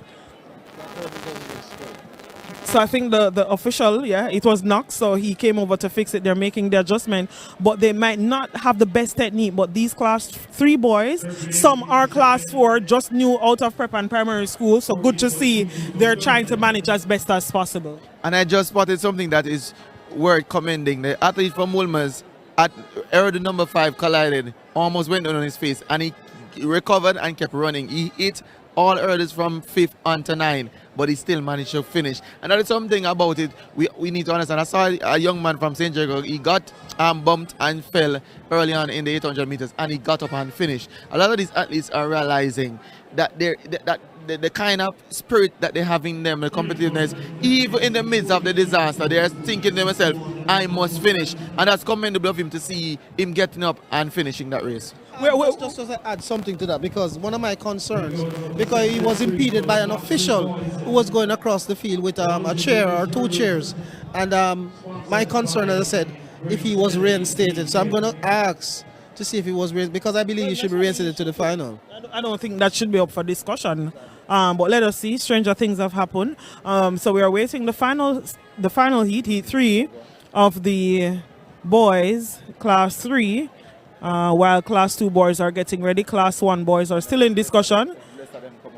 Could be, or or she's advising them to keep their sweats on. The temperatures drop significantly inside the National Stadium. The numbers are less in terms of spectators, so that too will allow free air flowing. So the athletes will now have to be very cautious or more prepared in terms of warming up. So we are waiting the start of the final heat of the Class 3 boys, 100-meter sprint hurdles. And in this Kingston College, Jamaica College, St. George's, Stets, Wolmer's. So a very stocked field, really good talent and rivals as well. So this one should be really good to entertain the rest of the fans remaining. And while you're speaking, Trishan, I'm seeing one of the officials at the start line adjusting the microphones, and I'm not sure if there's a problem where the athletes are not hearing, because we had an issue that the are on their foot and picking up those. He didn't clear the 5th hurdle. Yeah, really taking a blow is Jamaica College at this championship. But for me, it's always hoping that the athletes are okay. Whenever they go down, I just want to know that, they are not injured. Question, Trishan, I don't know if that these are young men. Most of them are running in Class 3, but they are really fresh in champs. Some would have been second years though. But do you think that the idea of lowering the hurdles, because a lot of these younger ones, they're still not able. We saw a young man just at the back of the field, he was jumping for his life, and even when the race was complete, he kept jumping and going. Do you think we can lower the height of the hurdles, like we made the adjustment for the Class 4 girls? I know it's not at the Olympic height, but just for the fact that they are trying to learn the event to give them a better chance at getting the techniques right and getting stronger, then we can go up back to the regular height. I think that can be, taken in consideration. But at this stage of the game, who knows? I'm not sure. But good hurdling from the corporate area champion of Kingston College and Josiah Walters of St. George's College. A nice program rebuilding for them. Down, the neighbors competing just out, the North Street neighbors. So good to see, that completed the Class 3 boys as we await the start of the Class 2 boys. Yes, definitely. As I said, just good hurdling there by the corporate area champion. As I said, he advances to the final, and I'm sure the Kingston College supporters are happy because they have another finalist, and definitely points to look forward to on tomorrow's final day. Coming up, we see some other athletes, because we didn't know what was happening in terms of the discussion, but I hope that everything is okay just now, and we will have a smooth transition right throughout until the end of the championships. Just while we await the start of the other event, there is one particular group of people here that we need to spare some thoughts for and give our commendations for their work thus far, and that's the medical staff.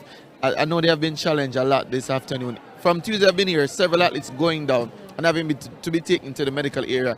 I myself just went around there to inquire about an athlete, and I realized they are very patient with us being there, telling us what was wrong, and they're working, because a lot of the athletes are coming back out, able to walk out, no major casualties so far, and their response to the incidents on the field, they're ensuring that the athletes are taken to a safe space where they can be properly dealt with, not rushing them out of the medical area. So we have to give, a lot of them are volunteers, by the way, so we have to really give them credits for being here, and a lot of them have been here from Tuesday, and some of them work otherwise, but they come to the stadium in the afternoons or part-time in the day to do that work. So we have to commend them, because all the athletes here, if we never had that, I spoke to Clear today again, Mr. Erwin Clear, and he was saying that they supported the school with AEDs, and he was empowering a lot of the schools to make use of it, take medical care serious and stuff. Some of the athletes we see come here. That's big on their list. They provided the first set of defibrillators, right? For the high schools, and they say they are looking to even extend it to others, and the ones that they have already given to, they're empowering upon them. And we cannot overemphasize the health and the safety of athletes. We don't want it to be a situation to say if I knew or only if. When we have that sort of interest from that organization, along with others who are pouring into the health of athletes, we have to commend them. So I hope the schools take it serious, and for those who don't have a proper medical program, try as best, because there's a lot of persons that come from different spheres of life who are willing to give back. You see the champs, they come out and they support, but medical care is key. And again, sometimes that's all a professional medical opinion is what is needed to change the course of a life-changing injury, a career-ending injury. So we really have to commend them for that, and really big them up for coming to champs to send that message and drive that message home. I agree with you, and like I said again, it's coming back to my 6-day calling for the championship. Everyone gets burnout. It's long days. The days are long and tiring, not just for the athletes, but for everyone that is volunteering or working and giving of their service. But we are awaiting the start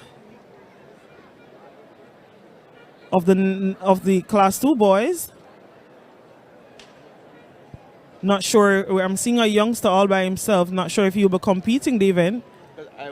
I was saying, I think they were quickly doing an on-the-spot revision. Probably the entrance, the number entrance, a lot probably haven't showed up at this hour, because some at least probably, for some being here all morning, probably lucky. So they're probably sending him alone to see if he's able, or perhaps I'm wondering if he was supposed to be in the East that went before and missed out, and they're giving him a chance to run, because he looks like a Class 3 from my vantage point. But we'll hear once, and it is. So he is a lone competitor in the final heat. So perhaps he needs to run a time to get into the final, because he can't just run by himself, and whatever time that he does, he's into the final. So maybe he has. I think the confusion for me is not seeing the starter on his rostrum. So I'm not sure what's happening. And he's standing in the blocks now. He turns to stride out. and we're still confused because well, the officials are confused. The starters. We have, you know, to our listeners, we have in our site the starters and the officials, the assistant starters, and they're talking to each other, uncertain as to what's taking place. So hopefully that will be. He's back at the starting block. So they sent him out. I'm told. So let us see what will transpire. But the track referee is there with what looks like the chief starter, but we are still not sure because even announcers in the stadium have not mentioned what is exactly happening. We know for sure the other guys that are to come in the class 2, they are at their position, keeping warm, keeping dry, but we're not sure what's happening. So that is part and part of the obstacle. Is an obstacle race, so I don't know what happened, unless something that caused him to fall. Could it? Because there must be a grounds on which for you to lodge a complaint to be given a chance. Now the crowd is chanting, let him run. So perhaps this was somebody that was probably, I thought he was dealt with unfair. We're hearing some adverse event affected him, so he's now giving a chance to rectify that. So he's actually from class 3 and he's gonna run by himself. Again, do you think, Shoshana, is gonna make it any easier for him than it would be with the competitors? I don't think nothing needs to, in my opinion, I don't think he needs to prove anything, but to just be treated fairly. Whatever that result land on, it lands on, and I have no problem with that. So he might not make the final, which is fine. But if something transpired that, you know, he was unfairly treated or whatever, I have no problem with him competing. You see, the message should be, you know, showing up and doing your part, and I think he's doing that. And now the entire stadium, I know he's not from any of the schools that's beside us, but the entire stadium is cheering him on. And I'm hoping for his sake. I'm hoping for his sake that he finishes the race, but he's out and he's moving, and he's actually from Clarendon College. And he's not having the best of hurling technique, but he's making good of every hurdle, and he has clattered the 8th hurdle, but guess what? He's making it all the way to the line. And he gets a rousing round of applause just for the mere fact that they finished. The time is insignificant, but this young man sees the opportunity to giving to him, albeit probably, as you said before, let him run that they were chanting. He deserves a chance, and he has made good. He can't go back and say, I finished my race. I finished my race. Nothing else matters. If we cannot convey the message to our youngsters that show up and do nothing but your best, if 18 seconds running by himself is the best, nothing else should matter, and that should be the message. And I'm happy that the people supported. And like I said, I hope the end of the day, he will leave here knowing that I showed up and I did my part. Well, he got the biggest round of applause for the entire night. Trust me, he's a celebrity, you know, trust me. And despite shuffling, despite stumbling, despite not having the best technique, he completed the race. He was actually going, in the context of what he was doing from the first hurdle, he kept it consistent to the 7th hurdle, and he clattered the hurdle, it went down, but guess what? He found his balance and managed to get over 8, get over 9, get over 10, and run straight through the line. It shows you that a lot of athletes understand that it's my day in the sun. I might be the more famous one tonight. And this the people that I'm trained for from last year, August. Exactly the case, exactly the case. And you want to show people that, guess what, I might not be the best talent, but guess what, I am a talent. I'm a talent and I'm determined. Like I said, this needs to constantly be the message conveyed. You know, people may be watching and I say, well, they make him run from him, not even good, it not make a difference. That cannot be what we're teaching our youngsters. He qualified for champs. 1, he needs to complete the mission. The mission is, if you do not run, you not complete the mission. Unless you're injured, that's different. So, you know, kudos to him and his entire team. The message, the lesson that he has left here with tonight, I guarantee you, it will never leave him until the last breath on this earth. And as I said, he competed in prime time. I mean, the camera was on him all the way. You understand? It was just him alone. And the camera was trained on. Definitely, yes, man. So I'm very proud. You'll never forget that moment. So we're awaiting the start of the Class 1 boys 110-meter hurdles. So the big boys are coming up, and like I said, I think based on all that we have seen, I mean, I'm no fortune teller, but Kingston College, I think, are on their way to defend their title come tomorrow, all being well, because everything that could or can go wrong for JC has done so. If it gets any worse, it will just be icing on the cake to say, all right, see there, we're really not destined to win this championship or chase any further for college. Enough to throw it away as well. But I know they won't be doing that. They won't be doing that, and it's too much for catch-up from the end of Jamaica College, I think. No, definitely. Because it is numbers. It's not about winning every single race, but it's having numbers, having a number of finalists in the finals and picking up valuable points. Whether you come third and fourth, valuable points. So having persons in the finals, and if Jamaica College don't have any finalists, then the other teams will be picking up points and they will be stagnant. So that is the key right now. Kingston College just has to maintain what they have, and Jamaica College will have to pray for a miracle. So we're up on a break. Stick with us for a fun experience when we come back.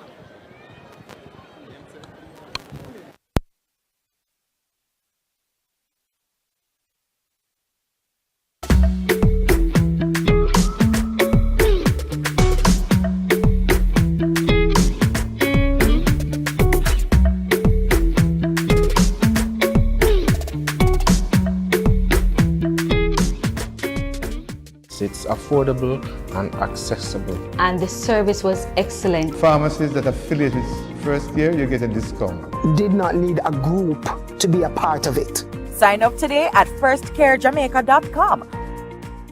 Sun Powder Laundry Detergent for a wash that deep cleans and keeps colors bright. Use Sun Powder for the fresh, high foam you love so much. All at an unbeatable price. Sun Powder Laundry Detergent. Experience the greatness and pick up a pack today.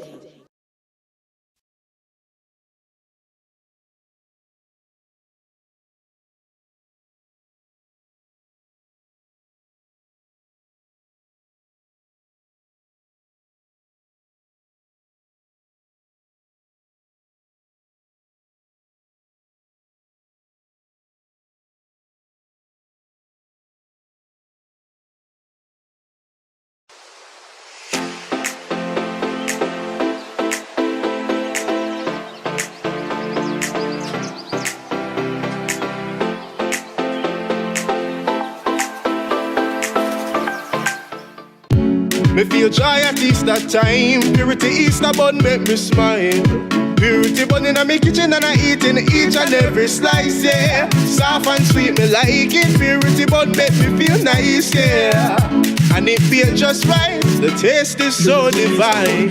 Celebrate this Easter in fine style with Purity Easter bun. Pure, wholesome goodness. Purity Easter bun tastes so fine and so divine, yeah.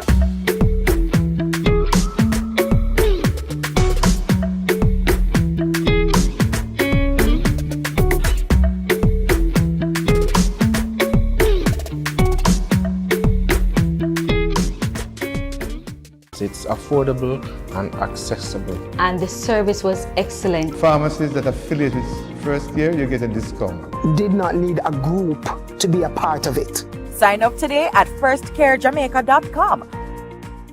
Sun Powder Laundry Detergent for a wash that deep cleans and keeps colors bright. Use Sun Powder for the fresh, high foam you love so much. All at an unbeatable price. Sun Powder Laundry Detergent. Experience the greatness and pick up a pack today.